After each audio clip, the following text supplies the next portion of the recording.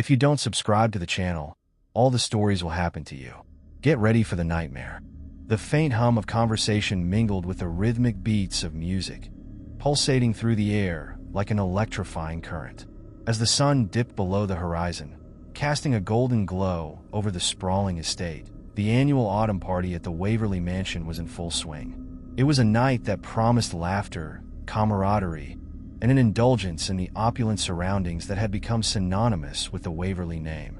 Juliet, a vibrant young woman with an infectious smile, had always looked forward to this event.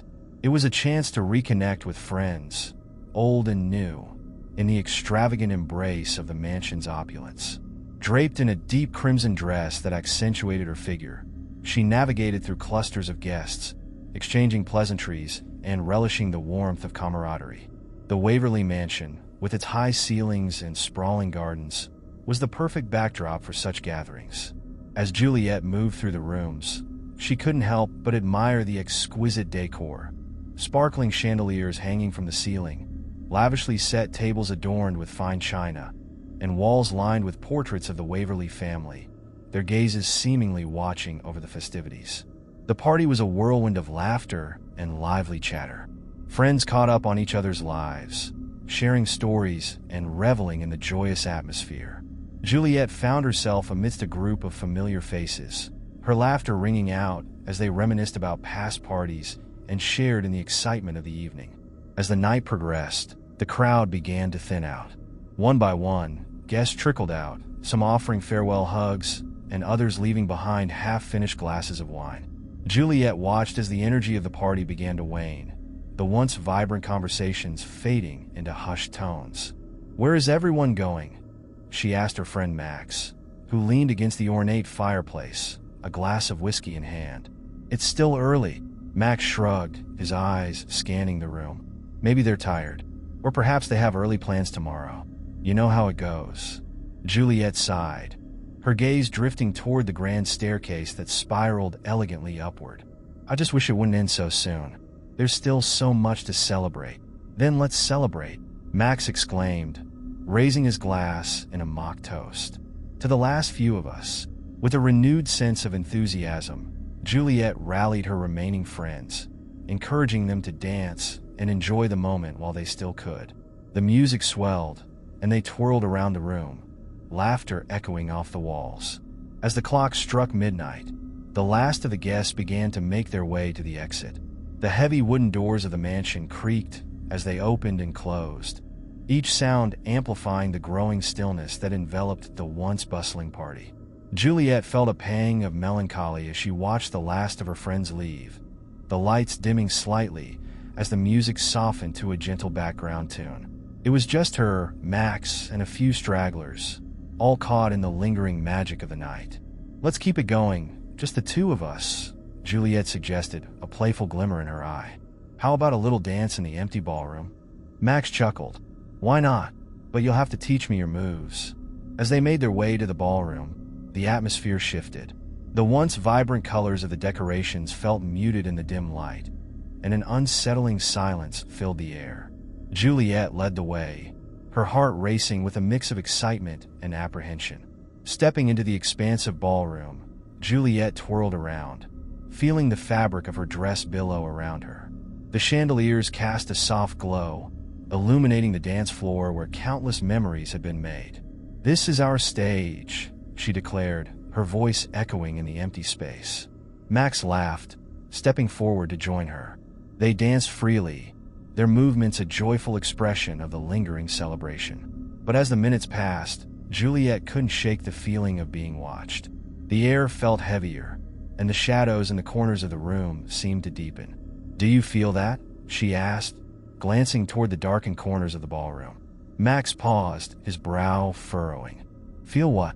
Juliet shivered, brushing off the chill creeping up her spine. "Nothing, I guess. Just a weird vibe in here.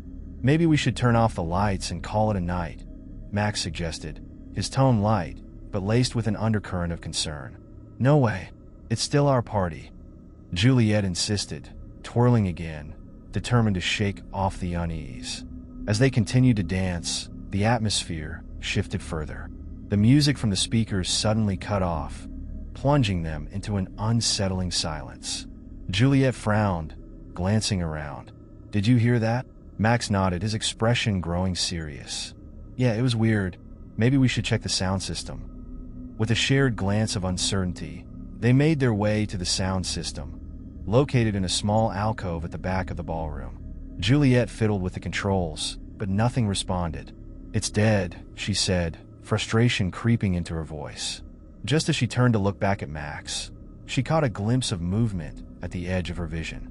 A shadow flickered across the far wall, quick and elusive. "Did you see that?" she gasped. "What?" Max replied, his voice tight with concern. "There was something over there." Juliet pointed toward the corner, where the light dimmed into darkness. Max stepped closer, peering into the shadows. "I don't see anything, Juliet. Maybe it was just a trick of the light." But Juliet couldn't shake the feeling that they weren't alone. "Let's just head to the living room," she suggested, trying to sound casual despite her racing heart. As they walked back, the sense of unease clung to Juliet like a heavy fog. The grand hallways of the mansion loomed around them, the silence stretching uncomfortably. "Why does it feel like the house is holding its breath?" she mused aloud, glancing back at the ballroom. Max chuckled nervously. "I think you've had too much wine." "Maybe," Juliet admitted, but deep down, she knew it was more than that. They settled into the plush couches of the living room, the flickering flames of the fireplace casting dancing shadows across the walls. Juliet tried to relax, but every creak of the house seemed amplified in the quiet. As they shared stories and laughter, Juliet's gaze kept drifting toward the windows, where the night outside was a vast expanse of darkness. A flicker of movement caught her eye again, a shadow darting past the glass. "Did you see that?" she exclaimed, pointing. Max leaned over to look. "See what?" "There was something outside," Juliet insisted, her heart pounding. "I'm not imagining it." "All right, let's check it out," he said, standing up and walking to the window. He pulled back the curtain, peering into the inky blackness. "I don't see anything, Juliet." Just as he turned back to her, the lights flickered. The room plunged into darkness for a brief moment before the power surged back, but the atmosphere felt different now, charged with a sense of dread. "Okay, that's creepy," Max said, a nervous laugh escaping his lips. "Maybe we should get out of here." But before Juliet could respond, the unmistakable sound of footsteps echoed through the hall, slow and deliberate. Both of them froze, eyes wide in shock. "Did you hear that?" Juliet whispered, her voice barely above a breath. Max nodded, his expression tense. "It's probably just the old house settling." "Settling doesn't sound like footsteps," she countered, rising to her feet. "Stay here. I'll check it out," Max said, moving toward the hallway, but Juliet grabbed his arm. "Wait, I don't think we should split up," she urged, fear bubbling in her chest. "Fine, we'll go together," he relented, and together they stepped into the dimly lit hallway. As they moved cautiously, the footsteps seemed to echo around them, leading them deeper into the house. Juliet's heart raced, every instinct screaming at her to turn back, but curiosity held her in place. What if someone was still here? What if there was a reason they were hearing those footsteps? They reached the end of the hallway, where an ornate door stood slightly ajar, shadows dancing behind it. The footsteps had ceased, leaving an unsettling silence in their wake. "Should we?" Juliet started, but the words faded as Max pushed the door open, revealing a darkened room. The air was thick with dust, the remnants of a long-forgotten space. As they stepped inside, the faintest whisper caressed their ears. Just a breath, barely audible, yet heavy with significance. "Hello," Max called, his voice echoing in the silence. There was no reply, but a chill swept through the room, as if something had shifted in the atmosphere. Juliet shivered, the hairs on her arms standing on end. "Let's go back," she said, a sense of foreboding gripping her. But just as they turned to leave, the door slammed shut behind them, plunging the room into darkness. "Max!" Juliet cried, panic rising. She fumbled for her phone, the light cutting through the shadows as she illuminated the room. They were trapped. The door wouldn't budge, and the darkness closed in around them like a suffocating blanket. "Stay calm," Max said, his voice steady but laced with tension. We'll find a way out. But as they searched for an escape, a soft giggle echoed through the room, a chilling sound that sent icy fingers down Juliet's spine. "Who's there?" she shouted, her voice trembling. Silence answered her, heavy and suffocating. The giggle returned, more pronounced now, swirling around them like a ghostly presence. "We need to get out of here," Max urged, slamming his shoulder against the door, but it remained steadfastly shut. "Look!" Juliet pointed to the far corner of the room, where a figure emerged from the shadows. A girl, pale and ethereal, her eyes wide and filled with an otherworldly glow. "What do you want?" Juliet demanded, her heart racing. The girl's lips curled into a ghostly smile, and in a voice that echoed like the wind, she whispered, "You're the last to leave the party." Juliet's heart pounded in her chest, the echo of the girl's words hanging in the air like a thick fog. The specter's smile widened, revealing teeth that seemed far too sharp for comfort. "You're the last to leave the party," she repeated, her voice a chilling whisper that sent shivers down Juliet's spine. Max instinctively stepped closer to Juliet, his protective instinct flaring to life. "What do you mean? Who are you?" he demanded, his voice steady despite the fear gnawing at him. The girl tilted her head, her long, dark hair falling over her shoulders like shadows. "I am a memory of this place," she said cryptically. "A memory that lingers when the party fades, when laughter turns to silence." Juliet's mind raced. "What happened to you?" she asked, unable to shake the feeling that this girl was somehow connected to the mansion's secrets. The apparition's gaze softened, her expression shifting from menacing to mournful. "I was here long ago, during a party much like this one. It was my last night among the living."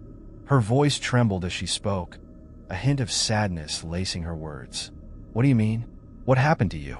Juliet pressed, her curiosity overcoming her fear. "I was lost," the girl said, her eyes glistening with unshed tears. "Left behind as others moved on. When the party ended, I was forgotten, trapped in this house, doomed to relive that night over and over again." Max glanced at Juliet, his expression a mix of concern and disbelief. "This can't be real. We need to find a way out of here." But Juliet remained focused on the ghostly figure. "How can we help you?" she asked, her voice steady. "Help me remember," the girl pleaded, her tone urgent. "Help me find the truth of my last night here." The room around them seemed to pulse with energy, shadows flickering in the corners, as if alive with the echoes of the past. Juliet's heart ached for the girl, the weight of her loneliness palpable. "What do you need us to do?" she asked softly. "Find the hidden door," the girl instructed, her voice barely above a whisper. "It leads to the truth of my disappearance. Only then will I be free." Before Juliet could respond, the girl vanished into the shadows, leaving behind an unsettling silence. "Great. Now we're supposed to go on a ghost hunt?" Max said, frustration creeping into his voice. "How do we even find this hidden door?" Juliet took a deep breath, her determination surging. "We look for anything unusual. Maybe there are clues left behind. If the girl needs our help, we can't just leave her here." With renewed resolve, they began to search the room. Juliet moved carefully, running her fingers along the dusty furniture and peeling wallpaper, her heart racing at the thought of uncovering a hidden truth. "Look at this," Max called from the other side of the room, his voice echoing. Juliet rushed over to see him kneeling beside an old wooden bookshelf, its surface marred by years of neglect. "What did you find?" she asked, peering over his shoulder. "There's something off about this shelf," he said, pushing against it. The shelf creaked, and a faint sound echoed behind it, a soft, hollow thud that resonated like a heartbeat. "Try moving it," Juliet urged, excitement bubbling within her. Max grunted as he shoved the shelf to the side, revealing a narrow, dark opening in the wall behind it. The space was shrouded in darkness, but an air of mystery clung to it like mist. "I think we found our hidden door," he said, his eyes wide with disbelief. "Should we go in?" Juliet's voice trembled, a mix of fear and anticipation flooding her senses. Max hesitated, glancing back at her. "Do we have a choice? I mean, we can't stay here forever." Taking a deep breath, Juliet nodded. Let's do it together. With a shared glance of determination, they stepped into the dark passageway, the air growing colder as they ventured deeper. The walls were lined with cobwebs, the scent of dampness and decay surrounding them like a shroud. As they navigated the narrow corridor, faint whispers echoed in the darkness, swirling around them like forgotten memories.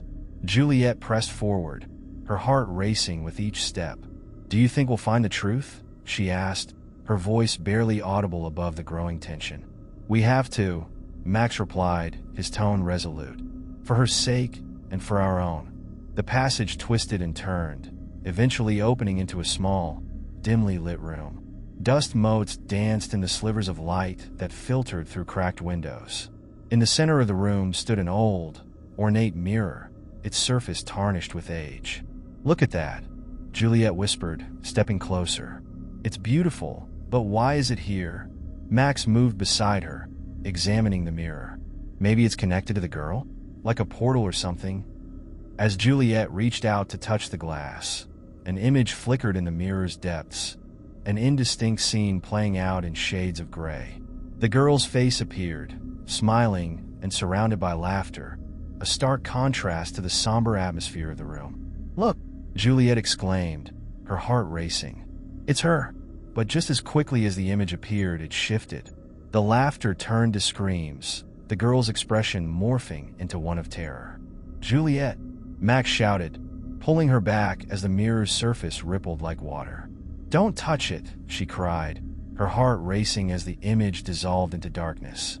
The room shook, the walls vibrating with a low hum. "What's happening?" Max yelled over the noise. "I don't know," Juliet shouted, trying to stay grounded amidst the chaos. Suddenly, the mirror cracked, a spiderweb of fractures spreading across its surface. A dark figure emerged from the shards, its form twisting and contorting like smoke. "Help me!" the figure wailed, a voice that echoed with despair. Juliet's heart sank. "That voice, it sounds like her. We have to get out of here," Max shouted, grabbing Juliet's hand. "No, we can't leave her," she protested, torn between fear and the urge to help the girl. But before they could decide, the figure lunged forward, its dark form enveloping them in a rush of cold air. "Help me!"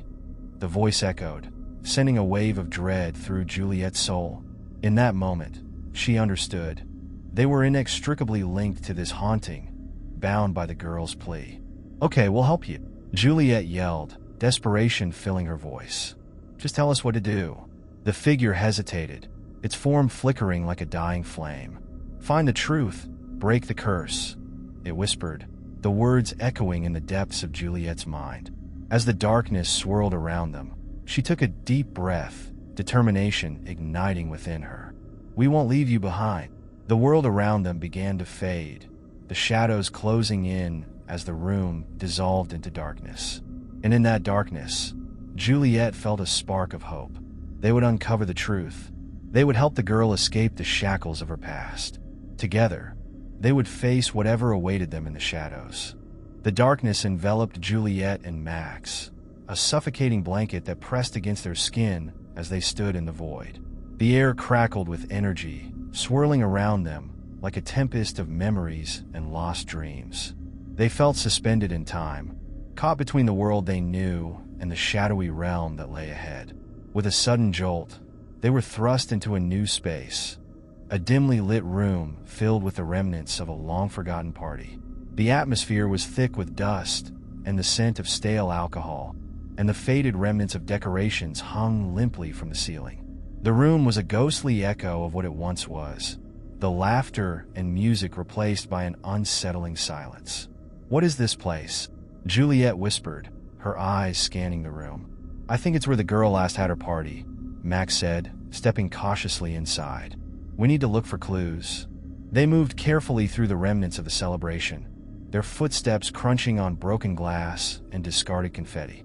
A long table stretched across the room, still laden with forgotten food, sour fruit, wilted flowers, and bottles of wine turned to dust. "Look!" Juliet pointed to the far wall, where a large, ornate painting hung. It depicted a group of people dancing under a canopy of twinkling lights, their faces alight with joy. In the center of the painting, a girl with long dark hair stood out, her smile radiant and captivating. "That's her," Max exclaimed, recognizing the girl from the mirror. "But she looks so different." Juliet studied the painting closely. "It must have been taken on that night," she said, her heart racing. "Maybe we can find out what happened to her." As they moved closer, they noticed a faint inscription at the bottom of the painting. It was barely legible, the letters faded and worn. Juliet traced her fingers over the words, the sensation sending a chill through her spine. "To those who dance with shadows, the light will always find you." "What does that mean?" Max asked, peering over her shoulder. "I don't know, but it feels significant," Juliet replied, her mind racing with possibilities. "Maybe it's a clue to understanding her fate." Suddenly, a soft sound interrupted their thoughts, a quiet whisper that seemed to drift through the air like a gentle breeze. "Help me find the truth," the voice echoed, the girl's pleading tone filling the room. "Did you hear that?" Juliet asked, her heart pounding in her chest. "Yes," Max replied, glancing around nervously. "It's coming from over there." He pointed to a corner of the room shrouded in darkness, where a small, wooden door was partially ajar. "Should we check it out?" Juliet asked, a mixture of excitement and fear coursing through her veins. Max nodded, and together they approached the door, the whispers growing louder with each step. The air felt charged, as if the very walls were alive with anticipation. As they pushed the door open, a rush of cold air enveloped them, and they found themselves in a narrow hallway lined with old photographs. Each image captured a moment in time, showcasing joyous gatherings and laughter. But as they continued down the hall, the expressions in the photos began to change, morphing into something darker. "Look at their faces," Juliet said, her voice trembling. "They're not happy anymore." Max studied the photographs, his brow furrowing. "It's like they knew something terrible was about to happen," he said quietly. In the final photograph at the end of the hallway, the girl from the painting stood alone, her expression vacant and hollow. It was as if she were warning them about a fate yet to come. "Why would they take this?" Juliet murmured, feeling a chill creep up her spine. Suddenly, the whispers intensified, swirling around them in a cacophony of voices. "Help us find the truth before it's too late." "Let's keep moving," Max urged, the urgency in his voice prompting Juliet to push forward. They stepped into another dimly lit room, filled with scattered belongings, old clothes, dusty toys, and forgotten letters. A sense of nostalgia washed over Juliet, mingling with the suffocating dread that clung to the air. "Look at this," Max called, holding up a dusty box that lay hidden beneath a pile of tattered clothes. "What is it?" Juliet asked, hurrying to his side. "It looks like a memory box," he said, carefully prying it open. Inside were various trinkets, an old locket, faded photographs, and a stack of letters tied with a frayed ribbon. "Let's see what's in the letters," Juliet suggested, her heart racing with anticipation. Max carefully unwrapped the ribbon and pulled out the letters, their edges yellowed with age. The first letter was addressed to the girl from the painting. As he began to read, the words came alive, drawing them into a story that felt both intimate and haunting. "Dear Clara," Max read aloud, his voice echoing in the stillness. "Tonight is going to be unforgettable. The party will be magnificent, and we will dance until the sun rises. But remember, the shadows will always linger." Juliet's heart raced as Max continued reading, the tone of the letter shifting from joyous excitement to foreboding warning. Each letter revealed more about the girl's life, her dreams, and the dark undercurrents that haunted her existence. "Listen to this," Max said, reading another line. "They say that if you dance with shadows, you might lose yourself in the darkness. But don't worry, I will always be by your side." "Who wrote these?" Juliet asked, her mind spinning with the implications. "It sounds like someone was trying to protect her." "I don't know," Max replied, his brow furrowing. "But whoever it was, they knew what was coming." As they delved deeper into the letters, the tone shifted from excitement to despair. Clara's world began to unravel, her friends drifting away, the parties growing darker, and the shadows creeping closer. "Clara was fighting something," Juliet said softly, She was trying to hold on to her life as everything fell apart. They continued sifting through the letters, each one a piece of a tragic puzzle. In the final letter, Clara wrote of a fateful party that would change everything. The words dripped with sadness, as if she sensed the inevitable. "I feel the shadows closing in," Max read, his voice breaking. "I'm afraid of what will happen tonight, but I can't let go. I won't be forgotten." Juliet's heart ached for Clara, for the girl who had danced with shadows and lost her way. "We have to help her," she said, tears brimming in her eyes. "We need to uncover the truth about that night." The air around them crackled with energy, the whispers urging them forward. Find the truth, break the curse. Determined, they stood, their minds racing with possibilities. "Let's go back to the party room," Juliet suggested. "Maybe we can find more clues there." Max nodded, and together they retraced their steps, the weight of Clara's story hanging heavily in the air. As they entered the party room once more, they felt the atmosphere shift, the air thick with tension, as if the very walls were aware of their quest. "Where do we start?" Max asked, looking around. Juliet focused on the painting, the girl's bright smile contrasting sharply with the darkness they had uncovered. "We need to find out what happened during that last party. There has to be more hidden here." Suddenly, a flicker of light caught her attention. In the corner of the room, an old record player sat, gathering dust. Its surface was scratched and faded, but the needle rested on a record that still looked intact. "Maybe the music holds a key," Juliet said, moving towards it. Max hesitated. "Do you really think playing a record will help us?" "It's worth a shot," she replied, her heart pounding with anticipation. She gently placed the needle on the record, and as the music began to play, the atmosphere in the room shifted. The melody was hauntingly beautiful, a waltz that echoed through the room like a ghostly dance. As the notes filled the air, shadows danced around them, swirling and flickering as if responding to the music. "What is happening?" Max asked, his eyes wide. "Just listen," Juliet said, her breath hitching as she felt a connection to Clara's past. As the song played on, memories flooded the room. Images of Clara dancing, laughing with friends, her joy radiating through the air. But interspersed with the happy memories were darker flashes. A shadow lurking in the corner, a figure watching, the laughter turning to panic. Then, just as suddenly as it had begun, the music stopped. The room fell silent, but the shadows remained, swirling around them like a storm. "Did you see that?" Juliet gasped. There was something there, lurking in the shadows. Max nodded, his expression serious. "We need to figure out what it was. It's connected to her disappearance." As they glanced around the room, a soft whisper broke the silence again. "Find the truth before the shadows take you too." Juliet's heart raced as she felt the weight of the warning. "We have to keep searching. There's something important we haven't uncovered yet." Together, they began to sift through the remnants of the party, checking the table, the walls, and even the floor. They needed to find the truth that would free Clara's spirit. And just as hope began to fade, Juliet noticed something glinting in the corner near the fireplace. "Look," she shouted, rushing over. Max followed, and together they knelt down to examine the object. It was a small, ornate key, glimmering with an otherworldly light. "What do you think it unlocks?" Max asked, excitement tinging his voice.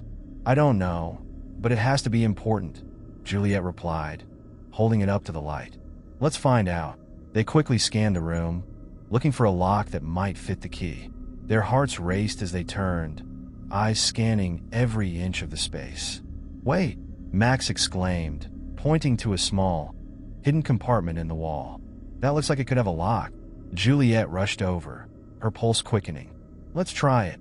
With trembling hands, she inserted the key into the lock, her heart pounding in her chest. It fit perfectly, and with a gentle turn, the compartment clicked open. Inside lay an old diary, its pages yellowed with age. This could be it, Juliet breathed, lifting it carefully from its hiding place. As they opened the diary, they felt a rush of energy, the air thickening with anticipation. "Let's read it," Max said, his eyes wide.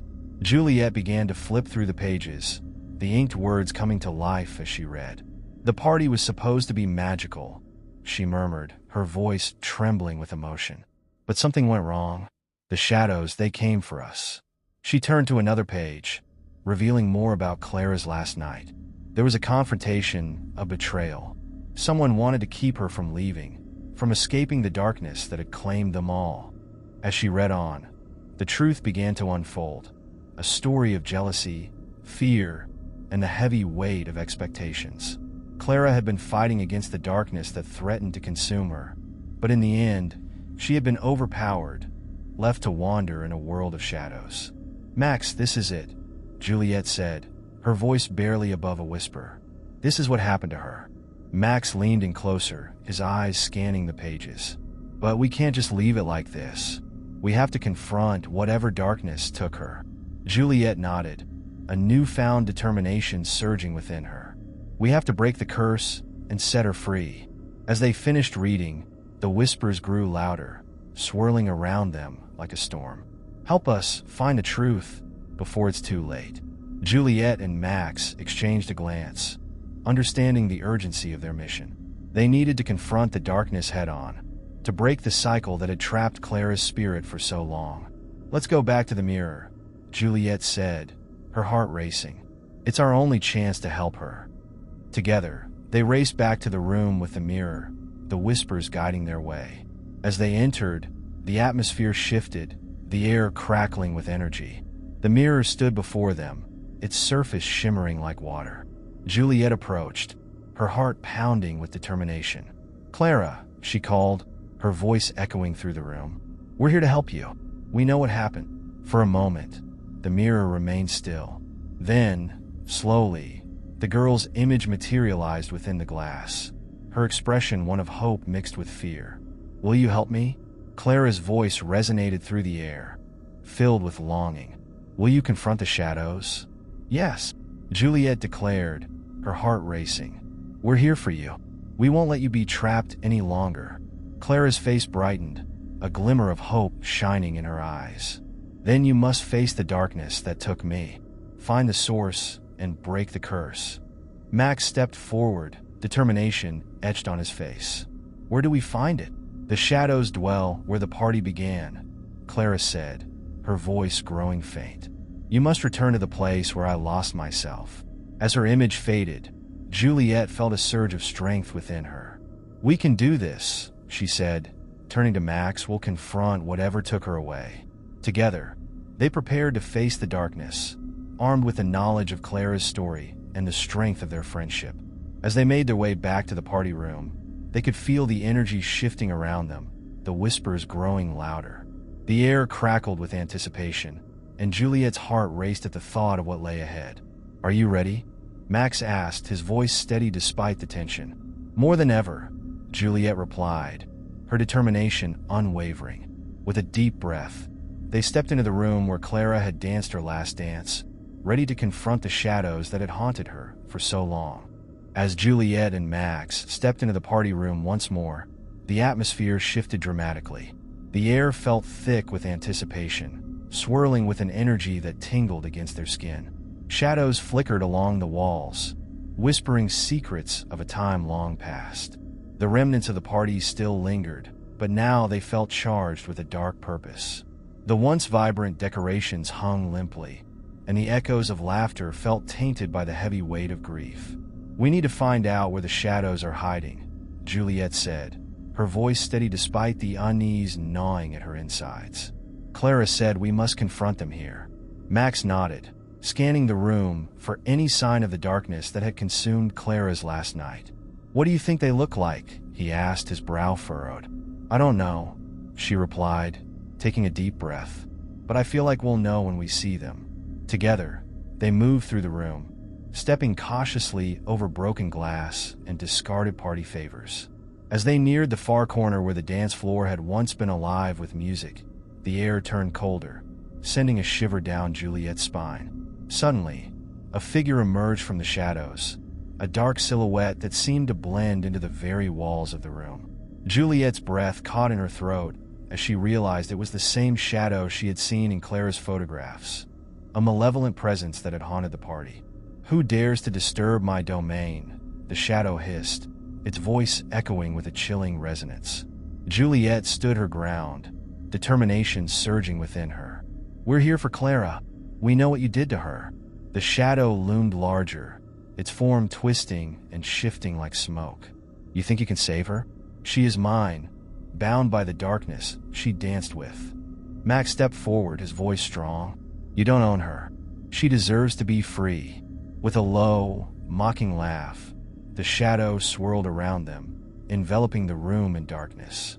"Foolish children, you cannot comprehend the depths of despair that bind her soul." She embraced the shadows willingly. "No!" Juliet shouted, her voice breaking through the oppressive darkness. "Clara was trying to escape you."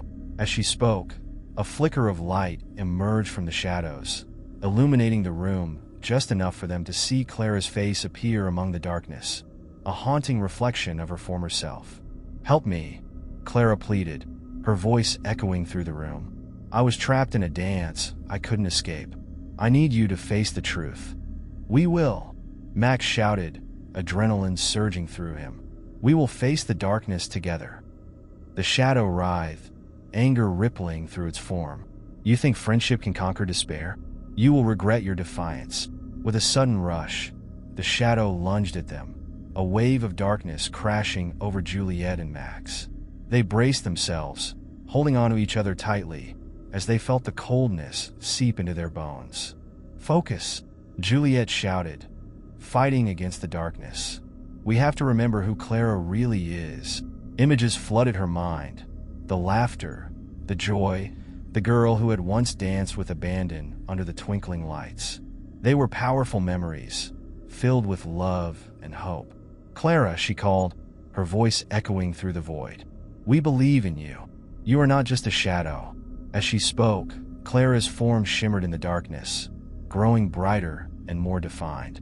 "Believe in the light." Clara's voice rang clear, resonating through the shadows. Together, Juliet and Max began to chant Clara's name, their voices rising above the chaos. With each repetition, Clara's image grew stronger, illuminating the darkness around them. "Clara! Clara! Clara!" The shadows writhed in fury, their form beginning to fracture under the weight of their voices. "No! You cannot break me!" It shrieked, but its anger only fueled their determination. Suddenly, Clara's spirit burst forth, shining brilliantly as she stood between them and the darkness. "You will not take me again," she declared, her voice echoing with newfound strength. The shadow recoiled, its form contorting in desperation. "You belong to me. You cannot escape." "Not anymore," Clara said firmly, extending her hand towards Juliet and Max. "Together, we can banish the darkness." As their hands connected, a surge of light erupted from their grasp, a brilliant force that surged through the room like a tidal wave.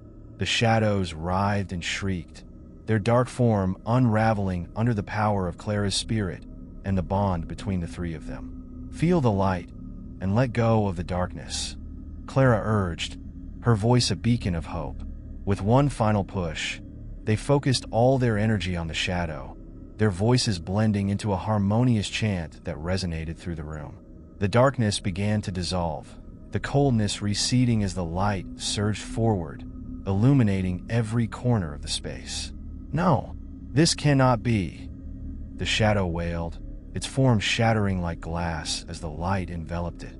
With a final burst of energy, the shadow dissipated completely, leaving behind a warmth that filled the room.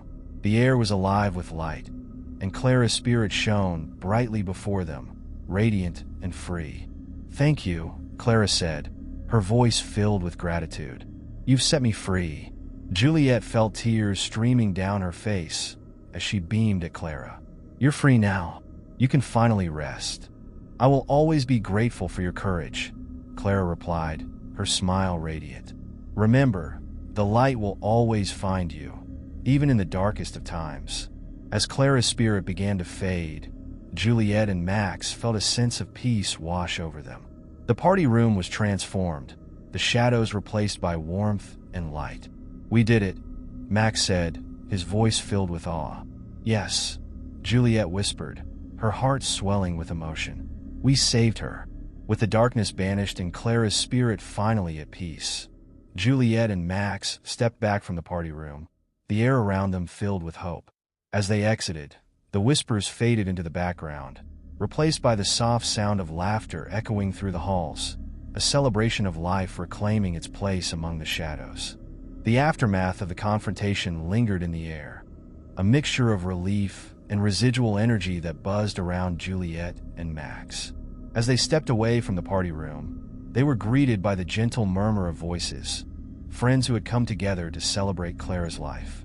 Though the party had spiraled into chaos, now it felt transformed, infused with an uplifting spirit. They found themselves standing in the foyer of the old house, where the echoes of laughter intertwined with memories of the past. Juliet could still feel the warmth of Clara's spirit wrapped around them, a comforting embrace that spoke of freedom and hope. "Are you okay?" Max asked, concern etching his features. The light of the party seemed to cast soft shadows on his face, a reminder of how close they had come to losing Clara. "I think so," Juliet replied, a tremor of emotion in her voice. I can't believe we actually did it. We saved her." Max smiled, a glimmer of pride shining in his eyes. "It was all of us together. Clara's strength, your courage, and well, my attempt at being brave." He chuckled lightly, trying to dispel the heaviness that still hung in the air. As they re-entered the main party area, they were met with an unexpected sight. The guests, once oblivious to the darkness lurking in the shadows, had begun to gather, laughter spilling forth like a melody. The lights twinkled above, casting a warm glow over the room, banishing the remnants of fear that had lingered moments before. Juliet scanned the crowd, spotting familiar faces filled with joy. It was as if Clara had touched everyone's hearts, uniting them in a collective acknowledgement of life's fleeting beauty. "Look," she whispered to Max, pointing towards the center of the room. There, surrounded by their friends, Clara's presence shimmered with ethereal light, a silhouette dancing joyously as if celebrating her newfound freedom. Though the guests couldn't see her as they could, the energy was palpable. A gentle warmth enveloped the room, filling it with love and light. "Clara!" Juliet shouted, a rush of emotion flooding her. The words tumbled out, echoing the gratitude she felt. "You're here!" Max grinned, his eyes sparkling. "I think she's finally free to be with us, in spirit at least." Juliet's heart swelled with pride and happiness as Clara's spirit swirled among their friends, her laughter mingling with theirs, echoing through the night. "This is what she wanted," she said softly, tears of joy glistening in her eyes. "To be surrounded by the people she loved." "Let's celebrate her," Max suggested, grabbing Juliet's hand and pulling her into the heart of the gathering. "She deserves it." As they joined the throng of revelers, the music pulsed with life, an anthem of joy reverberating in their chests. They danced, lost in the rhythm, their spirits elevated by the presence of their friend. Time flowed differently as they celebrated. Laughter echoed off the walls, and the shadows receded into memories, fading remnants of what once had been. Every spin and twirl felt like a tribute to Clara, each note resonating with the promise of new beginnings. With every hour that passed, Juliet could feel Clara's spirit growing stronger, the warmth wrapping around her like a protective blanket.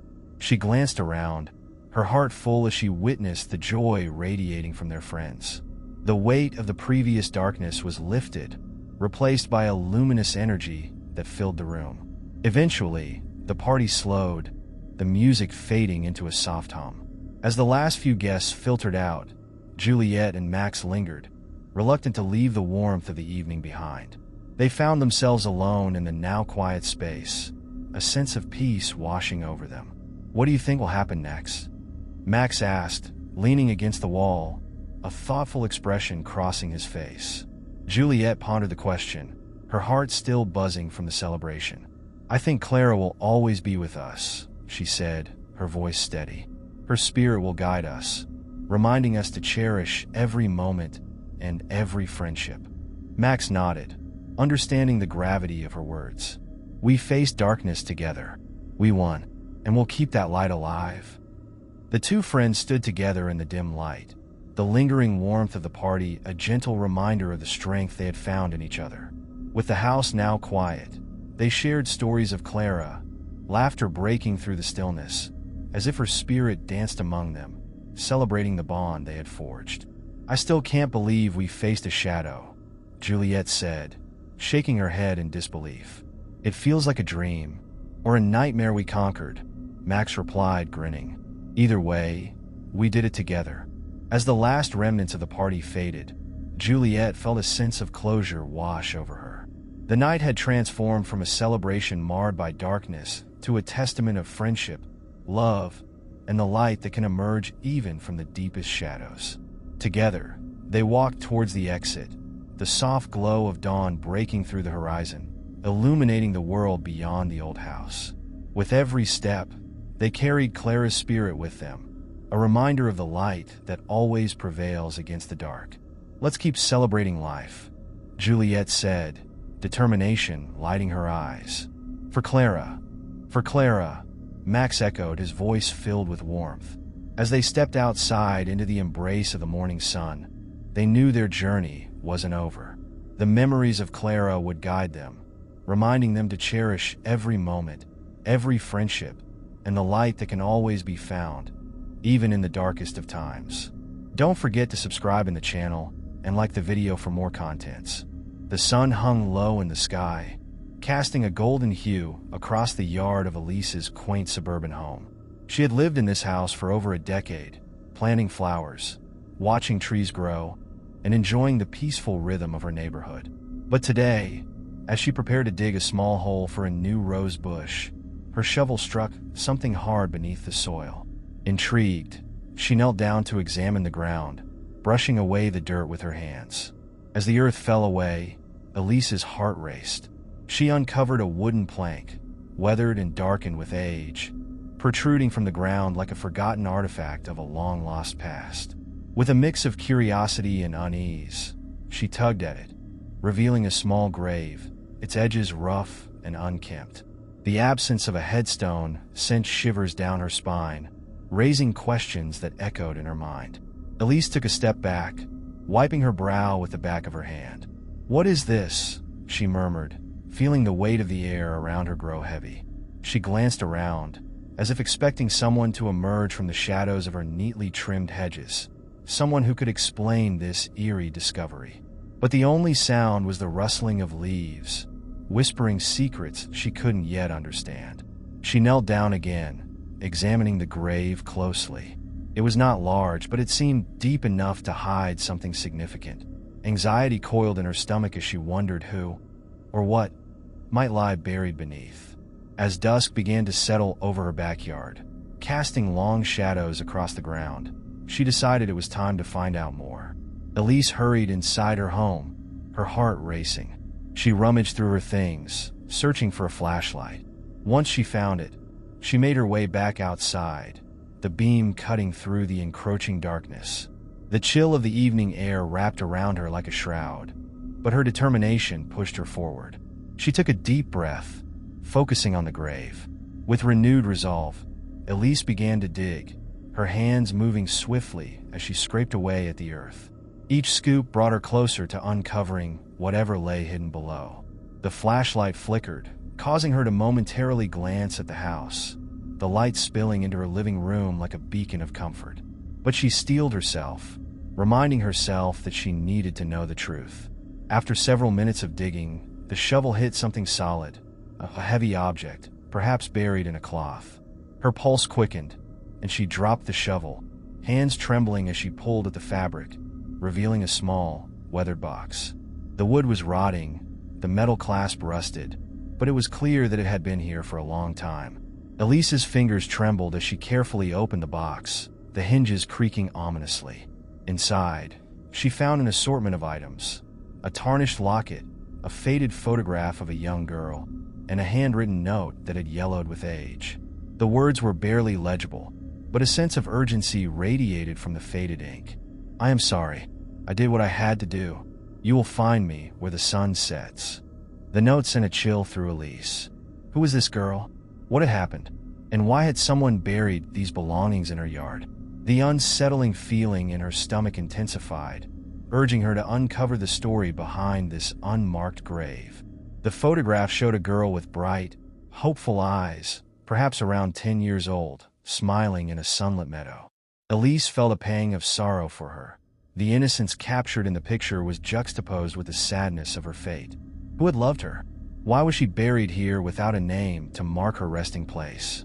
The more Elise uncovered, the deeper her curiosity grew. As she sat in the growing darkness, surrounded by the remnants of a life left behind, she couldn't shake the feeling that this grave held a mystery that demanded to be solved. The unmarked grave in her backyard was more than just an oddity. It was a portal to the past, begging her to delve into the secrets buried beneath the soil. With the last light of day slipping away, Elise knew she had to investigate further. She gathered the items carefully, placing them in a small backpack before heading back inside. Her heart pounded as she thought of what lay ahead. Who had the grave belonged to? And how had she, a seemingly ordinary woman, stumbled upon such a haunting discovery? As she locked the door behind her, she felt a mixture of excitement and trepidation. The night stretched out before her, filled with unknown possibilities. She couldn't shake the feeling that she was being drawn into a web of history, one that held answers to questions she had yet to ask. With a sense of determination, Elise opened her laptop, ready to dive into research. She would uncover the story of the girl in the grave, not just for her own peace of mind, but for the memory of a life that had been lost, hidden away beneath the earth of her backyard. The mystery was only beginning, and she was prepared to uncover every secret it held. The quiet hum of the laptop filled Elise's living room as she scoured the internet for any clues that might lead her to the identity of the girl in the photograph. She felt a sense of urgency, the weight of the unmarked grave pressing heavily on her conscience. It was as if the girl were reaching out from the past, urging her to uncover the truth. Elise typed in keywords related to her neighborhood's history, hoping to stumble upon some information that could lead her to answers. The sun had long set, and the glow of the screen illuminated her face, casting an otherworldly light that felt both comforting and eerie. As she searched, she discovered several local historical societies and archives, each promising to provide insights into the lives of those who had once inhabited her home. After a couple of hours of sifting through online databases, Elise decided it was time to visit the local library. Perhaps there, among the dusty tomes and fragile newspapers, she would find something that would shed light on the girl's tragic fate. She gathered her things, grabbing the photograph and the letter, feeling a connection to the unknown child that fueled her determination. The following day, the library was bustling with activity.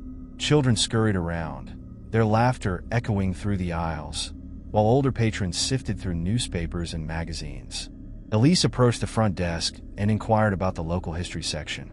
The librarian, a kind older woman with spectacles perched on her nose, directed her to a row of bookshelves lined with volumes on the town's history.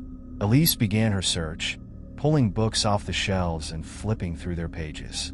She was searching for anything related to missing persons or tragic events in the area, hoping for a mention of a girl who might match the description in the photograph. Hours passed, and frustration began to gnaw at her as she flipped through one book after another with no success. Just as she was about to give up, a title caught her eye: Lost Children of Maplewood. The book's spine was worn, and it seemed to have been pulled from the shelf many times. Elise's heart raced as she opened the cover and began to read. The book chronicled various stories of children who had gone missing in the area over the years, detailing the heart-wrenching accounts of their families. She flipped through the pages, scanning for any mention of a girl who might fit the photograph. Just when she thought her search would yield nothing, she stumbled upon a black-and-white image of a girl who looked strikingly similar to the one in her photograph. The caption beneath the image read, "Charlotte Hayes, age 10, went missing in 1952. Elise's breath caught in her throat. The details described how Charlotte had vanished while playing near a creek just a few blocks from her home. Despite extensive searches and community efforts, no trace of her had ever been found. The chapter went on to explain how the community had mourned her loss, creating memorials and support groups for families of missing children. The connection was undeniable. Elise felt a chill run down her spine as she considered the possibility that the girl in her backyard was Charlotte. She frantically searched for more details, desperate to learn about the circumstances surrounding Charlotte's disappearance and if anyone had ever uncovered what happened to her. As Elise read further, she discovered a passage that sent shivers through her. It detailed rumors surrounding the area where Charlotte had vanished.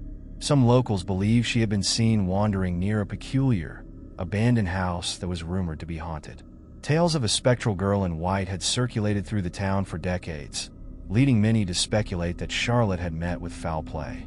Elise's mind raced as she pieced together the information. The abandoned house was only a few blocks from her own, a place she had often passed but never thought much of. Curiosity gnawed at her, urging her to investigate further. If Charlotte had indeed been spotted there, perhaps the house held more clues. Determined, Elise decided her next move. She would visit the abandoned house. She gathered her belongings, including the photograph of Charlotte and the letter from the grave, feeling an urgent need to connect the dots. The sun had already dipped below the horizon, but she felt a compelling force pushing her forward. Arriving at the house, she was taken aback by its dilapidated state. Overgrown vines crept up the walls, and the windows were boarded up, giving it a foreboding appearance. The air was thick with the scent of damp earth and decay, a stark contrast to the vibrant flowers she had just planted in her yard. As she stepped closer, the sound of crunching leaves echoed beneath her feet, a reminder of the life that still thrived outside this forgotten relic. Elise reached the front door, its once bright paint now faded and peeling. Taking a deep breath, she pushed the door, which creaked open with a haunting groan. Inside, the air felt heavy, thick with dust and shadows. The faint smell of mold lingered, and the dim light that filtered through the boarded windows only added to the ominous atmosphere. Elise pulled out her flashlight, the beam illuminating the interior as she stepped further inside. The remnants of the past lay scattered around her, old furniture draped in sheets, faded photographs hanging crookedly on the walls, and a sense of abandonment that filled the air. Elise moved cautiously, her heart racing with every step. She could almost feel Charlotte's presence surrounding her, urging her to uncover the truth. As she explored room after room, Elise stumbled upon a small closet. She opened the door and gasped. Inside, she found a collection of toys, each one meticulously arranged. Dust covered them, but they appeared untouched by time. In the corner, she spotted a faded doll, its porcelain face cracked and its glassy eyes staring blankly into the void. Elise picked up the doll, a shiver running down her spine. It felt wrong, as if it had absorbed the sorrow of its surroundings. She set it down quickly, feeling as if she had disturbed something that should have remained undisturbed. With determination, she continued her search, her heart pounding in her chest. In the back of the house, she discovered a small door leading to the basement. It was partially ajar, and a chilling breeze wafted up from below. Elise hesitated, a mix of fear and curiosity swirling within her. She gathered her courage, gripping her flashlight tightly as she descended the stairs. The wooden steps creaked under her weight, each sound echoing in the darkness. At the bottom, she found herself in a dimly lit room, cluttered with old furniture and what appeared to be a makeshift living space. As her flashlight beam swept across the walls, she noticed something scrawled in faded ink. "Help me," it read, sending a jolt of fear through her. The words seemed to pulse with desperation, and she realized they could have belonged to Charlotte. Elise's heart raced as she felt the oppressive weight of the air around her. She had uncovered something significant, but the implications were terrifying. What had happened to Charlotte? Why had she been here, in this place of despair? As she stood in the dim room, she couldn't shake the feeling that she was getting closer to the truth. The unmarked grave, the photograph, the eerie house, it was all connected. With resolve, she vowed to uncover the mystery behind Charlotte's fate, even if it meant facing the darkness that had claimed her life. The air in the basement felt heavy with secrets, the darkness wrapping around Elise like a shroud as she stood before the ominous message. The words "help me" seemed to echo in her mind, amplifying the dread that had settled in her stomach. She took a deep breath, steeling herself to explore further. Elise directed her flashlight beam across the room, revealing more remnants of the past. Old furniture stacked haphazardly in the corners, dusty blankets draped over chairs, and a single window at the far end, blocked by grime and debris. The feeling of being watched washed over her, and she quickly scanned the area, half expecting to see a shadow dart behind the stacks of forgotten possessions. Drawing closer to the wall where the message was inscribed, she noticed faint outlines beneath the dust, drawings of stick figures intertwined with other messages that seemed to convey fear and loneliness. The pit in her stomach deepened as she imagined the girl who had spent her final moments trapped in this dismal space. What had she endured? Elise knelt down to examine the drawings more closely. Among them was a crude image of a house, much like the one she was in, with a figure standing outside, a girl with pigtails and a dress. The likeness to Charlotte was uncanny, sending another chill down her spine. She traced the outlines with her fingers, feeling the rough texture of the wall beneath the dust. "Who did this?" she whispered into the stillness, hoping for an answer. The silence was suffocating, pressing in around her like a thick fog. Just as she was about to stand, a faint creaking noise echoed from above, causing her heart to race. Elise rose swiftly, her instincts telling her to leave, but a voice in her mind urged her to stay and uncover the truth. She hesitated, torn between the allure of the mystery and the growing anxiety gnawing at her. She took a step toward the stairs, her instincts screaming for her to retreat, when she caught sight of something shiny among the debris. Crouching down, she unearthed a small, ornate locket. It was tarnished and worn, but as she brushed the dirt away, she could see that it was beautifully crafted. The locket opened with a soft click, revealing a faded photograph inside. A girl with the same striking blue eyes as Charlotte. Her heart raced as she realized that this might be a piece of Charlotte's story. Holding it delicately, Elise felt an overwhelming urge to uncover its origin. She pocketed the locket and quickly climbed the stairs, eager to escape the suffocating atmosphere of the basement. Once outside, the fresh air hit her like a wave of relief, but it was mixed with a lingering sense of dread. She needed answers, and she was determined to find them. Remembering the historical society she had found during her earlier research, Elise decided that it was time to visit. The following day, she arrived at the small, brick building that housed the historical society. The door creaked open, revealing a cozy interior filled with shelves of books, artifacts, and displays chronicling the town's rich history. An elderly woman sat at the front desk, surrounded by stacks of papers. "Hello, can I help you?" the woman asked, looking up with a warm smile. Elise approached, her heart racing with excitement. "I'm looking for information about a girl named Charlotte Hayes. I think she might be connected to something I found in my backyard." The woman's expression changed, a flicker of recognition passing over her face. "Charlotte Hayes, yes, I remember. A tragic story. Let me see what I can find." She rummaged through the files and papers, pulling out an old folder labeled Missing Persons, Charlotte Hayes. Elise's heart pounded in anticipation as the woman handed her the folder, its edges worn and frayed.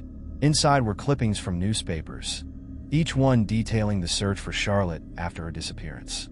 Photographs of distraught family members stood out, their faces etched with grief.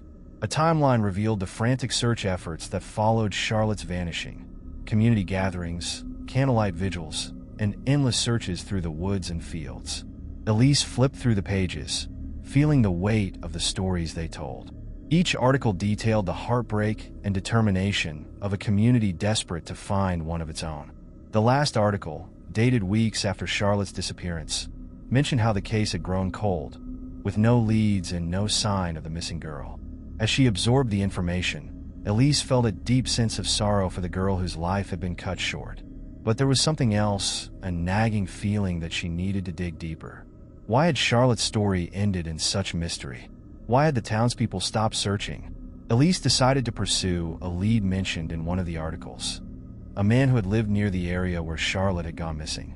The article hinted at his unusual behavior during the search, suggesting that he might have had insights into what had happened. Armed with the newfound information, Elise set out to track down this man, whose name was mentioned as Harold Spencer. After some searching, she found an old address listed in the historical records. It was a rundown house on the outskirts of town. As she drove through the quiet streets, anticipation mixed with anxiety. The house came into view, shabby, with peeling paint and weeds overgrown in the yard. Elise parked and approached the front door, her heart pounding. She hesitated for a moment before knocking, unsure of what she might uncover. After a few moments, the door creaked open to reveal an elderly man with wild gray hair and sunken eyes. He looked her up and down, curiosity mixed with suspicion. "Can I help you?" he asked, his voice raspy. "I'm Elise. I'm researching Charlotte Hayes. I found some information that led me here. I was hoping you could help me understand what happened," she said, trying to keep her voice steady. His expression changed, a flicker of recognition in his eyes. "Charlotte, yes, I remember her. She was a sweet girl." He stepped aside, allowing her to enter. The interior was cluttered with old newspapers, boxes, and remnants of a life that had seen better days. Elise followed Harold into the small living room, where he motioned for her to sit. "People forget," he began, his gaze distant. "They move on, but I never could. I knew something was wrong that day. I saw her playing near the creek." Elise leaned forward, eager for answers. "What do you mean? Did you see something? Was there anyone else around?" He sighed, running a hand through his hair. "I remember hearing voices, kids laughing, but then it went quiet. That's when I felt it. Something was off. I went out to look, and that's when I saw her. She was near the old house." Her heart raced at his words. "The abandoned house?" He nodded gravely. "Yes, the one at the end of the street. I always thought it was haunted. The townsfolk say it was built on cursed land. That house has seen many tragedies. But Charlotte, she was special. Did you tell anyone what you saw?" Elise pressed. He shook his head. "I did, but they didn't believe me. I was just an old man with too many stories. After a while, they stopped looking. The town moved on, but I never did." Elise felt a pang of guilt for the pain etched in Harold's face. "I found something in the basement of that house," she confessed, pulling out the locket. "I think it belonged to her." Harold's eyes widened as he took the locket in his trembling hands. "Charlotte's locket. She was always playing with it. I didn't know it was lost." His voice broke, and Elise felt the weight of the past settling heavily between them. As Harold recounted memories of Charlotte, Elise began to piece together the fragments of the story. The girl who had been lost, the shadows of the past that clung to the abandoned house. It was all connected. The feeling of urgency washed over her once more. She had to find out what really happened to Charlotte. Determined to uncover the truth, Elise decided her next step was to confront the house again. She needed to delve deeper, to connect the dots between Charlotte's disappearance and the mystery that surrounded the abandoned structure. But she wasn't going alone. She would bring Harold with her. "Will you come with me?"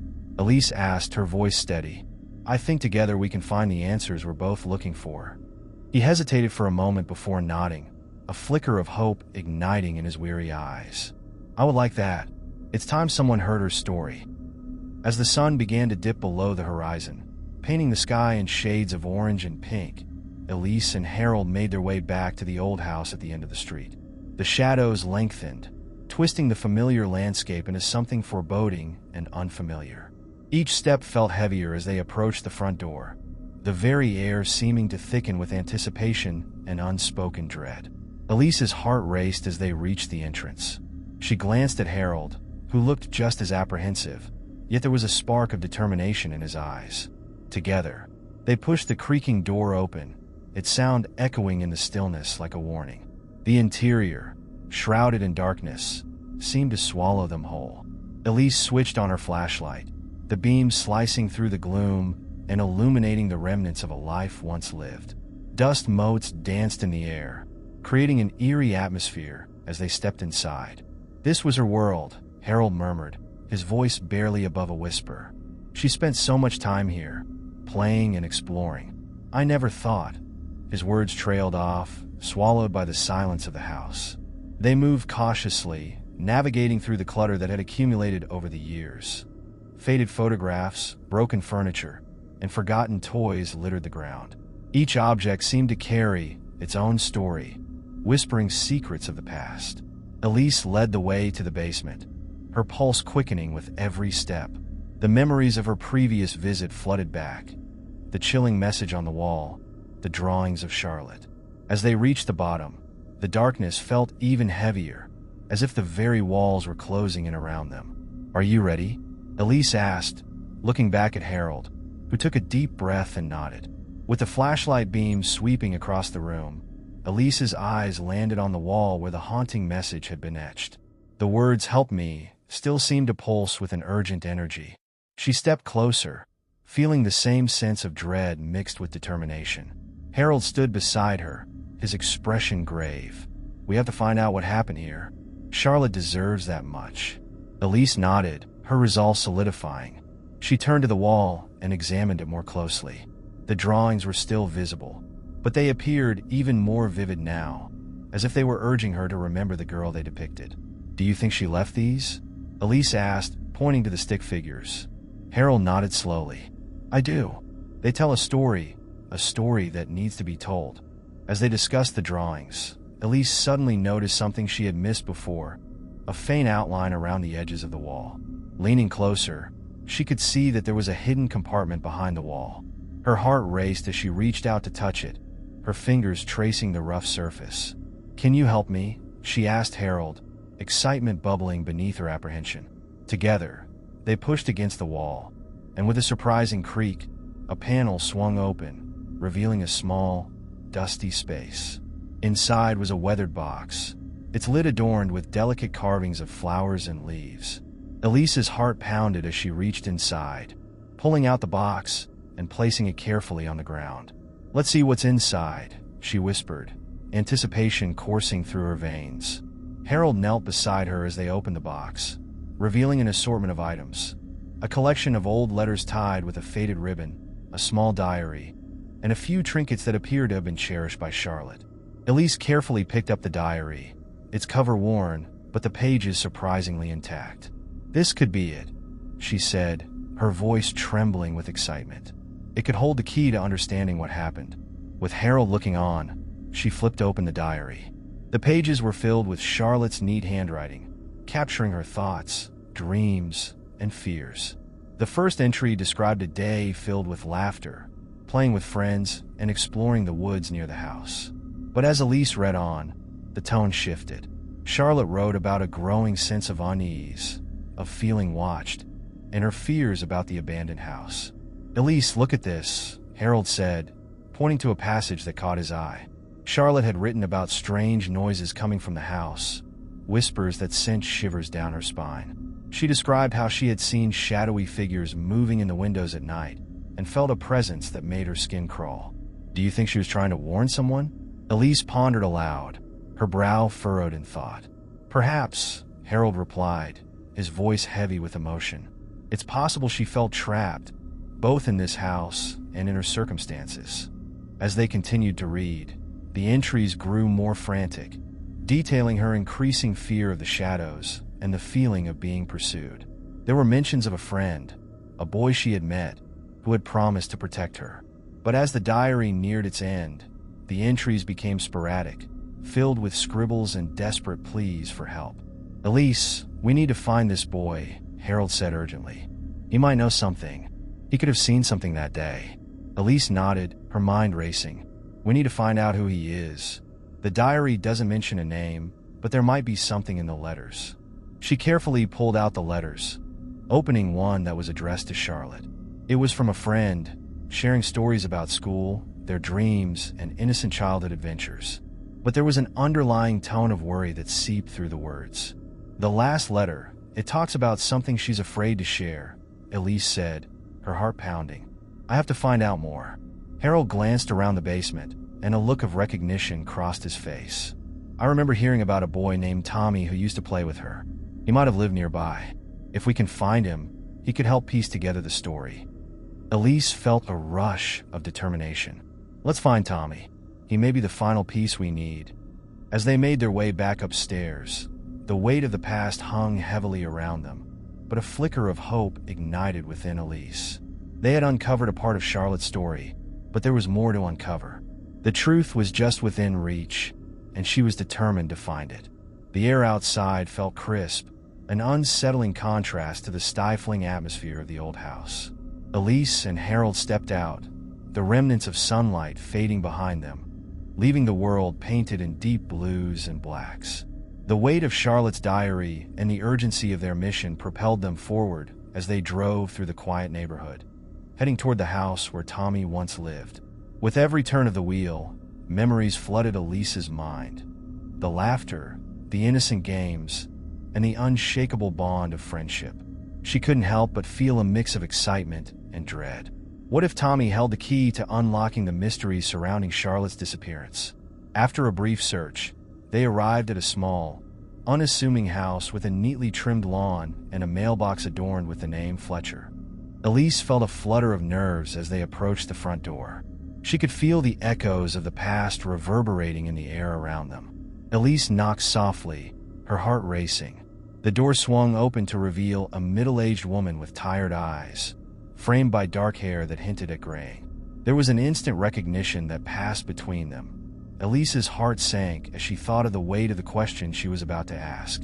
"Hello, ma'am," Harold began, his voice steady yet gentle. "Is Tommy home? We need to talk to him about something important." The woman hesitated, glancing over her shoulder as if weighing her words. "Tommy isn't home right now. He's been going through some things since Charlotte disappeared." The words hung heavy in the air, resonating with a sadness that seemed to envelop them. "We're trying to understand what happened to her," Elise interjected, her voice barely above a whisper. "We believe Tommy might know something." The woman sighed deeply, her shoulders slumping as if the weight of the world rested upon them. "I can see you care for her. It's hard to talk about, but Tommy often mentioned Charlotte. He felt guilty, thinking he could have done something to help her." Elise's heart raced at the thought. If Tommy blamed himself, it was likely he was holding on to pieces of the truth, pieces that could finally unravel the mystery surrounding Charlotte's fate. "Is there any way we could leave a message for him?" Elise asked, desperation creeping into her voice. "Of course. You can leave your contact information, and I'll make sure he gets it," the woman replied softly. Elise hastily scribbled her number on a piece of paper and handed it to the woman. "Thank you. We really appreciate it." As they stepped away from the house, Harold glanced at Elise, his expression contemplative. "What do you think happened to Tommy? Why would he feel guilty?" Elise took a deep breath, her mind racing with possibilities. Maybe he saw something he didn't understand, or perhaps there was something he could have done but didn't. Either way, we need to find him. They decided to head back to the old house, hoping that the mystery surrounding Tommy could lead them to more clues about Charlotte. The journey felt heavier this time, the shadows creeping closer as the darkness enveloped them. Once back at the house, they went through the items they had uncovered earlier, their minds racing with the connections they were beginning to piece together. The diary spoke of a friendship that had weathered the storms of childhood, one that could very well hold the answers they sought. "Elise," Harold said, pulling her attention back to the moment. "What if Tommy was there the day Charlotte disappeared? What if he saw her last moments?" The thought sent a shiver down Elise's spine. "We need to make sure we find him before it's too late," she replied, determination flooding her veins. Days turned into weeks, and Elise and Harold pursued every lead they could find. They reached out to friends, neighbors, and even the local community center. Each conversation brought them closer to the truth, but Tommy remained elusive. One evening, just as they were about to give up hope, Elise received a call. It was from Tommy's mother, her voice laced with concern. "Tommy wants to meet you," she said. "He's ready to talk." The meeting was set for the following afternoon, and Elise could hardly contain her anticipation. She and Harold arrived at a small coffee shop, its inviting ambience a stark contrast to the weight of their purpose. Tommy entered cautiously, his posture tense and his eyes darting around as if he were searching for something or someone. Elise recognized him immediately. He looked older than she had imagined, but still carried the remnants of childhood innocence. "Tommy," she called softly, trying to ease his tension. He nodded, taking a seat across from them, his hands clasped tightly together. "I know this must be hard for you," Harold began gently, "but we're here to understand what happened to Charlotte." Tommy's eyes filled with sadness, and he seemed to shrink into himself. I should have protected her," he murmured, his voice cracking. "I was supposed to be there." Elise leaned forward, her heart breaking for him. "What happened that day, Tommy? Anything you can tell us could help." His gaze fell to the table as he began to recount the events of that fateful day. "We were playing near the woods, and Charlotte said she saw something. I thought she was just being silly, but she insisted. She said she felt someone watching her." Elise felt a chill run down her spine. "What happened next?" We split up to explore, Tommy continued, his voice trembling. I thought she was just pretending to be brave, but when I came back, she was gone. Did you see anyone else? Did anything seem strange? Harold pressed, urgency creeping into his voice. Tommy shook his head, tears spilling down his cheeks. I didn't think it was real until I couldn't find her. I ran home, but by then it was too late. Elise felt a knot form in her stomach. The weight of Tommy's guilt was palpable, and she knew this was more than just a child's game gone wrong. Did Charlotte ever mention someone? Anyone at all? Tommy hesitated, his eyes wide as if he were recalling something deeply buried. There was a man. I saw him in the distance. He was just standing there, watching us. I thought he was just another kid, but he didn't seem right. He was too old, too dark. Elise felt a surge of unease as the pieces began to fit together. Do you remember what he looked like? Tommy nodded slowly, his brow furrowed in concentration. He had a hat and a long coat. I thought it was just my imagination, but now I don't know. A sense of urgency surged within Elise. We need to find out who he was. This man might be connected to what happened to Charlotte. Tommy nodded, his fear transforming into a flicker of hope. I'll help however I can. As they left the coffee shop, Elise felt a renewed sense of purpose. They were no longer just seeking answers. They were racing against time to uncover the truth about Charlotte and the shadowy figure that loomed over her life. The search was far from over, but with Tommy on their side, they were one step closer to illuminating the dark corners of the past. Together, they would confront the unknown and ensure that Charlotte's story was finally told. Don't forget to subscribe in the channel and like the video for more contents. It started as an ordinary day in the small town of Maplewood, a place where everyone knew each other and secrets were as rare as snow in July.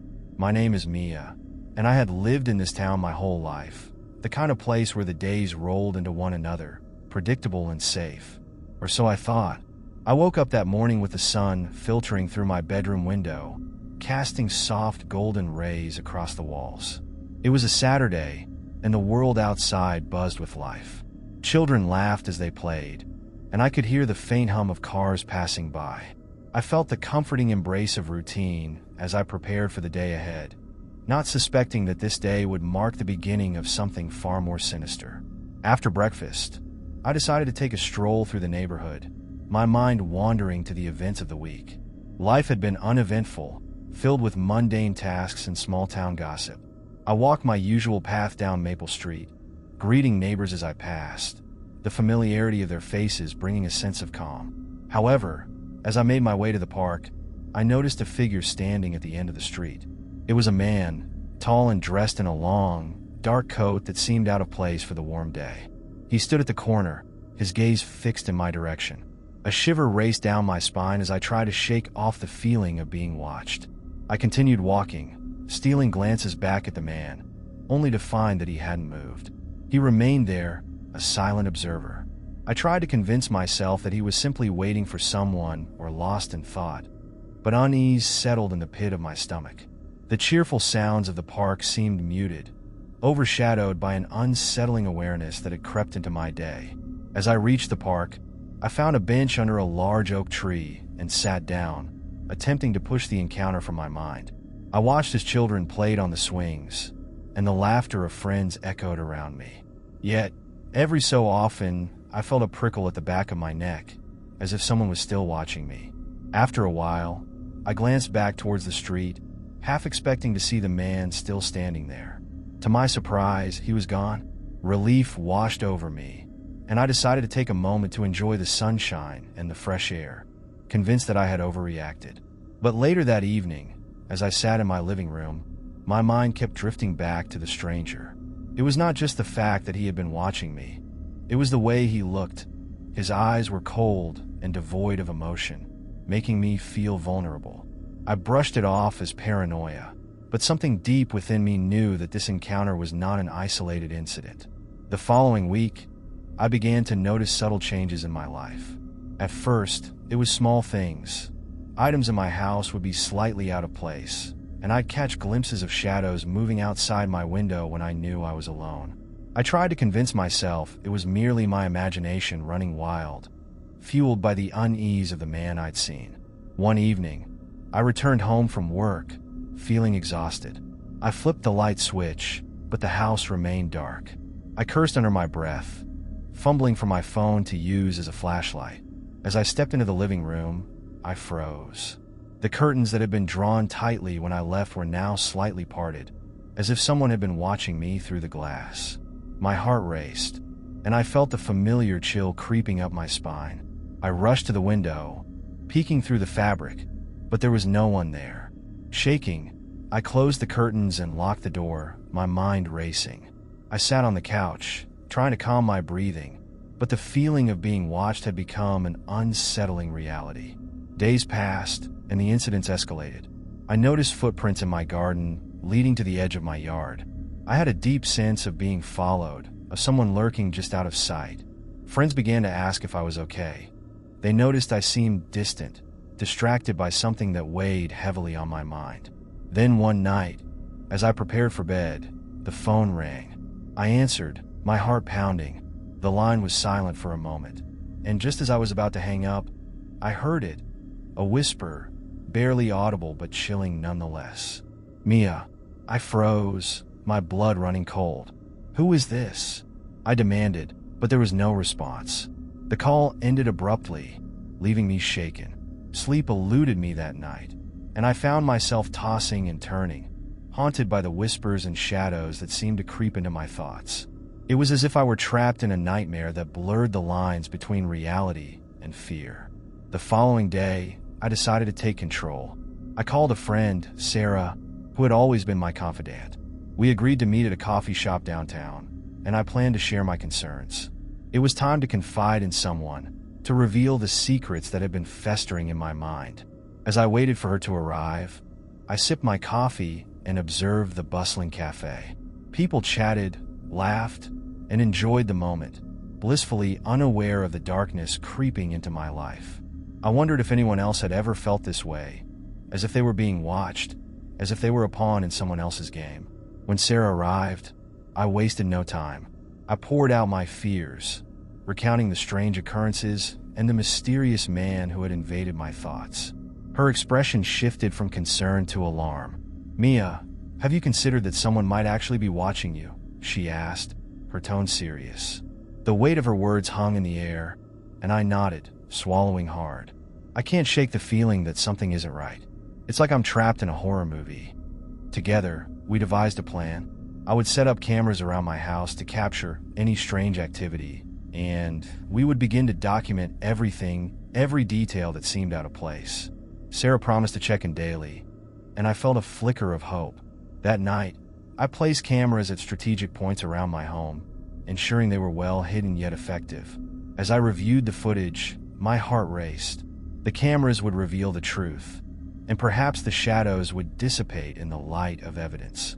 Days turned into nights filled with uncertainty, but I felt empowered knowing I was taking action. The anxiety of being watched lingered, but I had a plan. I wasn't going to be a victim. I would uncover the truth, no matter what it took. As I reviewed the footage each night, my heart raced. The camera captured nothing unusual, just the quiet life of a woman going about her routine. But one night, something changed. As I watched the screen, my breath hitched. There, in the corner of the frame, I saw a shadow. It was fleeting, just a glimpse, but it sent chills down my spine. I replayed the footage, my eyes glued to the screen. The shadow moved closer to my window, almost imperceptibly.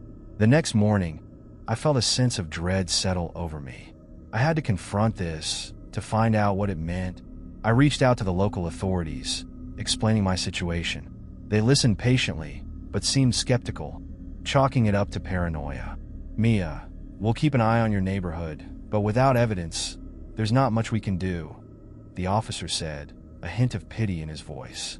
Frustrated, I returned home, my resolve stronger than ever. I would find out who was watching me, no matter the cost. The shadow lurking outside my window was not going to dictate my life. That evening, as I prepared for bed, I decided to leave a light on in my bedroom, a small comfort in the darkness. I pulled the curtains tightly shut, convinced that the shadows could no longer breach my sanctuary. As I lay in bed, I could feel the weight of the world pressing down on me, but I held on to the belief that I would find answers. Just as I began to drift into a restless sleep, I heard a noise outside, a rustling, faint but unmistakable. My heart raced as I peered out the window, the light illuminating the darkness. Then I saw him. The man in the dark coat stood at the edge of my yard, his gaze fixed on my window. The chilling realization swept over me. I was not just being watched, I was being hunted. Panic surged through me, and I grabbed my phone, my fingers trembling as I dialed 911. "Please, you need to send someone. There's a man outside my house, and I think he's been watching me." As I waited for the authorities to arrive, I felt a sense of desperation envelop me. The walls of my home felt like a cage, closing in around me. I was no longer safe, and the line between reality and nightmare had begun to blur. When the police arrived, they searched the area but found nothing. "It's possible he was just passing by," one officer suggested. "Keep your doors locked and don't hesitate to call us if you see him again." But as they left, I couldn't shake the feeling that I was being ignored, that my fear was being dismissed. I knew deep down that this was far from over. The shadows were closing in, and I was determined to uncover the truth behind the man who had turned my life into a waking nightmare. Days turned into weeks, each one more suffocating than the last. The man in the dark coat had become a haunting figure in my life, an ever-present shadow that clung to my thoughts. Despite the police's assurances, I felt more isolated than ever, convinced that I was alone in my fear. I took every precaution, checking locks obsessively, avoiding the windows after dark, and always keeping my phone within arm's reach. But the unease had seeped into my routine, tainting even the simplest of tasks. I found myself avoiding the park, the grocery store, anywhere that reminded me of that day when I first saw him. Then one evening, while scrolling through social media, I stumbled upon a local group dedicated to discussing odd happenings in the area. With a mix of skepticism and curiosity, I decided to join, hoping that maybe someone else had experienced something similar. To my surprise, the posts were filled with unsettling tales. Others recounted stories of strange figures seen lurking in shadows, unexplained noises in their homes, and feelings of being watched. It felt eerie yet comforting to know I wasn't alone in this bizarre experience. I began commenting, sharing my own story, and asking if anyone had seen a man in a dark coat. A few hours later, I received a direct message from a user named Watcher in the Dark. My heart raced as I opened it. "Stay vigilant. He's not just watching you. He's been watching others too. You're not imagining it. There's something sinister at play." My fingers trembled as I read the words. Who was this person? How did they know what I was experiencing? The comment left me both unsettled and curious. I replied, asking for more details, but my heart sank when the user went silent. The next day, I continued to monitor the online group, feeling an odd sense of anticipation. Just when I thought I'd been forgotten, another message popped up from Watcher in the Dark. "Meet me at the old bridge by the river tonight. I have information. Be careful." An array of emotions flooded through me. Fear, anxiety, but also a glimmer of hope. I considered what would happen if I ignored the message. Would I let this shadow continue to loom over me, or would I confront the unknown? As evening approached, I made my decision. I would meet this stranger. Maybe they held the key to understanding the nightmare that had taken residence in my life. Dressed in dark clothing to blend in with the night, I stepped outside, the cool air biting at my skin. The bridge was only a few blocks away, and as I walked, I felt the familiar weight of paranoia settle back in. Every rustle of leaves or distant sound sent my heart racing. Reaching the bridge, I peered into the darkness, searching for any sign of Watcher in the Dark. The moon cast an eerie glow, and the water below rippled, reflecting the haunting light. I felt exposed, vulnerable under the wide-open sky. "Hello," I called out, my voice barely carrying over the soft rush of the river. Silence hung heavy in the air, but just as I began to doubt my decision, a figure emerged from the shadows. It was a woman, her face obscured by the darkness, but her presence felt imposing nonetheless. "You're Mia, right?" she asked, her voice low and steady. I nodded, stepping closer. You said you have information about him. She glanced around, as if checking for unwanted eyes. I've seen him, the man in the dark coat. He's been lurking around here for weeks. I've been trying to track his movements. Why? I pressed, the urgency of the situation pushing me forward. What do you know? There's something about him, something that ties back to the town's history, she explained, her tone growing serious. This isn't just random. It's connected to a series of strange occurrences. You're in danger, and I think you've stumbled into something bigger than you realize. What do you mean? I asked, my heart pounding in my chest. There's a legend about a dark figure who appears to those who have something to hide. They say he feeds off fear and secrets.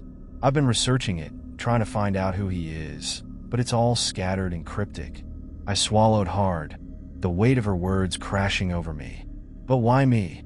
What could he possibly want? She hesitated, her gaze piercing into mine. I don't know yet, but you need to be careful. Keep your curtains closed, avoid being alone in public places, and trust no one. I'll keep watching, and if I find anything, I'll let you know. Before I could ask her name or more details, she stepped back into the shadows and disappeared. I stood frozen on the bridge, grappling with the enormity of what I had just learned. The feeling of being watched intensified, and I realized that I was tangled in a web of fear that extended far beyond my own experience. Returning home, I felt the night closing in around me, and the chill in the air matched the dread settling in my chest. I knew I had to take her advice seriously. The walls of my home felt more like a prison, but I was not ready to surrender to fear. As the days passed, I followed her guidance. I rarely ventured outside alone, and when I did, I was hyper-aware of my surroundings. I avoided dark corners and kept to well-lit streets, feeling like a character in a horror story. But no matter how vigilant I was, the unease persisted. The man in the dark coat was still out there, and the whispers of the past were beginning to drown out my rational thoughts. What did the woman mean about a connection to the town's history? Was I merely a pawn in a game far more complex than I could comprehend? Then one afternoon, while searching through old newspapers at the library, I stumbled upon an article from decades ago. The headline read, "Mysterious Disappearances Linked to Local Legend." My heart raced as I read the details, recounting a series of events that mirrored my own experiences. People had vanished, only to be replaced by rumors of a shadowy figure that stalked the town. I couldn't shake the feeling that I had unwittingly stepped into a nightmare woven into the very fabric of Maplewood. As I sat in the library, surrounded by dusty shelves, I realized that I was not just facing an unknown threat. I was part of a story that had played out long before my time. That night, as I lay in bed, the walls felt closer, and the shadows seemed to thicken. I replayed the day's discoveries in my mind, desperate for answers. Was the woman right? Did I have something to hide? Sleep eluded me as I stared at the ceiling, knowing that the shadows outside my window were not just figments of my imagination. They were the echoes of a past that refused to be buried. I closed my eyes, summoning the courage to face whatever was lurking in the darkness. Tomorrow, I would dig deeper into the town's history. I would uncover the truth, no matter how terrifying it might be. The sun rose slowly, casting a golden hue across my room, yet it did little to alleviate the unease that had settled in my chest. The memory of the woman on the bridge lingered, as did the chilling realization that I was tied to a history I had yet to fully uncover. Today, I vowed, would be different. I needed answers. I started my morning with a determination that contrasted sharply with the dread that had woven itself into my daily life. After a quick breakfast, I headed to the town's historical society, a quaint building filled with artifacts and records from Maplewood's past. If there was any place that could provide insight into the darkness looming over me, it would be here. Upon entering, I was greeted by an elderly woman with spectacles perched at the end of her nose. "Welcome. How can I help you today?" she asked, her voice warm, yet inquisitive. "I'm looking for information about the town's history, specifically any mysterious events or disappearances," I replied, trying to keep my tone steady. The woman's expression shifted slightly, as if she recognized the weight of my request. You're not the first to inquire about those stories. Many have come seeking answers, but they often leave with more questions." She paused, sizing me up, Are you sure you want to delve into this? I nodded firmly, my resolve unyielding. Yes, I need to know.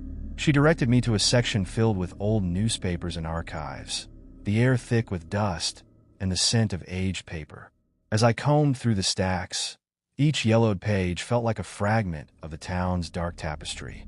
Reports of unexplained phenomena, sightings of shadowy figures, and whispers of curses intertwined like threads in a fabric of fear. Then, I came across an article that caught my eye, a detailed account of a family that had vanished from Maplewood 30 years ago, just a few blocks from my home. The headline read, "Local family disappears without a trace. The search continues."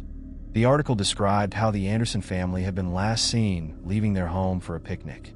Days turned into weeks, and despite extensive searches, they were never found.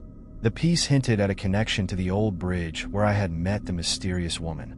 I felt a chill run down my spine. Could there be a link between their disappearance and the figure that haunted my thoughts? The urge to find more information propelled me forward. As I continued my search, I stumbled upon a faded photograph of the Anderson family, a husband, wife, and 2 children. Their smiles seemed to radiate warmth, a stark contrast to the coldness of their fate. In the corner of the photo was a dark shape, almost imperceptible. I squinted, leaning in closer. The figure was cloaked in shadows, its presence a haunting echo of what I had experienced. "Interesting, isn't it?" the librarian said, suddenly at my side. "That photo has been the subject of many theories. Some believe the figure is an omen, while others think it's just a trick of the light." "What do you think?" I asked, unable to hide the tremor in my voice. She shrugged, a weary smile on her lips. "I've seen many people drawn to this history. Some leave in search of answers, while others seem to attract more questions. Just be careful. Curiosity can lead to darker paths." With her words lingering in my mind, I returned to my research, diving deeper into the town's archives. Each article and report painted a picture of a community beset by an unseen force. And as I pieced together the fragments, the connections became impossible to ignore. Hours passed as I traced the history of strange occurrences, missing persons, eerie sightings, and townsfolk who spoke in hushed tones about a curse that plagued Maplewood. I scribbled notes frantically, connecting dots that had seemed disparate at first glance. Each revelation felt like a step deeper into a labyrinth of fear, but I couldn't turn back now. Finally, I came across a name that sent chills down my spine: Edgar Moore. The article described him as a local historian who had dedicated his life to studying the peculiar happenings in Maplewood. Unfortunately, he had vanished mysteriously in the late 90s, leaving behind a trail of unanswered questions. Determined to learn more about him, I searched for any remaining contacts associated with his work. After some digging, I found a phone number listed for a former colleague of his. With my heart racing, I dialed the number. It rang several times before a raspy voice answered. "Hello, is this Mrs. Thompson?" I asked, recalling the name from the article. "Yes, who's this?" she replied, sounding wary.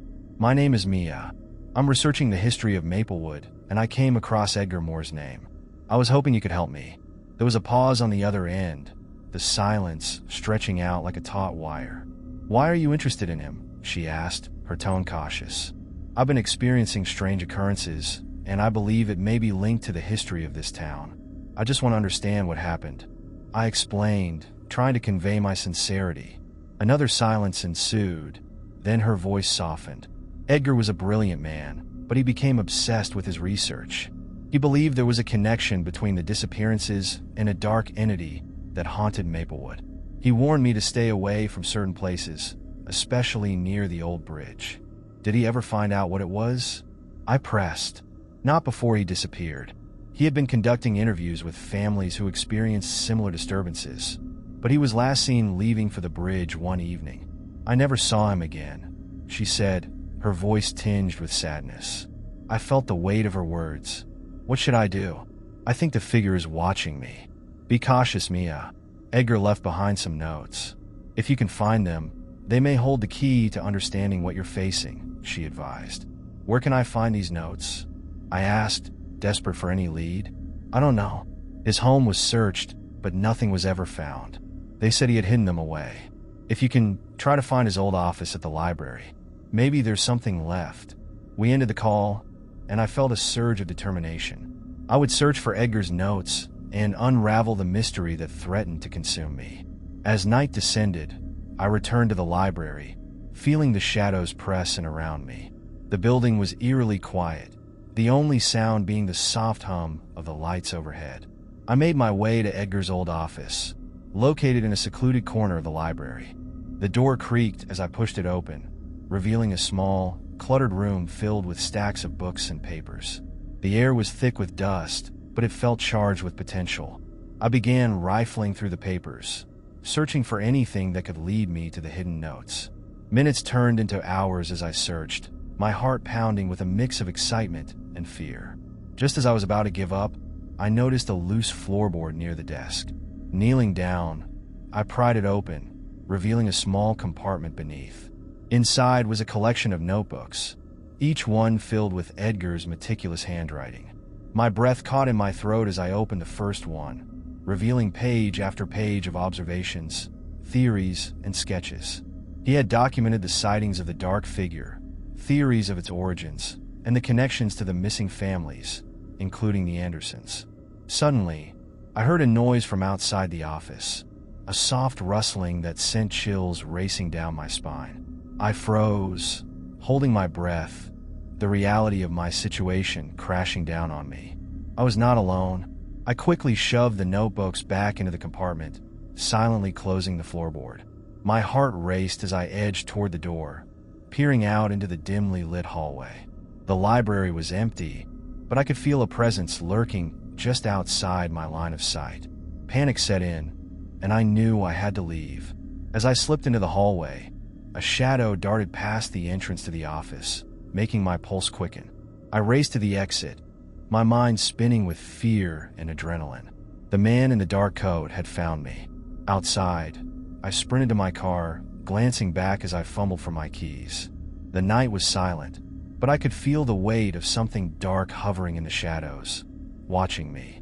With shaking hands, I finally started the engine and sped away from the library, my thoughts a whirlwind of Edgar's notes and the warning from Mrs. Thompson. There was something sinister at play, and I was caught in its web. As I drove through the quiet streets of Maplewood, I vowed to uncover the truth. Whatever had been unleashed upon me, I would face it head on. But I knew the road ahead would be fraught with danger. The more I learned, the more perilous my situation became. And yet, deep down, I felt a flicker of hope. I had the answers I sought, and now it was time to confront the shadows that had tormented me for far too long. The darkness of the night seemed to close in around me as I drove away from the library, each passing streetlight flickering like a distant memory. I felt a mix of dread and anticipation surging within me, a storm of emotions that made it hard to focus on the road ahead. The realization that I was intertwined with a long-buried secret, one that dated back decades, weighed heavily on my shoulders. When I finally reached home, I parked in the driveway and took a moment to gather my thoughts. The faint glow of my porch light illuminated the path ahead, but the shadows danced playfully, whispering hints of danger lurking nearby. Clenching my jaw, I stepped out of the car, heart pounding as I approached the front door. Inside, I turned on all the lights, bathing the rooms in warmth, dispelling the haunting chill that had settled in my bones. I needed to examine Edgar's notes further, to understand the secrets they held. I made my way to the dining table, pulling out the notebooks I had retrieved. Each page I turned was a revelation, uncovering layers of dread. Edgar had documented not just sightings of the dark figure, but also stories of townsfolk who had encountered strange phenomena, lost time, inexplicable noises, and feelings of being watched. The connections to the Anderson family were stark and chilling, and I could feel the weight of their unfulfilled story pressing down on me. In one entry, Edgar had mentioned a ritual that might repel the dark entity. According to him, it involved gathering items that belonged to the missing families and creating a protective barrier. The last entry was particularly unsettling. It hinted at a confrontation he intended to make at the bridge. My fingers trembled as I read the words. It is at the bridge where the answers lie. I can feel the pull of the unseen. I must confront it before it consumes me. I knew then what I had to do. I would return to the bridge, the same place where the shadow had first appeared to me. I had to confront this entity, armed with the knowledge I had gained from Edgar's notes. As the clock struck midnight, I gathered my courage and headed back out into the night. I felt a pull towards the bridge, an almost magnetic force guiding me. The streets of Maplewood were deserted, the silence amplifying my fears. My heart raced as I parked my car and stepped onto the dimly lit path leading to the bridge. The air was thick with an unsettling stillness, broken only by the occasional rustle of leaves in the wind. I could feel it, the dark presence that had haunted me since the first moment I had seen the woman. The bridge loomed ahead, shrouded in darkness, and I took a deep breath before stepping onto it. As I walked further, I could sense a shift in the atmosphere. The temperature dropped, and the hairs on the back of my neck stood on end. The night felt alive, pulsating with energy, as if it were aware of my intentions. I reached the center of the bridge and stopped, my heart hammering in my chest. "Show yourself," I shouted, my voice echoing in the stillness. "I know you're here. I'm not afraid of you anymore." For a moment, there was silence, and then, slowly, the shadows began to swirl around me, coalescing into a familiar figure, the woman from the bridge. Her features were obscured, yet her presence was palpable. "Mia," she spoke, her voice an eerie whisper that sent chills down my spine. "You should not have come here. You are not ready for the truth. I need to know what happened to you, to the Andersons, to everyone else. Why are you haunting this place?" I demanded, forcing myself to stand my ground despite the fear gripping my heart. The woman stepped closer, her form becoming clearer, yet still cloaked in darkness. "You do not understand. We are bound to this place, to its history. The shadows you seek to confront are not merely figments of your imagination. They are manifestations of the pain and sorrow that have soaked into the very ground you stand on. Tell me how to stop it," I implored, desperation seeping into my voice. "I can't let it control me any longer." With a sigh that felt like a cold wind blowing through my soul, she said, "To confront the darkness, you must acknowledge the past. You are the key to unraveling the curse. But be warned, some truths are more terrifying than the shadows themselves."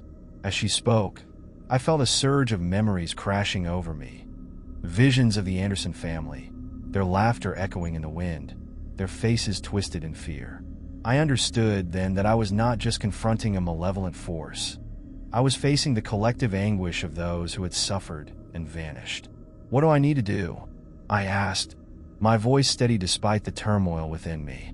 "Gather the remnants of those lost, create a circle of protection, and summon the spirits of those who have been taken.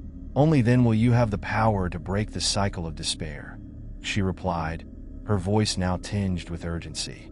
The shadows began to close in tighter around me, and I felt a sense of foreboding. What if I fail? I questioned, doubt creeping into my mind. "You must not think of failure. Instead, think of the light that can emerge from darkness. Remember, Mia, you are not alone. You carry the hopes of those lost."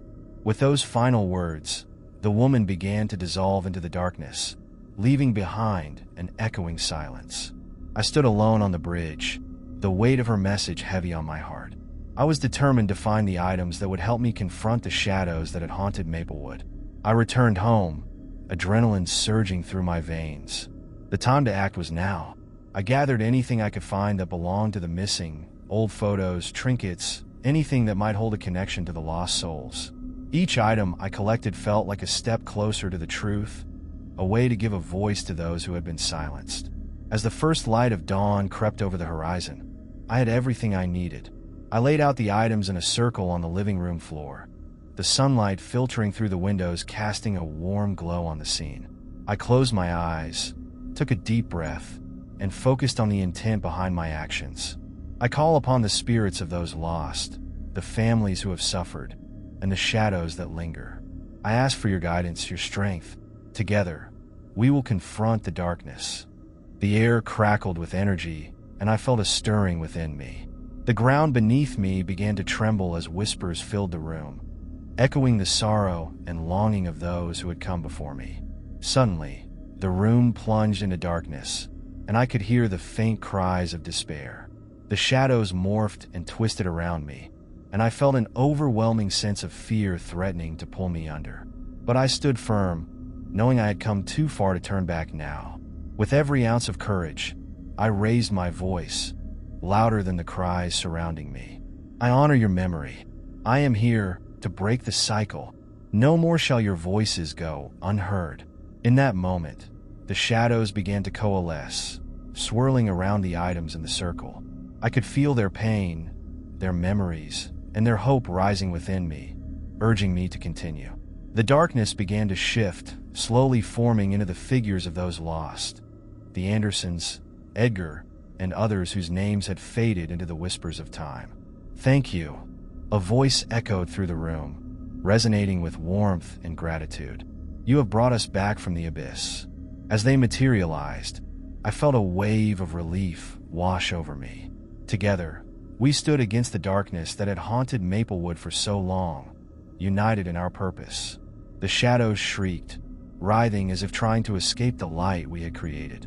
This ends now, I declared, raising my arms. You will no longer feed on our fears. With one final push, I directed all the energy I could muster into the circle. The shadows howled in protest, but the light grew stronger, enveloping the room and banishing the darkness. In a blinding flash, the room exploded with light, and the cries faded into silence. When the brightness subsided, the figures of the lost began to dissipate, leaving behind an overwhelming sense of peace. I fell to my knees, breathing heavily, the remnants of exhaustion and adrenaline coursing through me. The darkness had lifted, the weight of the past finally released. As I sat there, I realized that I had not only confronted the shadows, but had also brought closure to the stories of those lost in Maplewood. In their memory, I had found strength, and together we had broken the cycle of despair that had haunted us for so long. As the first light of dawn began to filter through the windows, I remained on the floor, surrounded by the remnants of the night's confrontation. The air felt different now, lighter, as if the burdens of countless souls had finally found release. I looked around the room, the circle I had created still intact, but now it felt more like a sanctuary than a summoning ground. The shadows had dissipated, but their presence lingered in the sense of peace that enveloped me. I took a deep breath, allowing myself to fully absorb the stillness. The memories of the Andersons, Edgar, and all those who had come before me felt like a warm embrace, comforting in their fleeting existence. I had given them a voice, a chance to be remembered, and in doing so, I had forged a connection that would forever change the fabric of Maplewood. In the days that followed, the town began to transform. Word spread about the mysterious occurrences surrounding the bridge, and with it, the dark shadows that had once haunted the community faded into legend. I could feel the change in the air, the whispers of hope replacing the cries of despair that had once echoed in the corners of my mind. I took it upon myself to honor the legacy of those who had suffered. With the help of the townsfolk, I organized a memorial to recognize the lives lost and the stories untold. We gathered at the park near the bridge, each person sharing their memories, their fears, and their hopes for the future. I stood among them, a voice for the voiceless, recounting the history I had uncovered, weaving together the strands of lives that had been intertwined in tragedy. Today, we honor the Andersons and all those who have suffered in silence. I spoke, my voice steady but filled with emotion. They are not just names in our history.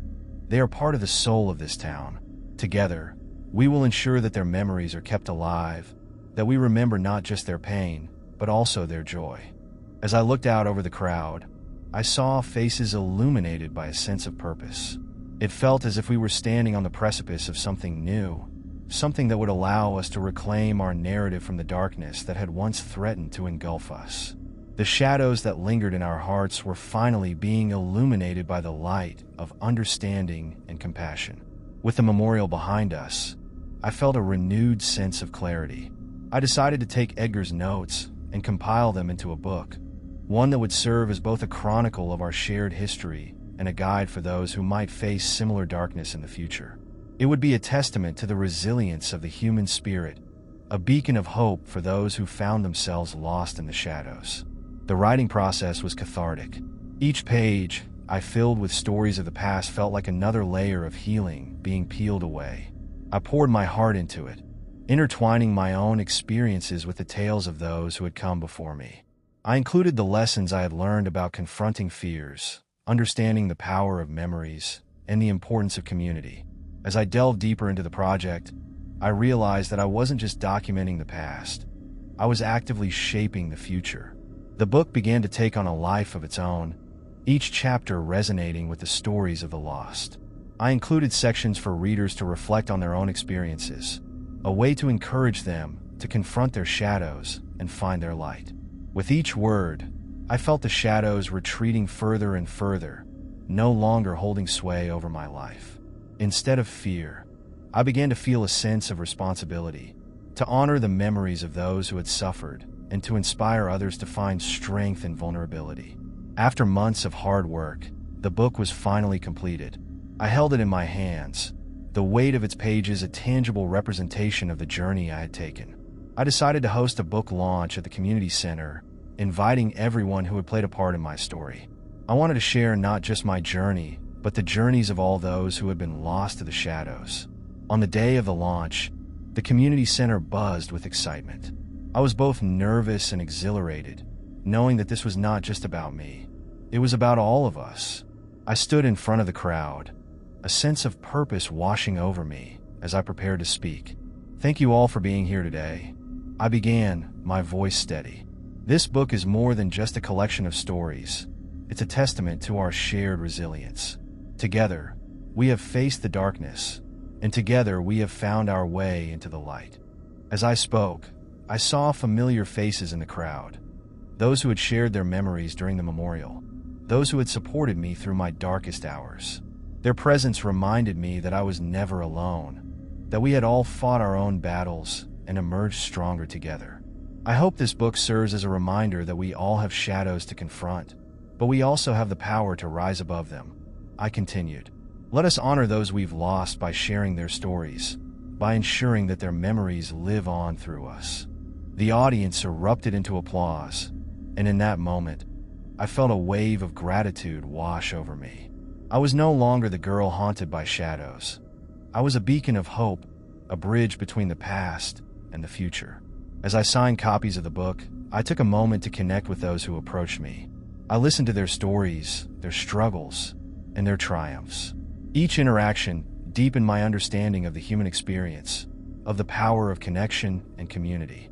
Weeks turned into months, and the book began to gain traction. People from neighboring towns reached out, sharing their own experiences with darkness and how they had found the strength to confront it. I started hosting workshops, encouraging others to share their stories, to confront their fears, and to find healing through connection. The shadows that had once loomed over Maplewood were fading, replaced by a sense of unity and resilience. The bridge that had once been a site of despair became a symbol of hope, a gathering place for those seeking solace and understanding. I often returned to the bridge, standing in the center and looking out over the water, feeling the warmth of the sun on my skin. It was here that I had confronted my fears, and it was here that I had discovered my strength. The memories of the Andersons and all those lost still echoed in the air, but now they felt like a gentle reminder of the resilience of the human spirit. One day, as I stood there, I spotted a small group of children playing nearby. Their laughter filled the air, a sweet sound that reminded me of the joy that life could bring. I smiled, knowing that the darkness would not define them. They would grow up in a town that had learned to confront its shadows and embrace the light. As the sun began to set, casting golden rays across the water, I felt a sense of peace wash over me. I had not only found my voice, but had also helped others find theirs. The shadows had not disappeared completely, but they no longer held the power to control us. Instead, we had learned to coexist with them, to acknowledge the pain of the past while forging a path towards healing. With each passing day, I felt the bond between the community grow stronger. We had faced our fears together, and in doing so, we had forged a new legacy, one that honored the past while embracing the future. I knew that no matter what challenges lay ahead, we would face them together, united in our purpose. And as I walked away from the bridge, I carried with me the echoes of the past, the memories of those lost, and the unwavering belief that we had the power to create a brighter tomorrow. As I stepped into the light of a new day, I whispered a silent promise to the shadows. You will not define us anymore. Together, we rise. Don't forget to subscribe in the channel and like the video for more contents. The wind howled outside, rattling the old windows of my childhood home. It was a familiar sound, one that had lulled me to sleep countless times as a child. But tonight, as I stood in the dimly lit living room, I felt a chill that went beyond the cool air. It was as if the very walls of the house were whispering secrets, urging me to dig deeper into the past that had always seemed just out of reach. Growing up, my family had always been a patchwork of stories, some shared openly, others shrouded in mystery. My grandmother, the matriarch of our clan, had a knack for storytelling. She would regale us with tales of her youth, of love and loss, of hardship and resilience. But there were always gaps, silences that hung in the air like dark clouds, heavy with unspoken truths. It was during one of her stories that I first sensed the weight of those secrets. How her eyes would darken at the mention of certain names or events, how her voice would lower to a whisper, as if afraid of being overheard. After she passed away, I inherited a small, dust-covered box filled with her belongings. Curiosity piqued. I brought it into the living room and set it on the coffee table. The box was unassuming, made of worn wood and adorned with an intricate carving that looked like a family tree. I had always known it held something special, but what that something was remained a mystery. I could feel the pull of the past, beckoning me to open the box and unveil the hidden truths within. With trembling hands, I lifted the lid, revealing a haphazard collection of letters, photographs, and old newspaper clippings. The smell of aged paper wafted up, a potent mix of nostalgia and mystery. I took a deep breath, feeling the weight of history pressing down on me as I sifted through the contents. Each item I pulled out seemed to whisper stories of its own, fragments of a past long forgotten. Among the faded photographs, I spotted one that caught my attention, a black and white image of a woman standing in front of an old house. Her expression was haunting, a mixture of sadness and resolve. I turned the photo over, revealing a name scrawled in my grandmother's handwriting. Evelyn, 1923. Who was Evelyn? I wondered. A relative? A friend? The question swirled in my mind, igniting a flame of curiosity that could not be extinguished. Next, I came across a bundle of letters tied together with a frayed ribbon. They were addressed to my grandmother, but bore no return address. I carefully untied the ribbon and began to read the first letter.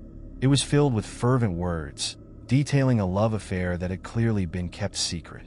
The author wrote passionately, their words tinged with urgency, as if they feared the letter might be discovered. I felt a tingle run down my spine. What had my grandmother kept hidden? What kind of life had she led before becoming the matriarch I had known? The letters painted a picture of a world filled with heartache and longing, but they also hinted at something darker lurking beneath the surface. The tone shifted in later letters, growing more frantic and desperate.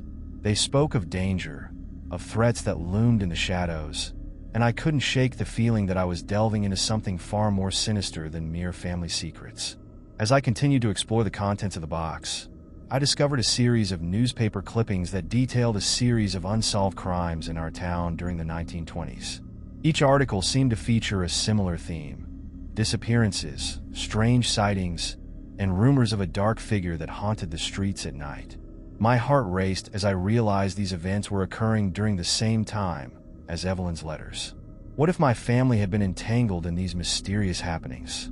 One clipping caught my eye in particular. It detailed the mysterious disappearance of a young woman named Clara, who had last been seen near the old house in the photograph. The date was etched into my memory, June 15th, 1923.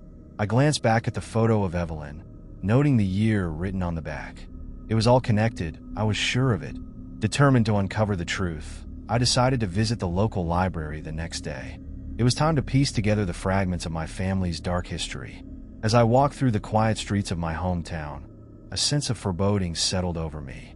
What would I discover? What shadows had been cast over my family? And how deeply were they rooted in the very fabric of our lives?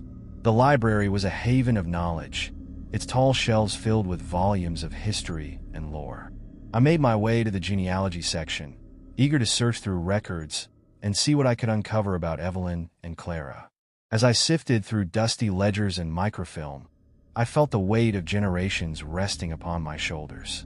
Each name I encountered felt like a thread in a larger tapestry, each story waiting to be woven together. Hours passed, and just as I was about to give in to frustration, I stumbled across a record that sent shivers down my spine. It was a birth certificate for Clara, along with her death certificate dated just weeks after her disappearance. The cause of death was listed as unknown. My mind raced. Was there a connection between Clara's death and Evelyn's letters? I dove deeper into the investigation, piecing together the stories of the women in my family. Each revelation opened new doors, revealing a legacy marred by tragedy, betrayal, and secrets buried beneath layers of silence. My grandmother had crafted a life filled with love and warmth, but the shadows of her past loomed large, whispering tales of loss and darkness. After days of research, I returned home with a newfound resolve. The secrets of my family history were no longer something to be feared. They were pieces of a puzzle waiting to be assembled. I felt a fierce determination to uncover the truth, no matter how painful it might be. That night, as I lay in bed, I couldn't shake the feeling that I was being watched. Shadows danced across my room, and I felt the presence of something, or someone, hovering just beyond my perception. My heart raced as I recalled the words from the letters, the warnings of danger lurking in the shadows. I tried to dismiss my fear, reminding myself that I was on the path to uncovering the truth, but the unease gnawed at me. Sleep eluded me, and as the hours stretched on, I felt the weight of my family's secrets pressing down on me. I knew that the journey ahead would be fraught with challenges, but I was determined to bring the truth to light. Whatever darkness lay in my family's past, I was ready to face it. Tomorrow, I would return to the library, armed with my notes and a newfound sense of purpose. I would confront the secrets that had haunted my family for generations, and I would uncover the truth behind Evelyn and Clara, the dark shadows that had shaped our history. The next morning, I awoke with a sense of urgency coursing through my veins. The sun had barely risen, casting a pale light across my bedroom, and I felt an inexplicable compulsion to dive back into my family's hidden history. I dressed quickly, fueled by coffee and determination, and made my way to the library once again. As I arrived, the familiar scent of aged paper and polished wood enveloped me, grounding my resolve. I made my way to the genealogy section, my heart pounding with anticipation. This time, I wasn't just a curious grandchild. I was a detective hunting for the truth, ready to unearth the buried secrets that had haunted my family for generations. I began with Clara's records, hoping to find more than just the birth and death certificates. As I delved deeper, I discovered her family, her parents, their backgrounds, and their connections to the town. The more I uncovered, the more I felt an invisible thread weaving my family into Clara's tragic story.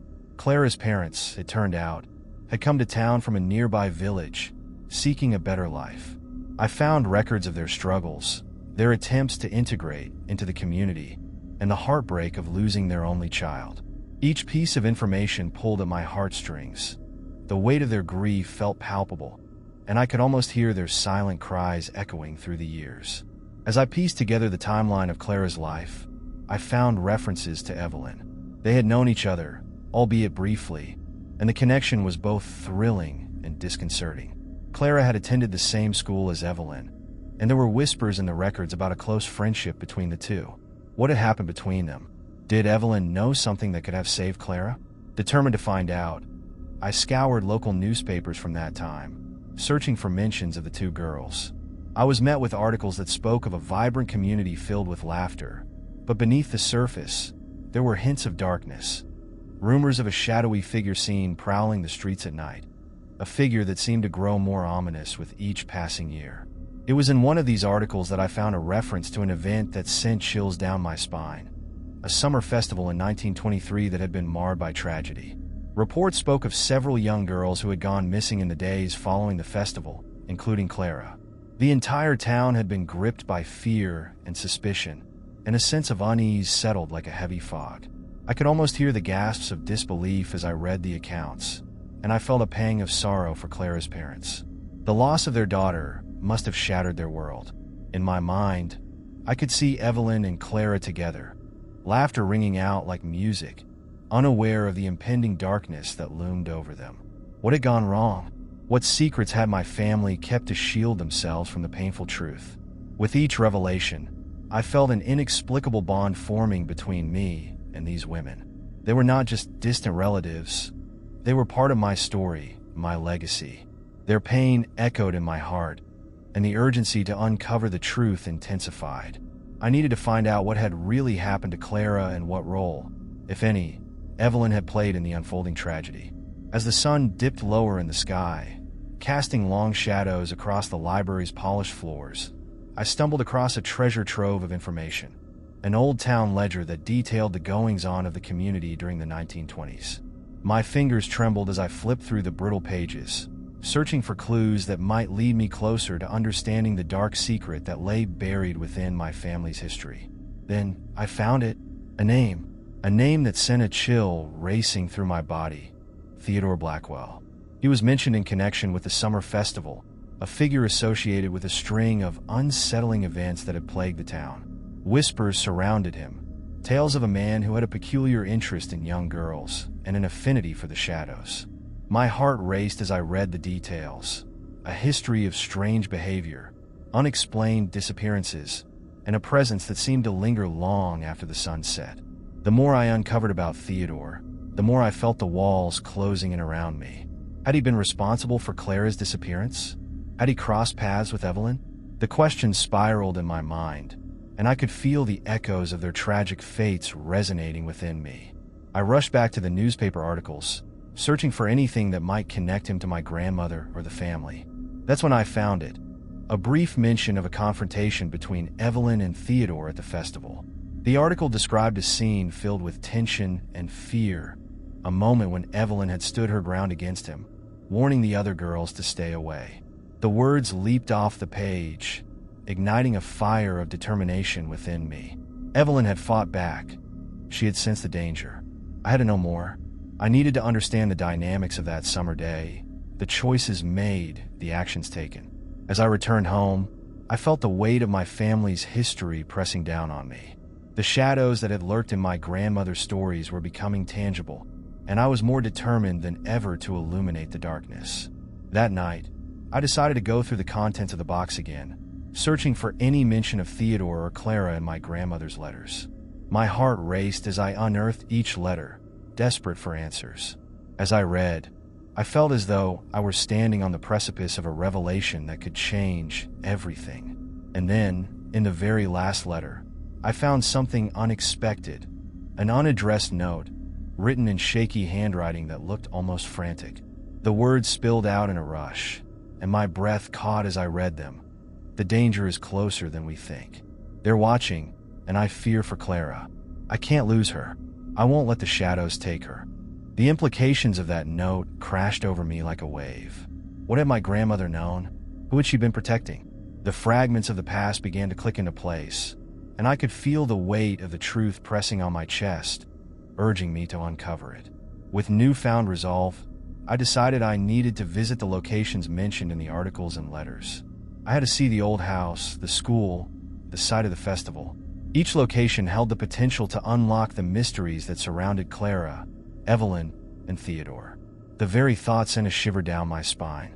As the moon rose high in the sky, illuminating the world outside my window, I knew that I was not just seeking answers for myself. I was digging for the truth that could finally bring closure to my family's haunting past. The shadows that had lingered for too long were about to be brought into the light.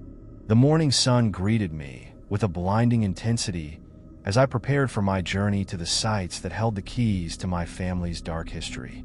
My heart raced with anticipation and trepidation, a mixture of dread and excitement coursing through me. I had spent countless hours researching Clara, Evelyn, and Theodore, piecing together fragments of their lives. And now it was time to confront the physical manifestations of those shadows.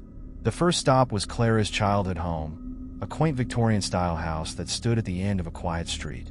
As I drove, I couldn't shake the feeling that I was being drawn back in time, pulled by an invisible thread that connected me to Clara's world. The house appeared as it had in photographs, its paint slightly chipped, the garden overgrown but still full of character. I parked the car and approached the front door, my pulse quickening with each step. I knocked hesitantly, the sound echoing in the stillness. An elderly woman opened the door, her eyes narrowing as she regarded me. "Can I help you?" she asked, her tone suspicious. "Hi, I'm researching the history of this house.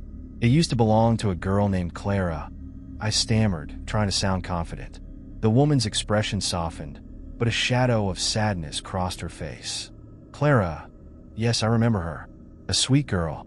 It's been many years since she disappeared." Her words hung heavy in the air, a reminder of the tragedy that had unfolded within these walls. "Do you mind if I take a look around?"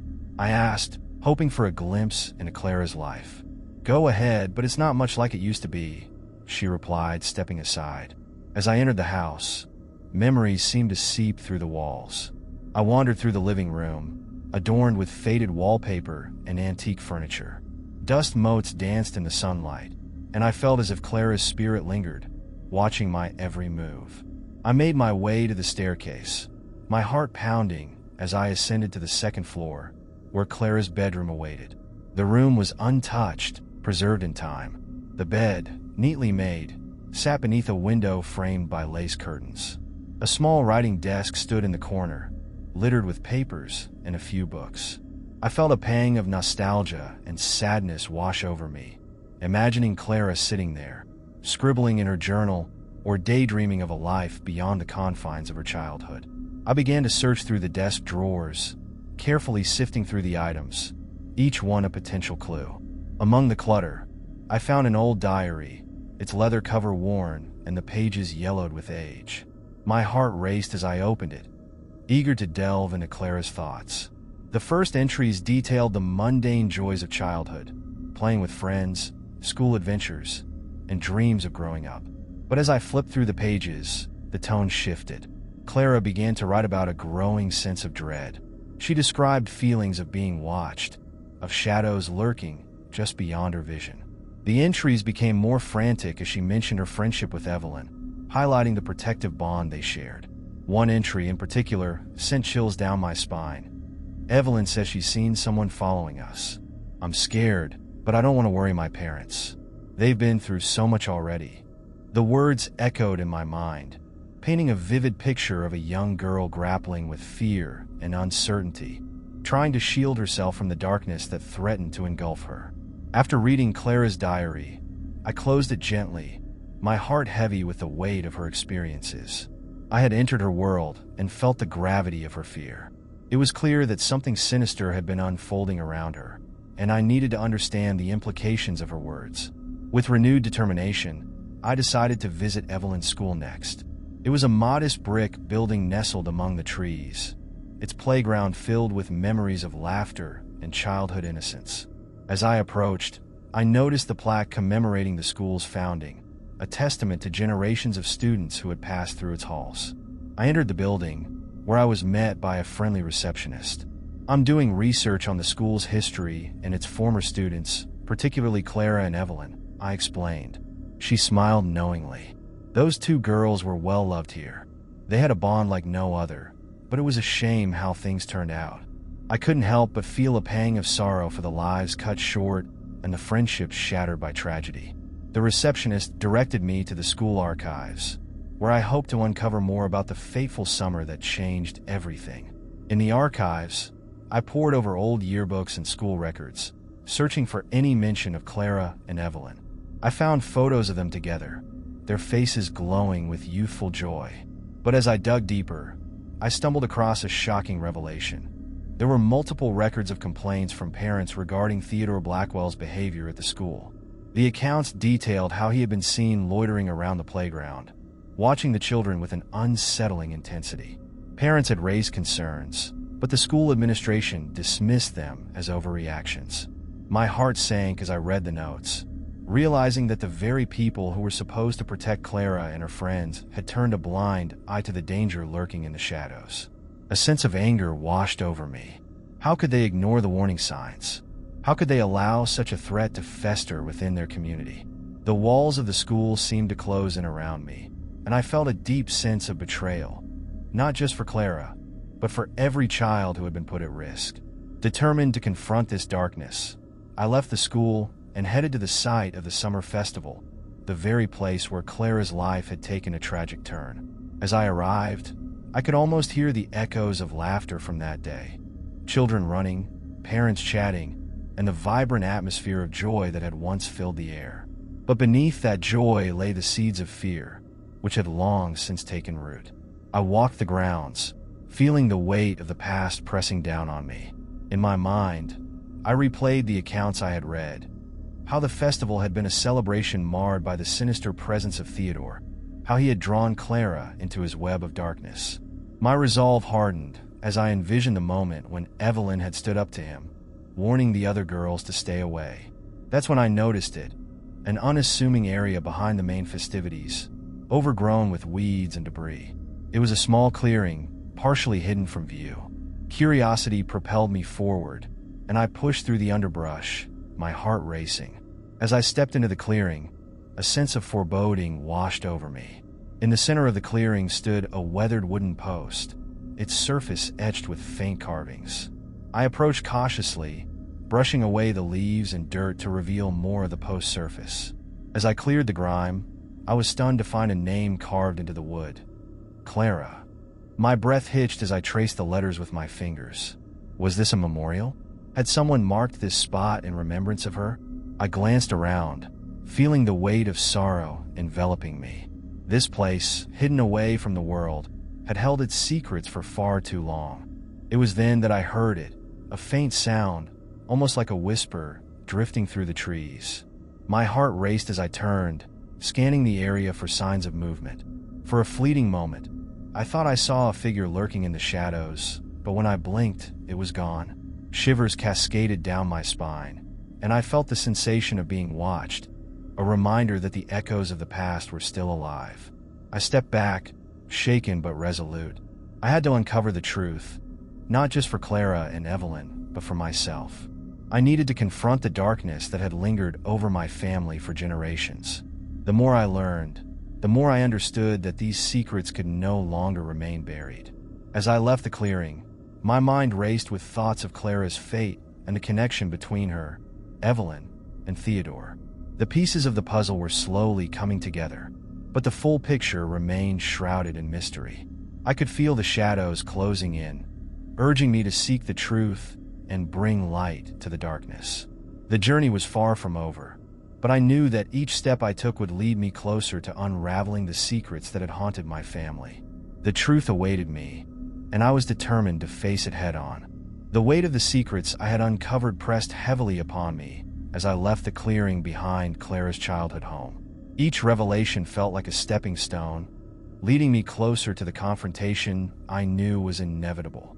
I had spent days digging through the past, uncovering the hidden threads that connected Clara, Evelyn, and Theodore, but I had yet to confront the one remaining piece of the puzzle, Theodore Blackwell himself.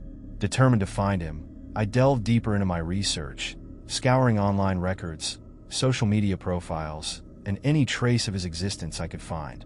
I learned that he had moved away shortly after the tragic summer of Clara's disappearance, disappearing from the public eye as if he had been swallowed by the shadows he had created.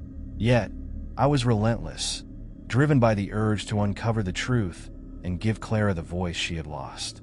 As I dug deeper, I discovered that Theodore had resurfaced years later, living in a small town not far from where Clara had once thrived. My heart raced with a mix of excitement and apprehension. Was he still the same man who had haunted Clara's childhood, or had time transformed him into someone unrecognizable? I prepared myself for the confrontation, gathering every detail I had learned about him. The more I discovered, the more I felt a sense of unease. He had been linked to several incidents involving harassment, and rumors of his increasingly erratic behavior circulated in the small community he had settled in. This only fueled my determination. If he had managed to escape the consequences of his past, it was time to confront him and hold him accountable. The day of the confrontation arrived. My stomach twisted with anxiety as I drove through the winding roads toward the town where Theodore now lived. It was a quiet place, seemingly idyllic, but I knew that beneath its charming facade lay shadows that mirrored my own family's history. As I approached his home, a modest, weather-beaten cottage surrounded by overgrown hedges, I felt a surge of adrenaline. The house looked abandoned, as if it had been untouched for years, mirroring the neglect that surrounded the memories of Clara.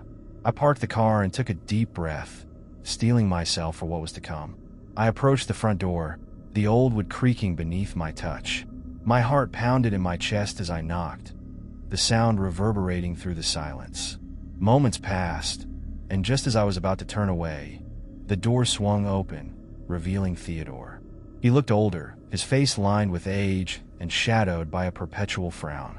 The intensity of his gaze sent a chill down my spine, reminding me of the fear Clara had felt. "What do you want?" he snapped, his voice dripping with disdain. "I need to talk to you about Clara," I said, my voice steady despite the storm of emotions raging inside me. "You knew her. You were a part of her life, and I want to know the truth." His expression shifted, a flicker of surprise crossing his features before being replaced by defensiveness. "What do you care about her? She was just a kid." I took a step closer, refusing to back down. "She was more than just a kid. She was a person, a friend, a sister. And your actions had consequences."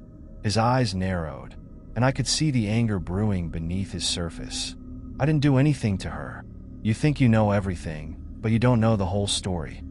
"Then tell me," I demanded, frustration bubbling over. "You owe it to her. You owe it to her memory." Theodore's face twisted in anger as he stepped back into the shadows of his home, disappearing for a moment before returning with a small, worn box. He slammed it down on the porch and opened it, revealing a collection of faded photographs and trinkets. "Here," he said, his voice laced with bitterness. "Take a look. You think I'm the villain in your story, but you have no idea what I went through." I hesitated, the box feeling like a Pandora's box of hidden horrors.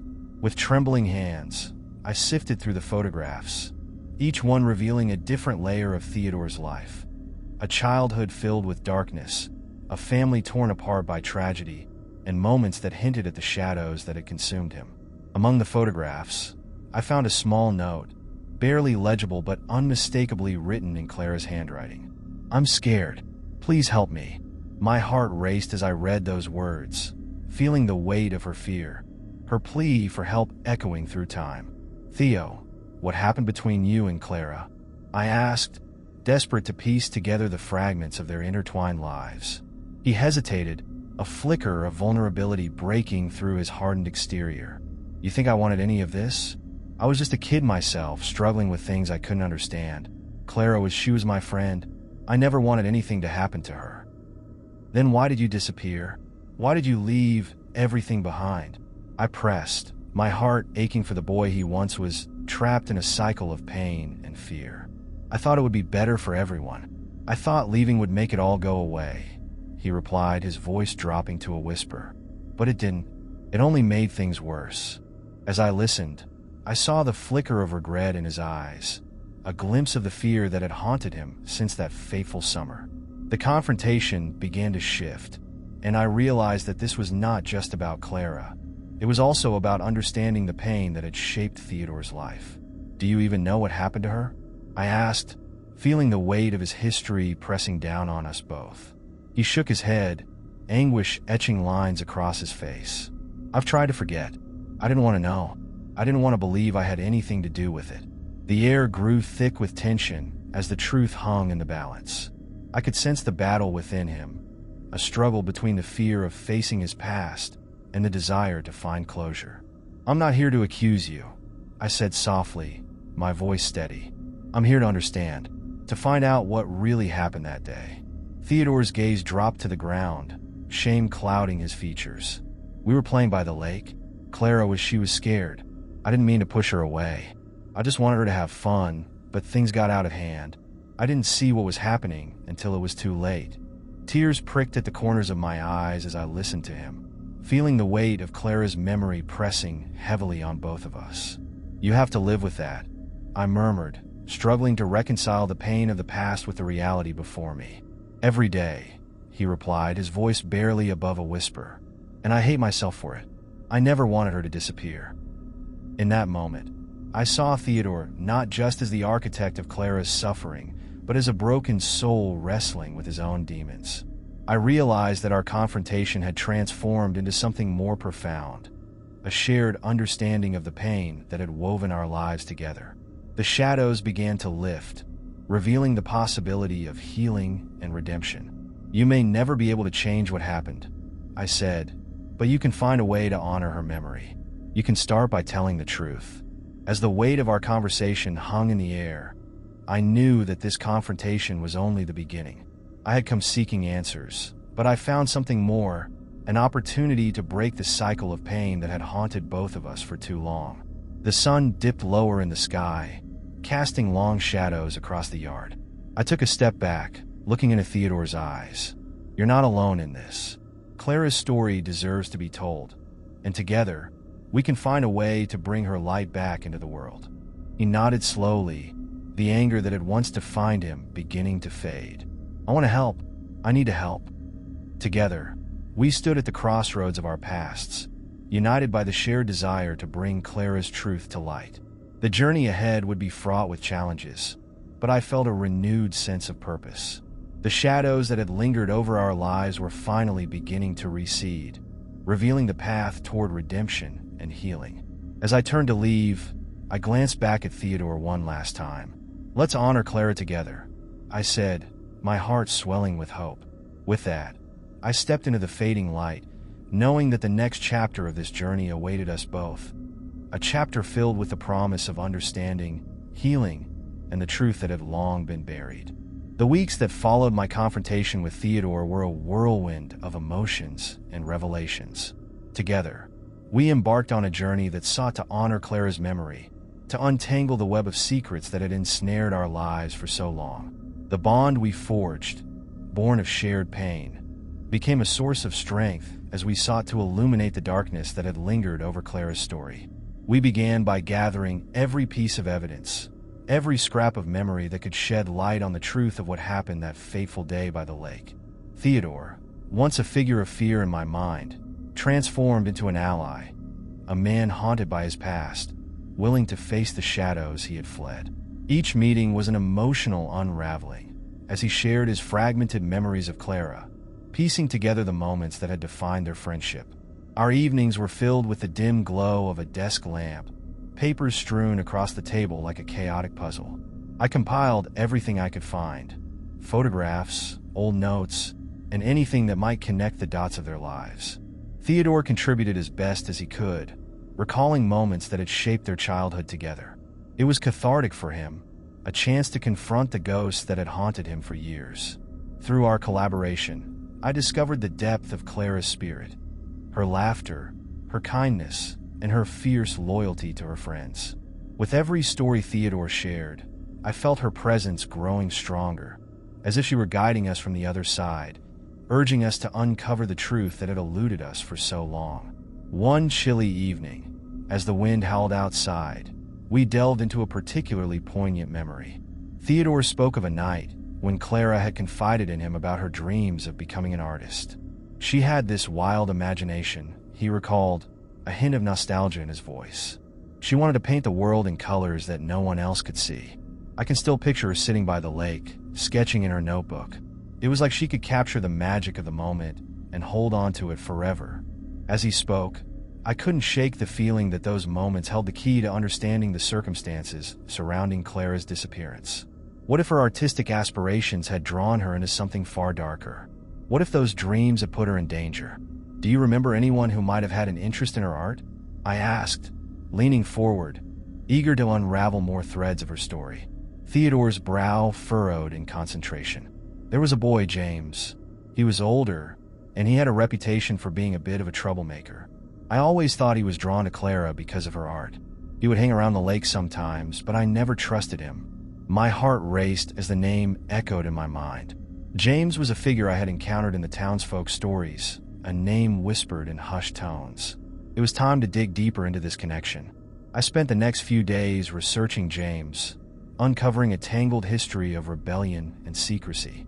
He had a penchant for stirring trouble, and rumors swirled around him, stories of fights and a temper that could ignite at any moment. But there were also whispers of a softer side. He had a way with words, a charm that could enchant those who fell under his spell. Determined to find the truth, I sought out James, who now lived in a nearby town, hoping that he might hold the final pieces of the puzzle. As I approached his home, I felt a mix of anticipation and dread. Would he be willing to talk about Clara, or would he retreat into the shadows of his past? The door creaked open to reveal a young man with tousled hair and a guarded expression. "What do you want?" he asked, his tone suspicious. "I'm looking for information about Clara Blackwell," I replied, trying to gauge his reaction. "I know you knew her." At the mention of Clara's name, a flicker of recognition crossed his face, followed by a veil of sadness. "Why do you want to know?" he asked, his voice softer now. "Because I want to understand what happened to her," I said, taking a step closer. "You were a friend. You were there that day. I need to know the truth." James hesitated, shifting his weight from one foot to the other. "We were kids," he finally said, his voice laced with regret. "Clara was special. I never meant to hurt her." "Then tell me what happened," I urged, feeling the weight of Clara's memory pressing heavily on both of us. He sighed, running a hand through his hair. "We were by the lake, just like you said. Clara was sketching, lost in her own world. I was messing around, trying to impress her. We were just kids, you know? I didn't think about the consequences." "What do you mean?" I pressed, sensing that he was on the verge of revealing something significant. James looked away, his eyes clouded with memories. "I dared her to jump into the water. She was nervous, but I kept pushing her. I thought it would be fun, just a thrill. But then she went under, and I panicked. I thought she was joking, but she didn't come back up." The revelation hung in the air like a dark cloud, suffocating in its intensity. "You let her drown?" I asked, my voice barely above a whisper. "I didn't mean to. I thought she was playing," he cried, his face contorted with guilt. "I swear I tried to find her, but I was too scared. I ran back home, thinking she would just swim to shore. I never knew." His voice trailed off, the weight of remorse washing over him. The room grew silent as the realization settled in. Clara's fate was not just a mystery. It was a tragedy shaped by the reckless decisions of her friends. My heart ached for her, for the dreams that had been extinguished too soon. "James," I said, my voice steady, "this is not just about you. Clara deserves to be remembered, not as a victim, but as someone who mattered. We need to honor her memory." He nodded slowly, tears glistening in his eyes. "I've lived with this guilt for years. I didn't know how to face it. I never wanted to talk about it again." "Then let's talk about it," I urged, my determination rising. "Let's share her story together. We can't let her fade into the shadows." The conversation continued late into the night, as James recounted the days following Clara's disappearance. He spoke of the search parties, the frantic calls to her family, and the endless questions that plagued him. Each word revealed a fragment of the past that had long been buried, a past that needed to be unearthed. As dawn broke, illuminating the room with a warm glow, I knew we had reached a turning point. Together, we had uncovered the truth about Clara's last moments, and now it was time to share her story with the world. With James by my side, we decided to create a memorial for Clara, a tribute that would honor her life and the dreams she had held dear. We reached out to her family, inviting them to join us in this endeavor. The day of the memorial arrived, filled with a sense of purpose and healing. Friends and family gathered by the lake where Clara had once sketched her dreams, their faces reflecting a mix of sorrow and hope. As we shared Clara's story, I felt her spirit surrounding us, urging us to celebrate her life rather than mourn her loss. The memories poured forth, laughter, artistry, and the vibrant energy that had once illuminated her presence. James stood beside me, recounting his memories of Clara, his voice filled with sincerity. "She was a light in our lives, and we failed to protect her," he said, tears streaming down his face. "But today, We remember her as she was, a talented artist, a loyal friend, and a dreamer. In that moment, the air shifted, and the shadows that had loomed over us began to fade. Clara's story was no longer shrouded in silence. It was being celebrated, her light shining brightly through the darkness. As the memorial concluded, I felt a profound sense of closure wash over me. We had faced the truth together, each of us transformed by the experience. The past would always hold its weight, but now it was intertwined with hope and healing. As I stood by the lake, watching the ripples dance across the water, I knew that Clara's memory would live on. We had honored her, not just as a victim of circumstance, but as a vibrant spirit who had touched the lives of everyone she knew. With a renewed sense of purpose, I turned to James and Theodore, both of whom stood at my side. "We did it," I said, my heart swelling with gratitude. Together, we brought her light back into the world. In that moment, I realized that while Clara's story had begun with darkness, it would continue to shine brightly, illuminating the path for others lost in their own shadows. And as we left the lake behind, I felt the weight of the past lifting, replaced by the promise of a future filled with hope, understanding, and the unwavering belief that even in the darkest moments, light could be found. As the sun set on the horizon, casting golden rays across the water, I knew that Clara's legacy would endure, a testament to the power of truth, healing, and the bonds forged in the fires of adversity. Together, we had faced our fears and emerged stronger, ready to carry Clara's light forward into the world. Don't forget to subscribe in the channel and like the video for more contents. It started as a subtle disturbance, an odd sound that slipped through the walls of my home during the dead of night. At first, I dismissed it as a figment of my imagination, the creaks and groans of an old house settling into slumber. But as the nights wore on, the unsettling whispers grew louder, clawing their way into my consciousness. They echoed in the silence, chilling me to the bone. My neighbor's house, once a quaint and unassuming dwelling, had become an enigma shrouded in mystery. I had moved to this quiet suburb seeking peace, but the strange occurrences emanating from next door shattered that tranquility. It began with muffled voices, faint yet urgent, rising from the shadows of the house late at night. I couldn't make out the words, but the tone was unmistakably filled with distress. Pleading, crying, a silent scream reverberating through the walls. As the days passed, the odd noises morphed into something more sinister. I found myself drawn to the window that overlooked the neighbor's yard, watching with an unsettling mix of curiosity and dread. The occupants of the house were elusive figures, never seen during the day, and only shadows flickered in the windows at night. They were a family of three, a father, a mother, and their young daughter. But their presence felt heavy, suffocated by an unseen weight. One evening, the sun dipped below the horizon, painting the sky in hues of crimson and violet. I settled onto my couch, ready to immerse myself in a book, when the first scream pierced the night air, a high-pitched wail that shattered the stillness like glass. It reverberated through the walls, sending a jolt of fear down my spine. I dropped my book, straining to hear what was happening next door. I pressed my ear against the wall, heart racing, trying to decipher the chaos unfolding just beyond my reach. The screams came in waves, louder, more desperate. I could hear shuffling footsteps and the sound of something heavy being dragged across the floor. Panic surged within me, and I reached for my phone, torn between calling for help and respecting the privacy of my neighbors. But as I hesitated, the screams abruptly stopped, replaced by an eerie silence that felt even more unsettling. My pulse quickened as I glanced out the window, hoping to catch a glimpse of the family. The flickering light inside their home cast long shadows that danced along the walls, but the curtains remained drawn tight, concealing whatever turmoil lay beyond. For days, I wrestled with my growing concern. I tried to convince myself that I was simply imagining things, that I was overreacting to the peculiarities of suburban life. But the unease settled deep in my gut, gnawing at my thoughts. I needed to know the truth behind those silent screams.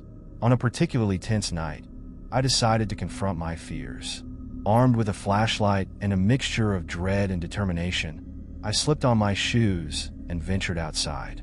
The chill of the night air prickled my skin, amplifying the sense of urgency that propelled me forward. As I approached the fence separating our yards, I could see the faint glow of light spilling from a small window.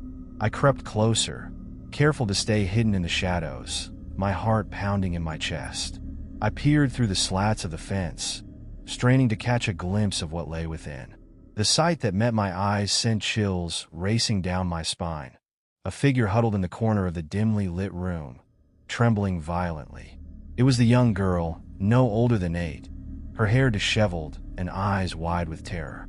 "Please no," she whimpered, clutching a tattered stuffed animal to her chest. The raw fear in her voice pierced through the night like a dagger, echoing in my mind. I felt a surge of helplessness wash over me. She was in danger, and I could do nothing to save her. Suddenly, the door swung open, and the father stepped into view. He loomed over her, his expression a mask of anger and frustration. "Stop this nonsense," he barked, his voice harsh and unforgiving. "You will do as I say." A wave of nausea washed over me as I witnessed the dynamic unfolding before my eyes. The girl recoiled, shrinking further into the corner, her pleas swallowed by the oppressive atmosphere of fear that enveloped her. My heart raced as I realized the depth of the horror that lay within those walls. I stepped back from the fence, the gravity of the situation weighing heavily on my shoulders. I couldn't simply stand by and watch as this child suffered. Yet, the fear of retaliation loomed in my mind, a reminder that confronting the situation could put me in danger too. I returned to my house, adrenaline coursing through my veins, and sat at my kitchen table, replaying the scene over and over in my mind. I needed to gather evidence, to find a way to help the girl without putting myself at risk. The next day, I began my surveillance. I positioned myself by the window, armed with a notepad and pen, documenting every sound and sight that emerged from the neighbor's house. As the sun set each evening, the cycle of screams would begin anew, the father's anger rising with the moon, and the girl's silent screams echoing through the night. Days turned into weeks, and with each passing night, I compiled a disturbing journal of the horrors unfolding next door. I watched as the family moved like shadows, the mother occasionally stepping out into the yard, her face hollow and distant. She never spoke, never acknowledged my presence, as if trapped in a world of her own, shackled by fear. One night, as I sat by the window, the girl's cries escalated, and I felt an overwhelming sense of urgency.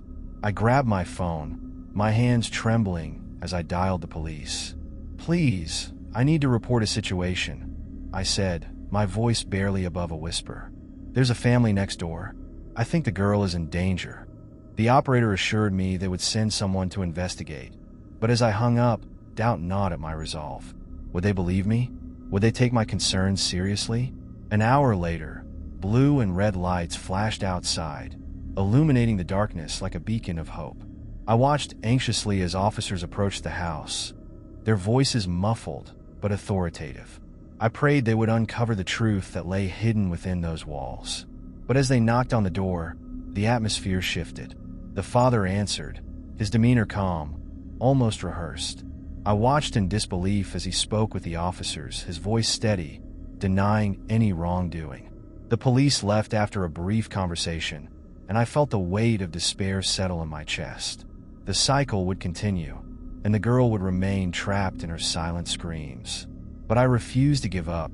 I began reaching out to local support groups, seeking advice on how to approach the situation more effectively. Each week, I met with individuals who had experienced similar scenarios, each with their own stories of horror and resilience. They armed me with knowledge, tactics for helping someone trapped in a cycle of abuse, and ways to navigate the complexities of the system. With newfound determination, I devised a plan to gather more evidence. I set up a camera hidden behind a bush in my yard, focused on the neighbor's window. I needed proof, something tangible that would compel authorities to take action. Days turned into a blur of waiting and watching, my anxiety mounting as I observed the girl's anguish. The footage revealed the harrowing reality of her situation. Moments of terror captured in frames, cries for help frozen in time. Then came the night that changed everything. As I reviewed the footage, I saw the father's figure move through the room, the girl's silhouette cowering in the corner. But this time, something was different. A flicker of movement caught my eye, a dark shape flitting in and out of view, lurking behind the father. I leaned closer to the screen, heart pounding. It was a figure I hadn't seen before, a shadow creeping into their home, merging with the darkness.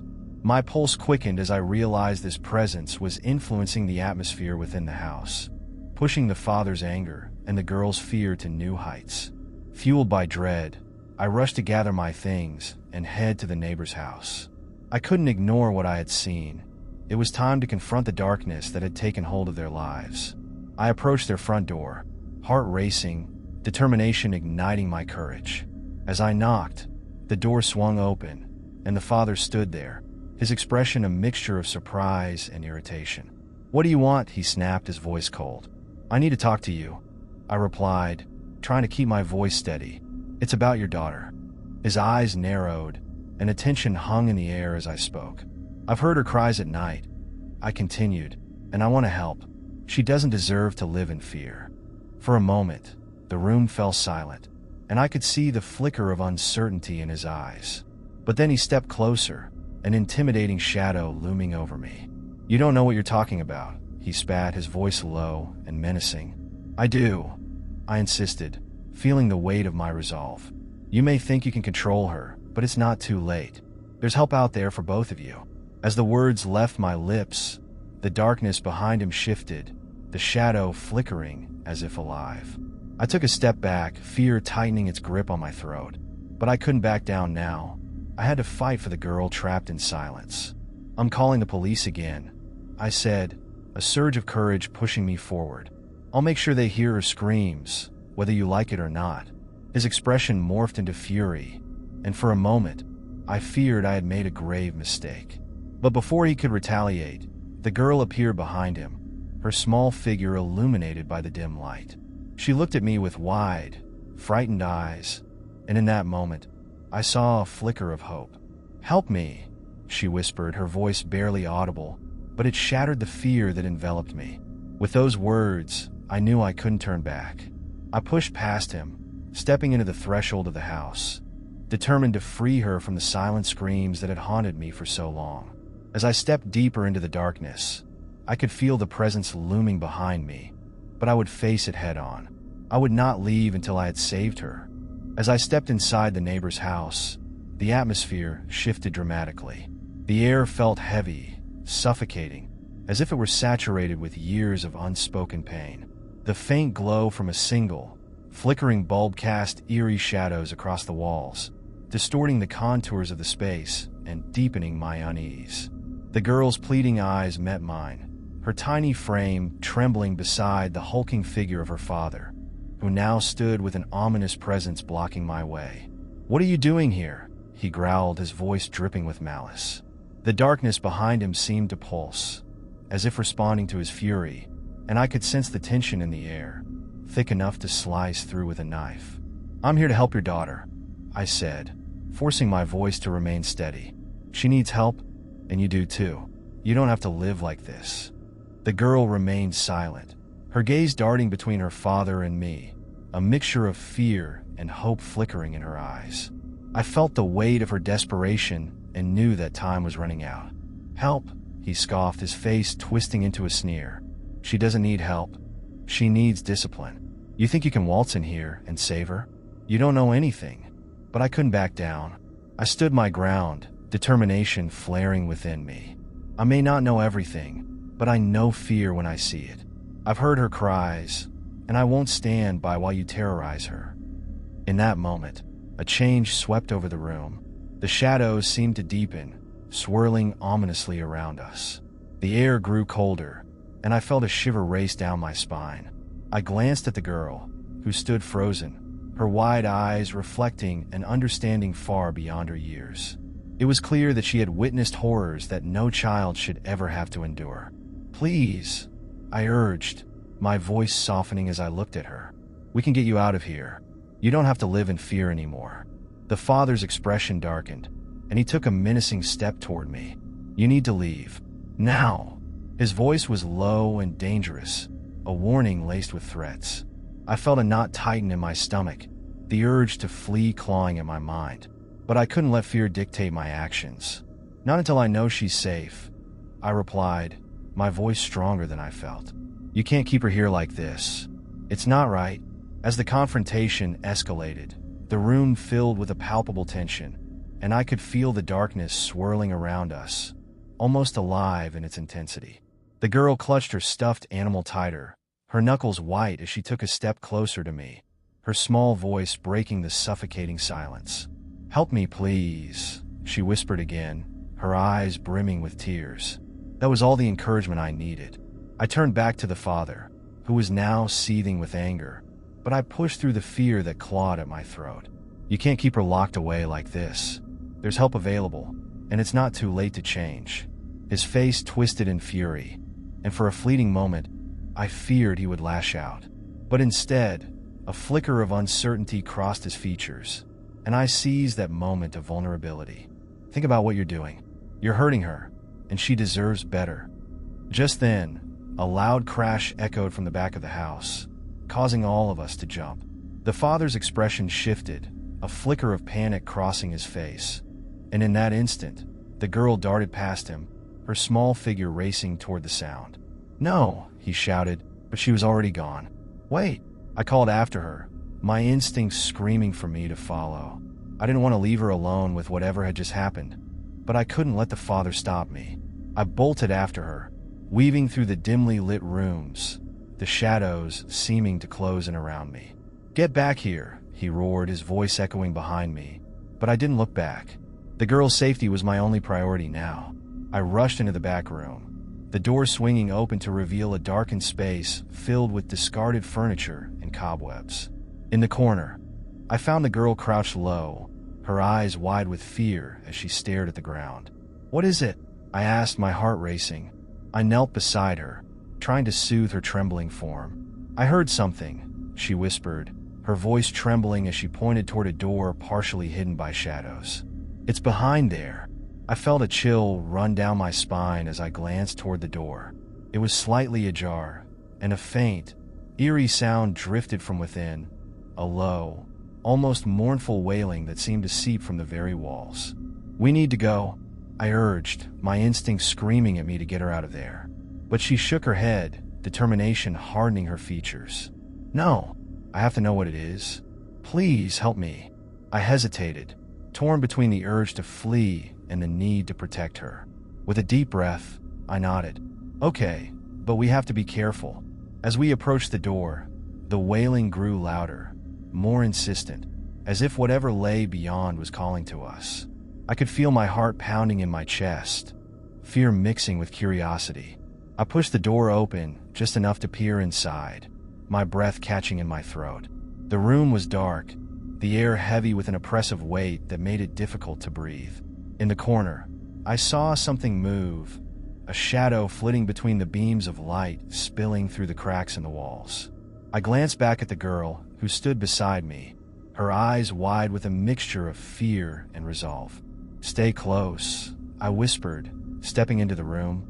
The wailing crescendoed, filling the air with a haunting melody that sent chills racing down my spine. As we ventured deeper, I could make out shapes hidden in the darkness. Old furniture, boxes stacked high, and something else, something that made my heart race. At the far end of the room, I noticed a small object, barely visible in the dim light. It appeared to be a mirror, covered in dust and grime, its surface reflecting distorted images of us. I stepped closer, drawn by an inexplicable force, and as I wiped the dust away, a horrifying realization hit me. The reflection in the mirror was not just ours. It held echoes of the past, images flickering in and out of focus. I saw flashes of a woman, her face twisted in anguish, trapped in a moment of despair. I saw the girl, older now, her eyes filled with tears as she reached out for help. "What is this?" I gasped, stumbling back as the images intensified, swirling in a chaotic dance. The girl clutched my arm, her grip tight and desperate. "It's my mom," she whispered, fear creeping into her voice. As the vision shifted, I saw the father's face, contorted in rage, and I understood the terrible truth. The girl was caught in a cycle of abuse, and the darkness that enveloped their home was a reflection of their haunted past. Before I could react, the mirror began to crack, fissures spreading across its surface like lightning, and a cold wind swept through the room, extinguishing the dim light. "Run!" I shouted, grabbing the girl's hand and pulling her back toward the door. But the shadows coiled around us, tightening their grip, as if trying to drag us back into the darkness. We burst out of the room, stumbling into the hallway, and I could hear the father's footsteps pounding behind us, rage fueling his pursuit. I glanced back, seeing him emerge from the shadows, eyes wild with fury. "You can't take her," he roared, a primal scream echoing through the house. "Get to the front door," I urged the girl, fear propelling us forward. We raced through the house, weaving through the oppressive darkness, desperate to escape the clutches of the nightmare that had ensnared us. As we neared the front door, I could hear the father's voice growing louder, his anger morphing into something unhinged, something dangerous. "You'll regret this. You don't know what you're doing." I pushed the door open and bolted outside, the cool night air hitting us like a wave. We stumbled into the yard, and I turned to the girl, who was trembling with fear. "Keep running," I shouted, and together we sprinted across the yard, adrenaline coursing through our veins. I could hear the father's furious shouts behind us, but I didn't dare look back. The only thought in my mind was to get the girl to safety. We dashed down the street, the moon casting eerie shadows as we ran. The world around us blurred, the weight of the house and its darkness fading behind us. Finally, we reached my front porch, and I yanked open the door, ushering her inside. Once inside, I locked the door and leaned against it, gasping for breath. "You're safe now," I said, trying to reassure her despite the chaos swirling in my mind. The girl sank to the floor, hugging her stuffed animal tightly, tears streaming down her cheeks. "What's going to happen now?" she asked, her voice trembling. I knelt beside her, brushing a strand of hair from her face. "We'll call for help. You don't have to go back there. I promise." As I reached for my phone, I couldn't shake the feeling that the shadows of the house would haunt us both long after the night was over. As I dialed the number for the authorities, my heart raced with the weight of the events that had unfolded. The girl sat on the floor, still trembling, clutching her stuffed animal as if it were a lifeline. I could see the confusion and fear in her eyes, a mixture of hope and despair that echoed the darkness we had just escaped. "Please, just stay quiet for a moment," I whispered, trying to steady my own voice as I waited for someone to pick up. The line rang, each tone echoing in the tense silence of the room. My mind raced, filled with questions about the girl's situation, her family, and what we had just witnessed in that suffocating house. 911, what's your emergency?" A calm voice finally answered. I hesitated, glancing at the girl. "I'm at my home, and I need help. There's a girl here who's in danger. Her father has been abusing her, and I just got her out." "Okay, ma'am. Can you provide me with your address?"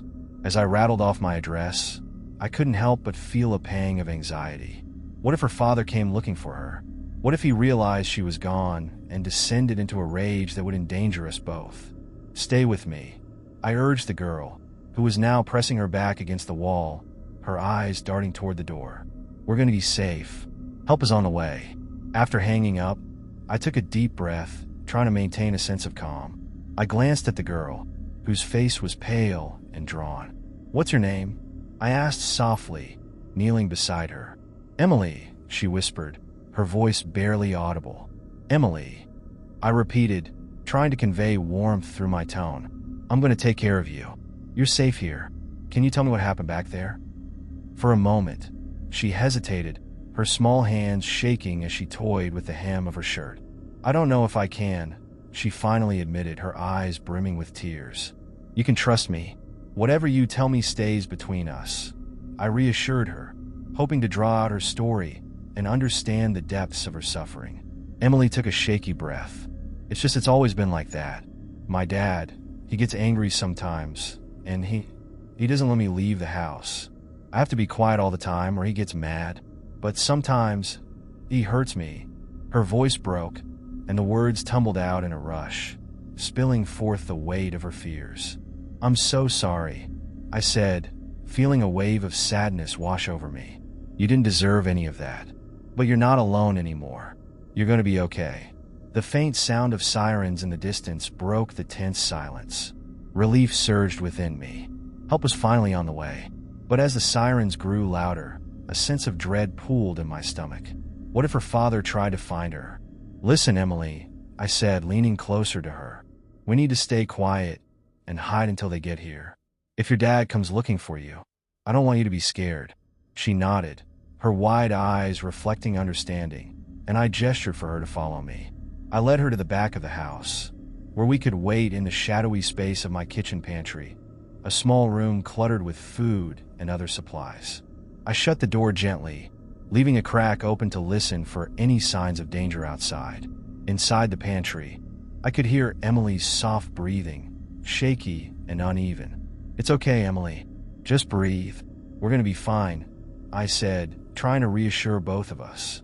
As we waited, I couldn't shake the feeling of dread that washed over me. I knew her father was a volatile man, and if he realized she was missing, it wouldn't take long for him to come searching for her. The thought of him finding us sent a shiver down my spine. After what felt like an eternity, the sound of footsteps outside drew my attention. I held my breath, listening intently. The footsteps were heavy, purposeful, and I could feel my heart pounding in my chest. Emily, stay quiet, I whispered, placing my finger over my lips. I strained to hear, my heart racing as the footsteps approached the front door. I heard the creak of the door as it swung open, followed by voices, stern and authoritative. Police! Is anyone home? A voice called out, breaking the silence of the house. I felt a wave of relief wash over me, but I still couldn't let my guard down. I turned to Emily, whose eyes were wide with fear. It's okay, Emily. They're here to help. Just stay quiet for a moment. The voices grew louder as the officers moved through the house, calling out for us. We're in the back, I finally shouted, trying to sound confident.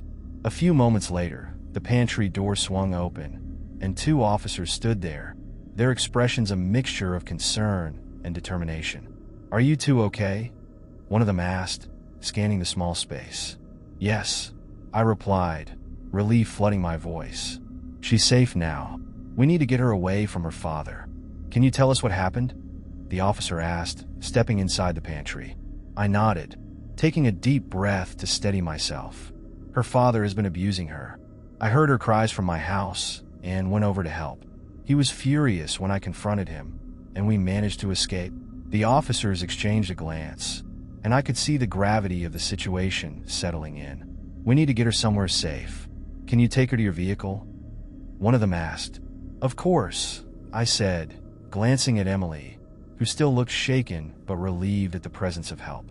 As we emerged from the pantry, I felt the weight of the house behind us, its dark shadows lingering in my mind.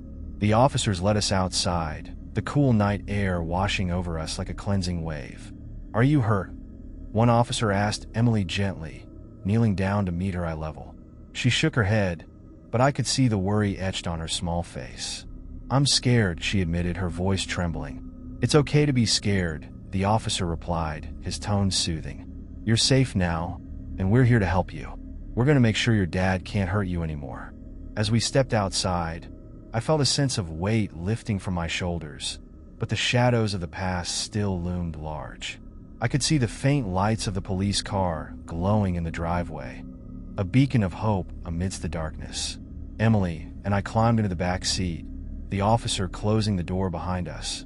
I looked at her, my heart aching with compassion. You did so well, Emily. You're so brave, I said, squeezing her hand gently. The officers exchanged information, discussing the next steps, but my focus remained on Emily. She was finally safe, far away from the oppressive weight of her father's darkness. As the car began to move, I felt a surge of hope. We were leaving that house behind, and with it, the suffocating fear that had hung over us. But even as we drove into the night, I couldn't shake the feeling that the echoes of that darkness would remain with us, haunting our thoughts as we began to heal. In the distance, The moon cast its pale light over the road ahead, illuminating a path toward a new beginning, one where the shadows of the past could finally fade away. The hum of the engine was a comforting sound as we sped away from the house, but the echoes of that place clung to my thoughts. In the back seat, Emily sat quietly, her eyes darting between the two officers in front and the passing scenery outside. The streetlights flickered by, casting fleeting shadows that seemed to mimic the ones we had just escaped. "Where are we going?" Emily finally asked, her voice small and uncertain. "We're taking you to a safe place, Emily," one of the officers replied, his tone gentle yet firm. "You'll be looked after there, and we'll make sure you're safe from your father." I could see Emily's brow furrow as she processed this new reality. The weight of her situation pressed heavily upon her, and I wished I could take all her fears away in that moment. "You're really going to be okay," I reassured her, giving her hand a gentle squeeze. "You're not alone anymore." As we drove, my thoughts raced. I was determined to ensure Emily's safety, but I also knew that confronting her father would be inevitable. The thought of facing that man sent a chill through me. He had proven to be dangerous and volatile, willing to lash out without warning. The officers spoke quietly among themselves, discussing the protocol for handling the case. I leaned closer, wanting to absorb every detail. I needed to know how this would unfold, how we would navigate the labyrinth of bureaucracy that often accompanied such dark realities. "Once we get to the precinct, we'll take your statement, Emily," one officer said. "We'll need to get some information about your father and any other details you can share about what's been happening at home." Emily nodded, but her eyes glazed over with a mix of fear and disbelief. I could see the wheels turning in her mind as she grappled with the enormity of her situation. It was a lot for a child to bear, and I wanted to shield her from the harsh truths of the world outside the car. After a while, we pulled into the parking lot of the precinct, the bright lights illuminating the night sky. The officers led us inside, and I could feel the tension in the air. It was a space filled with serious faces and urgent whispers, a hive of activity that made the gravity of our situation even more palpable. "Follow me," one officer instructed, leading us down a corridor lined with doors. Each step echoed with a sense of purpose, but I could feel the unease in Emily's small frame beside me. We entered a small room equipped with a table and a few chairs. It felt sterile and unwelcoming, a sharp contrast to the warmth I wanted to provide for Emily. "Sit here," the officer said, gesturing to one of the chairs. I helped Emily climb into her seat, taking the chair next to her. "Are you okay?" I whispered to her as we waited. "I guess," she replied, her voice trembling. "Just remember, you're strong. You're doing the right thing by telling them what happened." I encouraged, wishing I could help her find her voice amidst the fear. Moments later, another officer entered the room, his demeanor serious but compassionate. "Hi there, Emily. I'm Officer Daniels," he said, pulling out a notepad and taking a seat across from us. "I'm here to listen to your story." Emily shifted in her chair, her small hands clenching the edges as if it would anchor her to the moment. "I don't know if I can," she whispered, her voice barely above a whisper. "You can take your time," Officer Daniels said gently. "This is a safe space, and you can tell me anything you want. I'm here to help you." With a deep breath, Emily began to speak, her words hesitant at first, but growing more confident as she shared her experiences. She described the oppressive silence of the house, the fear that pervaded every corner, and the way her father's anger would erupt like a storm. I listened intently, heart aching for this brave girl who had endured so much. As she recounted her story, Officer Daniels scribbled notes, asking gentle follow-up questions to clarify the details. The room was filled with a quiet intensity, a sacred space where Emily's voice was finally being heard. "I try to be quiet, to not make him angry," Emily explained, her voice thick with emotion. "But sometimes I couldn't help it. He didn't like me to speak. He said I was a burden." My heart broke for her. "You are not a burden," I interjected softly. "You are a precious, brave girl who deserves to be safe and loved." She glanced at me, a flicker of hope in her eyes. It was a small victory, but I could see it igniting a spark within her. As the conversation continued, Emily spoke about the moments when she felt truly alone, the times when her father would lock her in her room for days without food, the memories of crying herself to sleep in the dark.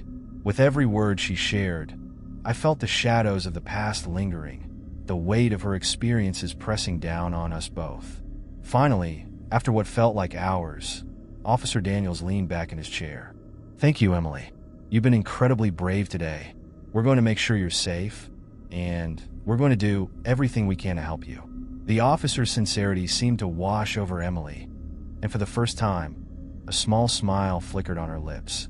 "Really?" she asked, her voice barely above a whisper. "Absolutely," he affirmed. "We'll make sure you get the support you need." The gravity of the situation hadn't diminished, but I could see a glimmer of hope in Emily's eyes. The darkness of her past was still present, but she was beginning to understand that she had the power to confront it. As the officers concluded their questioning, they assured us that arrangements were being made for Emily to stay with a trusted foster family. "You'll have people around you who care," Officer Daniels promised. Once we finished, the officers left the room for a moment, allowing us a few moments of privacy. I turned to Emily, feeling a surge of emotion. "You did so well," I said, my voice thick with pride. "I'm so proud of you for speaking up." "I was scared," she admitted, her voice shaky. "I know, but you were so brave," I reassured her. "You took a huge step, and now you're on the path to being safe." Just then, the door opened again, and the officers returned. "Emily, we have someone here to talk to you," one of them announced. A woman entered the room, her expression warm and welcoming. "Hi, Emily. My name is Sarah, and I'm with Child Protective Services. We're here to help you, okay?" She knelt down beside Emily, her tone gentle and understanding. "I'm scared," Emily confessed, glancing at me for reassurance. "It's okay to feel that way," Sarah replied. "You're in a safe place now, and we're going to help you. We'll make sure you have everything you need." As the officers and Sarah spoke to Emily, I felt a sense of relief wash over me. The battle to protect this young girl was far from over, but for the first time, I could see a light at the end of the tunnel. As they talked, I took a moment to reflect on the journey that had led me here. I had entered that house filled with shadows, fear, and uncertainty, and now we were standing on the brink of hope. But the road ahead would still be fraught with challenges. Emily would need time to heal, to find her voice amidst the echoes of her past. And as her advocate, I vowed to stand by her side, ready to confront whatever darkness awaited us. As the conversation continued, I looked at Emily, who seemed to draw strength from the compassion surrounding her. It was a reminder that even in the face of overwhelming odds, there is power in speaking out, in seeking help, and in reclaiming one's life from the shadows. Together, we would navigate the journey ahead, one step at a time. The light of hope shone brighter, illuminating the path forward, as we faced the unknown with courage and resilience. The sun began to rise, casting a soft, golden glow through the windows of the precinct. It felt like a fresh start, a new beginning waiting to unfold. As I sat in the small room with Emily and the compassionate woman from Child Protective Services, Sarah, I couldn't shake the feeling that we were standing at the threshold of change. Emily's eyes sparkled with uncertainty and a flicker of hope, and I knew that her journey was just beginning. "What happens now?" she asked, her small voice barely breaking the morning stillness. "Well, Emily," Sarah replied gently, "we're going to get you settled with a foster family who can provide you with the support and love you deserve. They're great people, and I know you'll feel safe with them." The thought of Emily leaving the precinct was bittersweet. I wanted to protect her and keep her close, yet I understood the importance of this next step in her healing process. It was time for her to begin anew, to build a life free from the shadows of her past. As we discussed the details of Emily's new living arrangements, the officers provided reassurances, ensuring her that they would remain involved in her case. The bond between Emily and me had formed quickly, and I hoped she would carry that strength with her into her new home. "We'll also connect you with a therapist," Sarah added. "Talking about what you've been through can really help you heal. You don't have to face this alone." Emily nodded, a mix of emotions dancing across her face. She seemed both grateful and apprehensive, as if she were standing on the edge of a cliff, ready to leap into the unknown. "I just want to be normal," she said softly. "I don't want to be scared anymore." "You will be," I assured her, my voice steady. This is your chance to find your normal. It won't happen overnight, but you're already on the right path. Remember, you are strong, and you deserve to be happy. Just then, the door opened, and a tall woman with warm eyes and an inviting smile stepped into the room. "Hi, I'm Lisa," she said cheerfully. "I'm going to be one of the foster parents you'll be staying with, Emily. I've heard so much about you already." Emily's gaze shifted between Lisa and me, uncertainty flickering in her eyes. "You really want me to stay with you?" "Absolutely," Lisa exclaimed, kneeling to meet Emily at eye level. "We have a cozy home, and I have 2 dogs who are going to love you. I promise you'll be safe and happy there." As I watched the warmth radiate from Lisa, I felt a glimmer of hope for Emily. This could be the nurturing environment she needed to heal and flourish. "You'll get to meet the dogs and see your new room," Lisa continued, her enthusiasm infectious. "It's all set up, and I think you'll love it." Emily hesitated for a moment, her brow furrowing as she processed the situation. "What if I don't like it?" she whispered. "It's okay to feel unsure," I replied.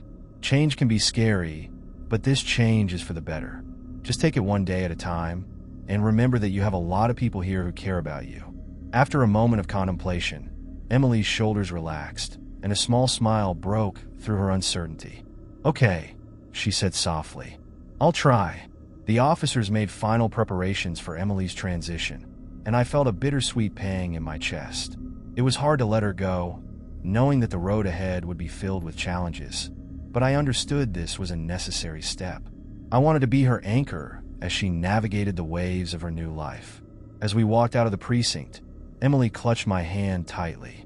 I could feel her fear mixing with excitement, the apprehension of the unknown intertwining with the hope of a brighter future. Once outside, we were greeted by a cool breeze, the air fresh and crisp with the promise of a new day. The car ride to Lisa's home was filled with small talk and nervous laughter, and I could see the tension in Emily's face slowly beginning to fade. "Are you excited to meet the dogs?" Lisa asked, her enthusiasm unyielding. "Yes," Emily replied, her voice a little brighter. As we arrived at Lisa's home, I felt a rush of emotions.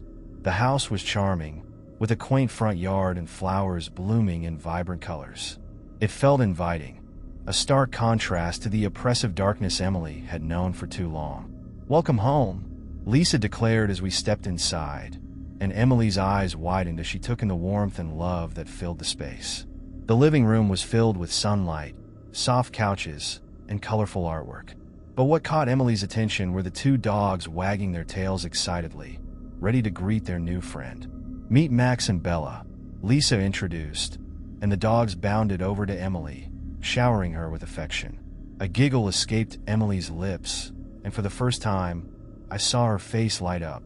The joy was palpable, and it was a reminder of the innocence she still possessed despite everything she had endured. As Emily knelt to pet the dogs, I felt a sense of relief wash over me. She was in a safe space, surrounded by kindness and compassion, and I hoped this would be the beginning of her healing journey. After settling in, Lisa showed Emily to her new room, decorated with soft colors and a cozy bed adorned with fluffy pillows. "This is your space, Emily. You can decorate it however you like," Lisa said with a warm smile. As Emily explored, I felt my heart swell with pride. She was stepping into a world of possibilities, one where she could reclaim her childhood and find joy in the little things. Before I left, I knelt down to Emily's level. "Remember, you're never alone. You have people who care about you now," I reminded her, fighting back the emotions that threatened to spill over. "I'll miss you," Emily replied softly, her eyes shining with sincerity. "I'll miss you too, but I'll always be here for you," I promised. "And I can't wait to hear all about your new adventures." With one last hug, I stepped back and watched as Emily began her new journey, her laughter echoing through the house as she played with the dogs. As I walked to my car, I took a deep breath, feeling the weight of the past begin to lift. Emily's life was just starting anew, and while the journey ahead would not be without its challenges, I believed in her resilience. The sun dipped low in the sky, casting a warm glow over the horizon. With the shadows of the past fading behind us, I drove away with a sense of hope and determination. This was not just the end of a chapter, It was the beginning of a beautiful story waiting to unfold. As I left, I carried with me the knowledge that sometimes the most profound transformations come from confronting the darkness and stepping into the light.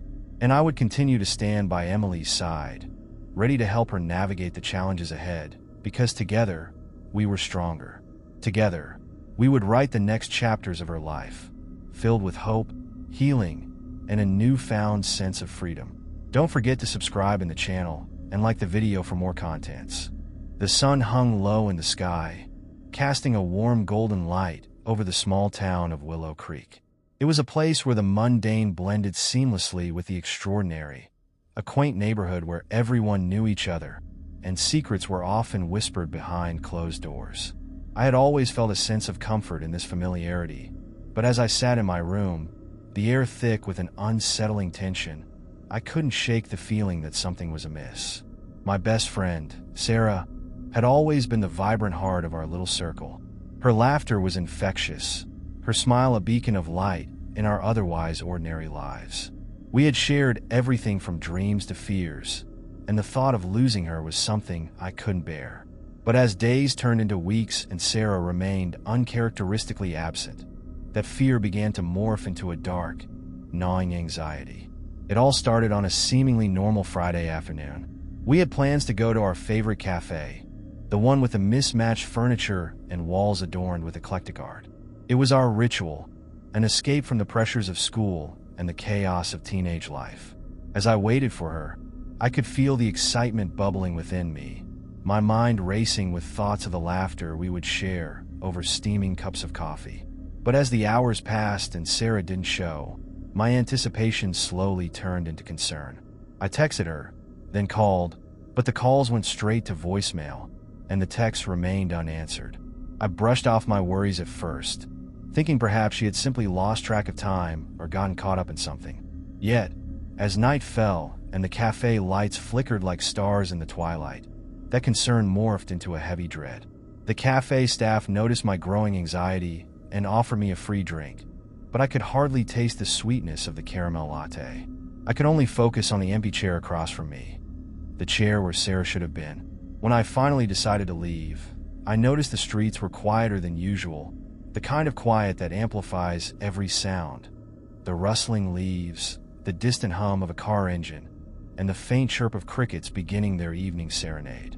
It was almost eerie, and as I made my way home, I couldn't shake the feeling that something wasn't right. I reached my front porch and hesitated, staring at my phone as if it might magically light up with a message from Sarah. Nothing. My heart sank deeper as the realization hit me. Something was very wrong. I turned to enter the house, but just as I did, my phone buzzed. It was a text from an unknown number. My heart raced as I opened it, hopeful for news of Sarah. Instead, the message read, "You shouldn't look for her." My blood ran cold. Who was this person? How did they know I was looking for Sarah? I felt a chill creep up my spine, the hairs on the back of my neck standing on end. I quickly texted back, demanding to know who they were and what they meant. But there was no response. A mixture of fear and determination surged through me. I couldn't let fear control me. I had to find Sarah. I needed to uncover the truth, no matter the cost. That night, I lay awake, my mind racing with possibilities. Did something happen to her? Was she in danger? I recalled our last conversation, the way she seemed distracted, as if something was weighing heavily on her mind. Had she been trying to tell me something? I closed my eyes, replaying that moment, desperately searching for clues that might lead me to her. The next morning, I decided I couldn't wait any longer. I needed to involve her parents. They had to know something. I grabbed my phone and called them, my heart pounding in my chest as I waited for an answer. "Hello." Mrs. Thompson's voice came through, laced with worry. "Mrs. Thompson, it's me, Lucy. Have you seen Sarah?" I asked, my voice trembling. There was a pause on the other end. "No, sweetie, we haven't seen her since yesterday morning. She said she was going to meet you." I felt my stomach drop. I've been trying to reach her. She didn't show up, and I'm really worried. "Oh my God," she whispered, her voice breaking. "I'll call the police. They need to know." As we hung up, I felt a surge of panic. The police, would they take me seriously? Would they think I was overreacting? Sarah had always been responsible, always kept her promises. I could only hope they would find her quickly. I decided to take matters into my own hands as well. I called my other friends, rallying them to help search for Sarah. We split up, checking all her favorite spots, the park, the bookstore, even the abandoned house at the edge of town that we dared each other to explore. As I walked through the familiar streets, I felt a mix of nostalgia and dread. I could picture Sarah laughing in the sun, her hair catching the light like a halo. But now, those memories were clouded by the anxiety of the present. Hours passed with no sign of Sarah. The sun dipped lower in the sky, and an ominous darkness began to creep into my heart. I started to feel like a puppet on a string, with fear tightening its grip around me, pulling me deeper into uncertainty. It was then that I received another message from the unknown number. You should stop looking. It's for your own good. Each word felt like a knife twisting in my gut. I showed the message to my friends, and their faces blanched as they read it. We need to tell someone, Mark urged, his voice steady but filled with concern. Maybe we should go to the police now, Mia added, her brow furrowed. But before we could make a decision, my phone rang again. It was Mrs. Thompson. Lucy, they're here. They're starting to search the area. Okay, I'll be there soon, I replied, urgency propelling me forward. When I arrived at the Thompson house, I found the police already interviewing Sarah's parents. They were frantic, their worry palpable in the air. The officers assured them they would do everything they could to find her. Can I talk to them? I asked, my heart racing. Yes, sweetie, Mrs. Thompson said, her voice thick with tears. I approached the officers, my mind racing with everything I wanted to say. I think Sarah might be in trouble. I got a message from someone telling me not to look for her. The officers exchanged glances, and one of them, Officer Daniels, nodded. Can you show us the message? I pulled out my phone and handed it to him. He read it, his expression turning serious. We'll take this into account. Can you think of anyone who might want to harm her? No, I said, shaking my head. Everyone loved Sarah. She wouldn't have made enemies. She's too kind. Officer Daniels jotted down my words, but I could see the worry etched on his face. All right, we'll need to keep in touch. If you remember anything at all, you need to let us know. As I walked away, a sense of helplessness washed over me. What could I do? I felt like I was standing at the edge of a cliff, looking into a chasm of uncertainty. Sarah was out there somewhere, and I needed to find her before it was too late. As the night deepened, the fear settled into my bones. I couldn't sleep. I kept replaying every moment in my mind, trying to find the answer hidden in the shadows. I had to find Sarah. I couldn't let her disappear without a trace, not when there was still hope. With that thought, I picked up my phone again, determined to confront the unknown. I'm not afraid of you, I whispered into the void. I will find Sarah, no matter what it takes. And as the darkness closed in around me, I knew one thing for sure. This was only the beginning of a mystery that would unravel my world and test the very limits of my courage. The following day dawned with an overcast sky, as if the universe itself mirrored the heavy weight pressing down on my chest. I awoke with a mixture of dread and determination. After tossing and turning for what felt like hours, I finally resolved that I couldn't sit idly by. I needed to take control of the situation and find Sarah before it was too late. I quickly threw on some clothes, barely glancing at my reflection in the mirror. My hair was a wild mess, and dark circles formed under my eyes, betraying the sleepless night I had endured. But my appearance didn't matter. I had one goal: to find my best friend. I reached for my phone and texted Mia and Mark, asking them to meet me at the cafe where we usually hung out. If we were going to uncover the mystery behind Sarah's disappearance, we needed to brainstorm together and figure out our next steps. As I walked down the familiar streets of Willow Creek, my mind raced. What had happened to Sarah? Who was sending those ominous messages? The same questions looped endlessly in my thoughts, each one amplifying the anxiety already gripping my heart. When I arrived at the cafe, I found Mia and Mark already seated at our usual table. Their faces were etched with concern, but they smiled when they saw me. Hey Lucy, have you heard anything? Mia asked, her voice laced with hope. I shook my head. No, not yet. But we can't just wait around for the police. We need to find her ourselves. Mark nodded, his brow furrowed in concentration. I agree. Let's start by retracing her last known whereabouts. Maybe we'll stumble upon something. We quickly ordered our drinks and spread out a map of Willow Creek on the table. Mark pointed to the park where Sarah often went jogging, while Mia suggested we check the bookstore she loved. Each suggestion felt like a thread pulling us deeper into the fabric of the mystery surrounding Sarah's absence. After a quick brainstorming session, we agreed to split up. I would head to the park, while Mark and Mia would visit the bookstore. The thought of being alone sent a shiver down my spine, but I knew I couldn't let fear dictate my actions. Sarah needed me. As I made my way to the park, the atmosphere felt heavier than usual. The rustling leaves whispered secrets I couldn't decipher, and the distant laughter of children playing seemed almost mocking in the face of my desperation. I picked up the pace, determination fueling my steps. Upon arriving at the park, I immediately headed toward the jogging path. I could almost picture Sarah there, earbuds in, lost in her own world.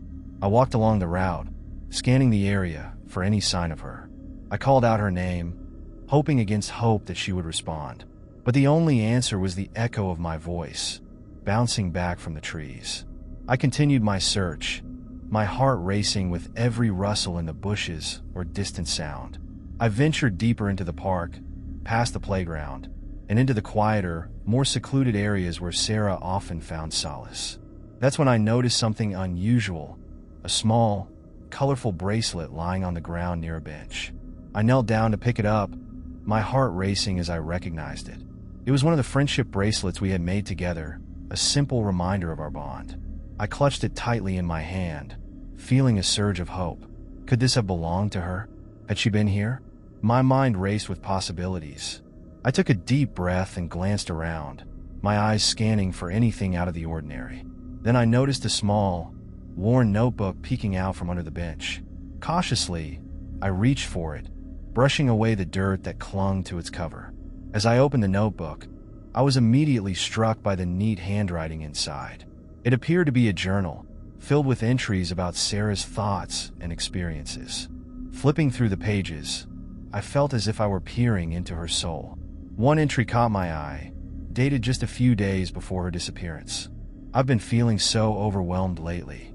It's as if someone is watching me, following me. I can't shake the feeling that I'm being judged for something I don't even understand. I wish I could talk to Lucy about this, but I don't want to burden her. My heart sank. Had Sarah sensed something was wrong? I quickly took a photo of the page with my phone, determined to share it with Mia and Mark later. I closed the notebook, feeling the weight of its contents. Suddenly, my phone buzzed in my pocket. It was a text from Mia. We found something at the bookstore. Meet us at the cafe, ASAP. My heart raced as I hurried back to the cafe, anxiety mixing with curiosity. What had they uncovered? When I arrived, I spotted them at our usual table, their expressions a mix of excitement and concern. What did you find? I asked, sliding into my seat, still clutching the bracelet. Mia leaned forward, her eyes wide. We found a note tucked between the pages of one of Sarah's favorite books. It was addressed to you. I felt a knot form in my stomach. What did it say? Mark took a deep breath before passing me the note. I unfolded it, my hands trembling slightly as I read. Lucy, if you're reading this, something is wrong. I can feel it closing in on me. Please, don't trust anyone. There's something I need to tell you, something important. Meet me at the old oak tree at the edge of the park. Don't be late. Do you think this was recent? I asked, my voice barely above a whisper. Mia nodded. It was in a book she checked out last week. We need to go there now. The urgency coursed through my veins, igniting my resolve. I quickly tucked the note into my pocket, and we set off toward the park, adrenaline propelling us forward. As we approached the old oak tree, a sense of dread washed over me. What had Sarah discovered? What was she trying to tell me? When we arrived, the sun had dipped behind the clouds, casting long shadows across the ground. The ancient oak stood tall, its gnarled branches reaching out like skeletal fingers. We searched the area, but there was no sign of Sarah. Maybe she left something for us here, Mark suggested, scanning the ground. I nodded, my heart racing. She has to have left a clue or something. We combed through the underbrush and the surrounding area, each moment stretching into eternity. But just as despair began to creep in, I noticed something gleaming in the grass, a small, silver locket. I picked it up, and my breath caught in my throat. It was Sarah's. I opened it, revealing a tiny photo of the two of us on one side, and on the other, a small note scrawled in her handwriting. "I'm sorry, Lucy. I didn't want to worry you. Please forgive me." My heart shattered at the words. I felt a mixture of hope and despair. Why had she left this here? What was happening? As I stood there, holding the locket tightly in my palm, a chilling realization washed over me. We weren't just looking for Sarah. We were uncovering a mystery far darker than I could have ever imagined. The unanswered questions swirled in my mind, and the shadows around the old oak seemed to deepen. I knew that I needed to uncover the truth, not just for Sarah, but for myself. "Let's keep looking," I said, determination setting my jaw. "We have to find her. We can't give up." And with that, we set off once more, our hearts filled with the unwavering hope that we would bring Sarah home. As the sun dipped lower in the sky, casting an eerie glow over Willow Creek, a sense of urgency consumed me. The weight of Sarah's locket in my pocket felt heavier with each passing moment, a constant reminder of my promise to find her. The old oak tree loomed behind us, an ominous sentinel watching our every move as we left the park. "Mia, Mark, we need to figure out who might have been stalking Sarah. There's something bigger going on here," I said, determination fueling my words. "The notes, the locket, they're all connected somehow." Mark nodded, his brow furrowed in concentration. "We should start by going through her social media. Maybe we can find someone who's been commenting on her posts or sending her messages that seem strange."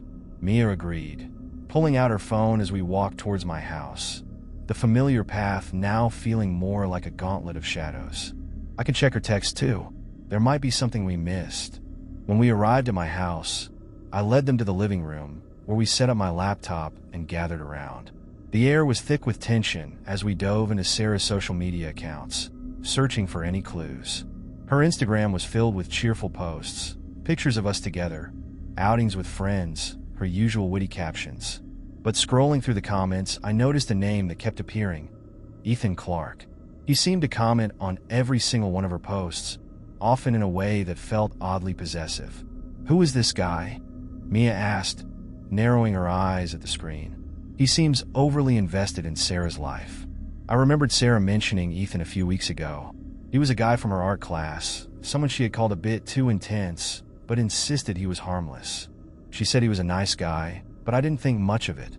Mark leaned closer, scrolling through Ethan's profile. "Look at this. He has a lot of mutual friends with Sarah, but his account is private. That's suspicious. What if he's been trying to get close to her? Maybe that's why she felt like someone was watching her," I suggested, my heart racing at the thought. Mia tapped her fingers on the table thoughtfully. "We need to talk to him. If he knows something, we can't let him slip away." We decided to message Ethan, trying to play it cool. I typed out a casual message, asking if he had seen Sarah lately. My hands trembled slightly as I hit send, the weight of our decision heavy in the air. While we waited for a response, I rifled through Sarah's text messages on her phone. Most were mundane conversations about classes, plans for the weekend, and funny memes. But then, I stumbled upon a thread that caught my eye. It was an exchange between her and an unknown number, a series of messages that made my stomach churn. "Are you going to tell them?" The first message read, "Please, just leave me alone," Sarah had responded. "What's done cannot be undone. You can't hide forever," the unknown number replied. My breath caught in my throat. "Guys, look at this. There's someone threatening her." Mia leaned closer, her eyes widening. "This is serious. We need to report this to the police."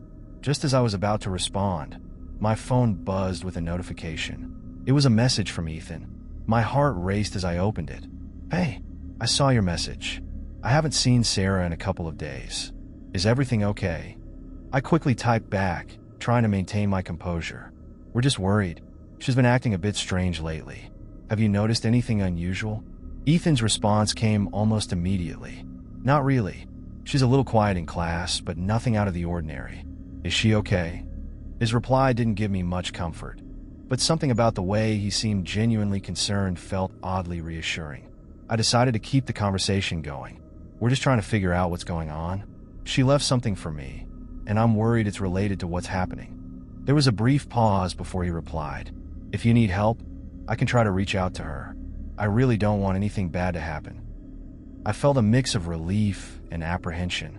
Sure, that would be great. Thanks. Once we finished our conversation, I turned to Mia and Mark. I think he genuinely cares. Maybe he knows more than he's letting on. But before we could discuss it further, my phone rang. The unknown number flashed on the screen, sending chills down my spine. I glanced at Mia and Mark, my heart pounding in my chest. It's them. Don't answer it, Mark warned, his expression grave. But something compelled me to pick up the phone. Hello, I said, my voice steady despite the fear coursing through me. Lucy, a gravelly voice replied, sending shivers down my spine. I see you've been digging around. You should stop. It's not safe for you. I felt my stomach drop. Who is this? The voice chuckled darkly. Someone who knows more than you think.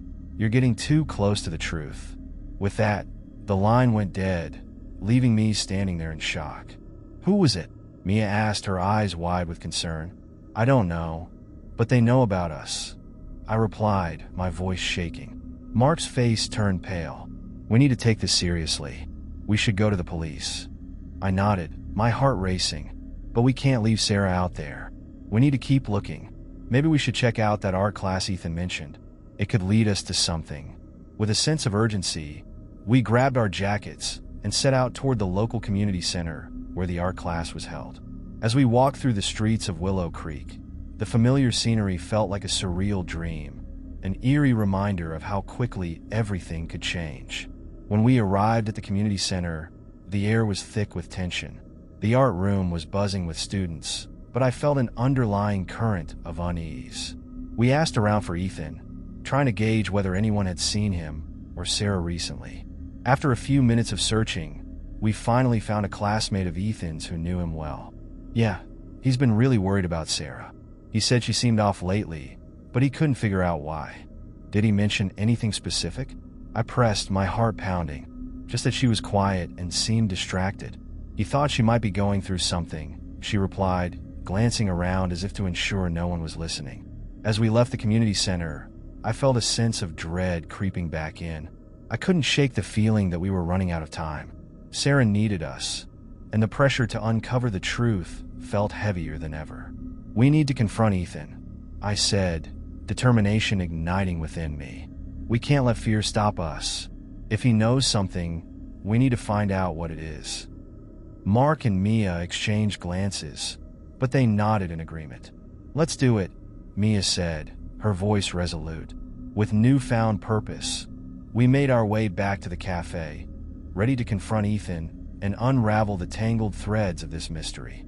Every step felt like we were edging closer to the truth, even as the shadows grew longer around us. As the sun sank below the horizon, casting long shadows across the cobblestone streets of Willow Creek, I felt a mix of anxiety and determination welling up inside me. We reached the cafe, its warm lights glowing like a beacon of hope amid the encroaching darkness. The chatter of patrons and the rich aroma of coffee only heightened my urgency. We needed answers, and Ethan might be the key to unlocking the mystery behind Sarah's disappearance. Inside, the cafe was buzzing with activity. We scanned the room, looking for Ethan among the bustling crowd. My heart raced as I caught sight of him seated at a corner table, his brow furrowed in thought, tapping his fingers anxiously against the table. He looked up just as I spotted him, his expression shifting from surprise to concern. Mia, Mark. Hey, he called, rising to greet us. I got your message. What's going on? Ethan, we need to talk, I said, my voice steady despite the fluttering in my stomach. It's about Sarah. He paled slightly, the color draining from his face. Is she okay? We don't know. That's why we're here, I replied, urgency threading through my words. We've been trying to piece together what's happened to her, and we think you might know something. Ethan's eyes darted around the cafe, as if he was searching for an escape. I don't know much. She seemed fine when I last saw her a few days ago. Something isn't right. Mark interjected, leaning in closer. She was receiving strange messages, and there's this unknown number that's been threatening her. You've been commenting on her posts a lot. Why? Ethan shifted uncomfortably in his seat, glancing down at his hands. I just wanted to support her. She's an amazing artist, and I thought it might help her feel less alone. I didn't mean to come off as creepy. Did you ever feel like someone was watching her? I pressed, watching his reaction closely. Ethan hesitated, his expression conflicted. I did notice she seemed paranoid sometimes, like she was looking over her shoulder. She mentioned feeling like someone was following her. I thought she was just stressed. The weight of his words settled heavily in the air. Did she tell you anything specific? I asked, desperate for a breakthrough. No, he replied, frustration etched on his face. She only said she felt uneasy. I thought it would pass. Mia leaned forward, her voice soft yet firm. Ethan, we found messages on her phone that suggested she was being threatened. You have to help us. His eyes widened, realization dawning on him. I didn't know. I would have done something if I had known she was in danger. Then help us now, I urged. You said you wanted to reach out to her. Did you ever try to meet her outside of class? Ethan nodded slowly. A couple of times, but she always seemed too busy. I didn't want to push her. Maybe she felt uncomfortable, Mark added. Did you ever see anyone hanging around her? Anyone who seemed out of place? Ethan shook his head, his expression growing darker. No, but I can ask around. I have friends in the art community. They might have seen something. Please do that, I said, the hope in my chest flickering like a candle flame. But we need to act fast. If there's someone out there targeting her, we can't wait for them to make their next move. Just then, a strange noise echoed through the cafe. A sudden crash from the back room. Our heads snapped in the direction of the sound, tension surging in the air. What was that? Mia whispered, her eyes wide with alarm. Ethan's face turned pale again, and he stood up abruptly. I need to check it out. Stay here. Before we could object, he rushed towards the back, leaving us bewildered and anxious. I exchanged worried glances with Mia and Mark, the atmosphere thick with uncertainty. Should we follow him? Mark asked, a sense of dread creeping into his voice. Yes, I replied, my heart pounding as I got up from my seat. We can't let him face whatever that was alone. We hurried after Ethan, pushing through the crowd and heading towards the back of the cafe. As we reached the door, I hesitated for a moment, my instinct screaming that something wasn't right. With a deep breath, I pushed the door open. Inside, the dimly lit room was empty except for a few scattered chairs and a table overturned in the corner. The sound of muffled voices echoed from the adjacent hallway, sending a chill down my spine. I turned to the others, our eyes wide with confusion and fear. Do you hear that? Mia whispered, her voice trembling. Yeah, Mark replied, his brow furrowed. It's coming from down the hallway. With a silent nod, we crept towards the source of the voices. Each step felt heavier, and the air grew colder. As we approached, the voices became clearer. One was definitely Ethan's, but the other was unfamiliar. I told you to leave her alone. Ethan's voice rose, full of anger and fear. Why? She's not your problem anymore. The other voice sneered, laced with malice. I exchanged a panicked glance with Mia and Mark. We have to help him, I said, my voice barely above a whisper. We moved closer, our hearts racing. Peeking around the corner, we caught sight of Ethan facing off against a tall figure cloaked in shadows. The stranger's features were obscured, but the menace in his posture was unmistakable. Who are you? Ethan demanded, taking a step back. What do you want from Sarah? The figure chuckled darkly, a sound that sent chills down my spine. She's already in over her head. You really think you can protect her? Without thinking, I stepped forward, adrenaline coursing through me. Let her go. You have no right to threaten her, or anyone else. The figure turned to face us, and in that moment, my heart dropped. I recognized him from Sarah's social media, someone who had commented on her posts, a name I had overlooked in the chaos. It was Derek Wells, a classmate who had always been a bit too eager to insert himself into Sarah's life. What are you doing here, Lucy? He sneered, his voice dripping with disdain. This is none of your business. Sarah is my best friend, I shouted, anger fueling my resolve. You think you can intimidate her? You're wrong. Ethan stepped beside me, a newfound strength in his posture. You need to back off, Derek. We know what you've been doing. Derek's eyes narrowed, and he stepped forward menacingly. You don't know anything. You're just a bunch of kids playing detective. Mia chimed in, her voice steady despite the tension. You're the one who's scared. You're afraid the truth will come out, and you'll be exposed for what you really are. In a flash, Derek lunged toward us, but Ethan intercepted him, grabbing his arm. A struggle ensued, the two boys grappling for control. My heart raced as I watched, fear gripping me, but I couldn't back down now. Call the police, I shouted at Mia, who pulled out her phone, her fingers shaking as she dialed. The cafe's patrons began to notice the commotion, and soon enough, voices rose in alarm. Derek, realizing he was outnumbered and drawing attention, broke free from Ethan's grasp. You'll regret this, he spat before retreating down the hallway. Go after him, I urged, my pulse racing. Ethan and I exchanged a glance, and without hesitation, we sprinted after Derek. The hallway twisted and turned, leading us out of the cafe and into the darkened streets of Willow Creek. Where did he go? Ethan panted, glancing around frantically. There, I pointed toward an alleyway just ahead. We chased after him, the adrenaline surging through our veins, until we reached the alley. But as we turned the corner, our hearts sank. Derek had disappeared into the shadows, leaving us standing in the cold night air, panting and disheartened. We lost him, Ethan said, frustration lacing his tone. But I wasn't ready to give up. We need to figure out where he might go. He has to be hiding somewhere. Mia caught up with us, her breath coming in quick gasps. I called the police. They're on their way. Good, I replied, my mind racing. But we need to do something now. We can't let him get away with this.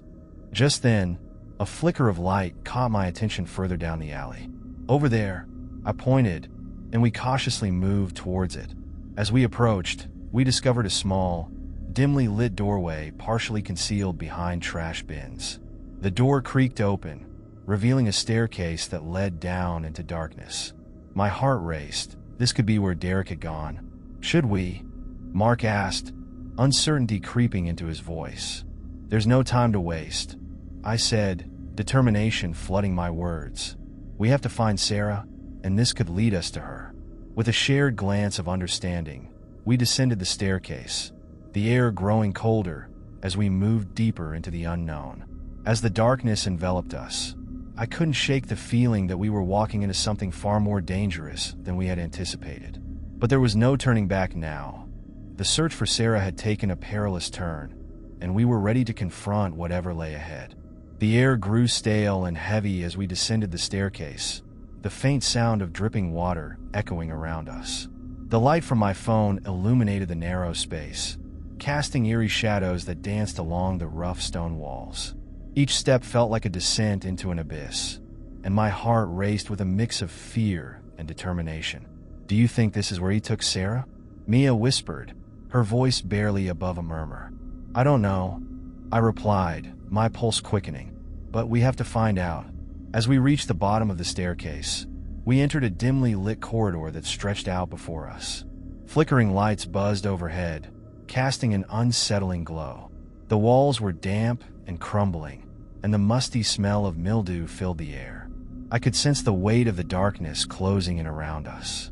Let's stick together, Mark urged, his voice steady despite the fear flickering in his eyes. We don't know what's down here.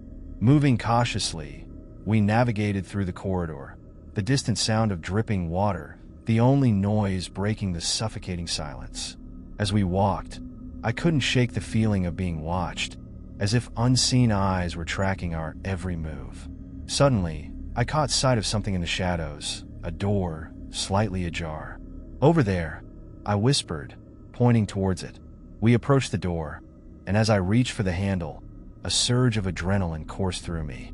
I pushed it open slowly, revealing a small room filled with old furniture covered in dusty sheets. My heart sank as I glanced around, searching for any sign of Sarah. Is there anything here? Mia asked, stepping into the room and scanning the area. Just old junk, I replied, my disappointment palpable. but there has to be something, anything. Just then, I noticed a piece of paper on a nearby table, partially hidden under a sheet. I walked over, my hands trembling as I pulled the sheet away to reveal a notebook.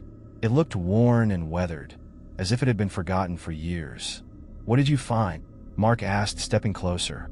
I opened the notebook, flipping through the pages filled with hastily scrawled notes and sketches. As I read, a chill ran down my spine. "These are drawings of Sarah." "Drawings?" Mia echoed, her brow furrowing as she leaned in to see. "Yeah, and they're detailed. Like really detailed. This is unsettling."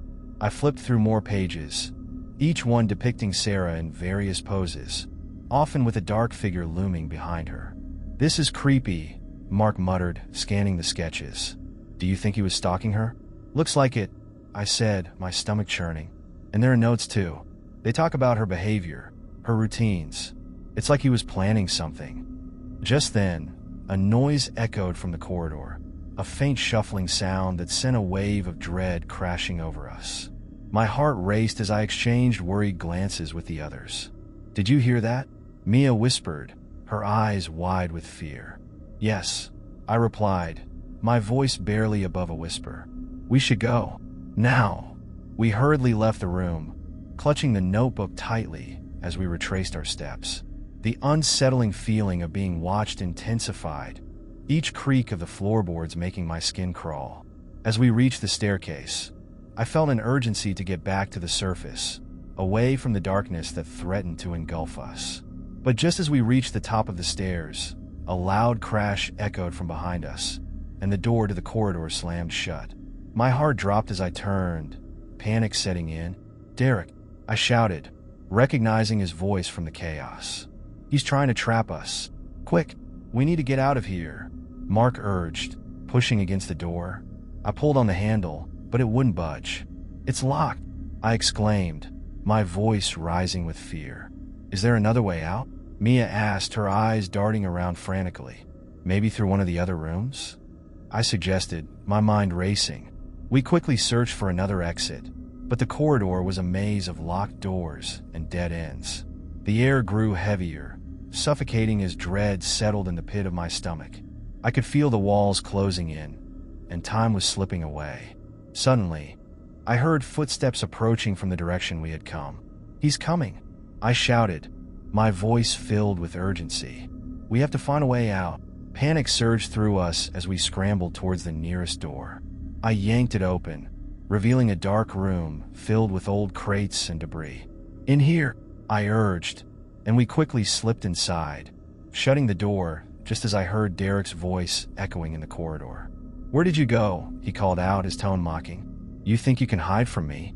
I held my breath, straining to hear as Derek's footsteps grew closer. The darkness enveloped us, and I felt the weight of fear crushing down on me. The room was silent, except for our quiet breaths and the pounding of my heart. "Do you think he knows we're in here?" Mark whispered, his voice trembling. "I don't know," I replied, my voice barely above a whisper. "But we can't stay here forever." Suddenly, the door rattled as Derek tried to push it open. "I know you're in there," he shouted, his voice filled with rage. "You can't hide from me." I glanced around the room, searching for anything that could help us escape. My eyes landed on a small window high up on the wall, covered with grime and cobwebs. "There," I pointed. "If we can get to that window, we might be able to climb out." "Are you crazy?" Mia exclaimed, panic flashing in her eyes. "It's too high. It's our only option," I insisted. "We need to try." Mark and Mia nodded, and together we moved towards the window. I grabbed a crate and positioned it beneath the window, using every ounce of strength to lift Mia up first. "Be careful," I urged as she clambered onto the crate, her fingers brushing against the cold window frame. She struggled to reach the top, but finally, she got her hands over the edge. "I can do it," she gasped, her determination shining through her fear. "Just a little more," I encouraged, watching her push herself up until she finally swung one leg over the edge. With a final effort, she hoisted herself up and disappeared out of sight. "Your turn," Mark said, his voice tense as he climbed onto the crate. I turned to the door, anxiety spiking as I heard Derek's voice growing closer. "You can't hide forever," he shouted, his frustration palpable. I helped Mark climb up, and he soon followed me out of the window. "Go," he urged me as he landed outside, but I felt my heart race with panic. Just then, the doors shook violently, and I knew I didn't have much time. I took a deep breath, mustering every ounce of courage, and scrambled onto the crate. My fingers grasped the window frame, and I pulled myself up with all my might. As I reached the edge, I could hear the doors splintering behind me. "Hurry," Mark shouted, reaching out to help me. With one last push, I swung my leg over and landed on the ground outside, rolling to absorb the impact. I scrambled to my feet and turned back just as the door burst open, splintering wood flying in all directions. Derek stood there, rage etched on his face, his eyes wild with fury. "Run!" I screamed, and without a second thought, we took off down the alley, hearts pounding, adrenaline surging. The sounds of Derek's footsteps echoed behind us as we sprinted through the night, determination propelling us forward. We had to find safety, and we couldn't let him catch us. The stakes were higher than ever, and there was no turning back now. Don't forget to subscribe in the channel and like the video for more contents.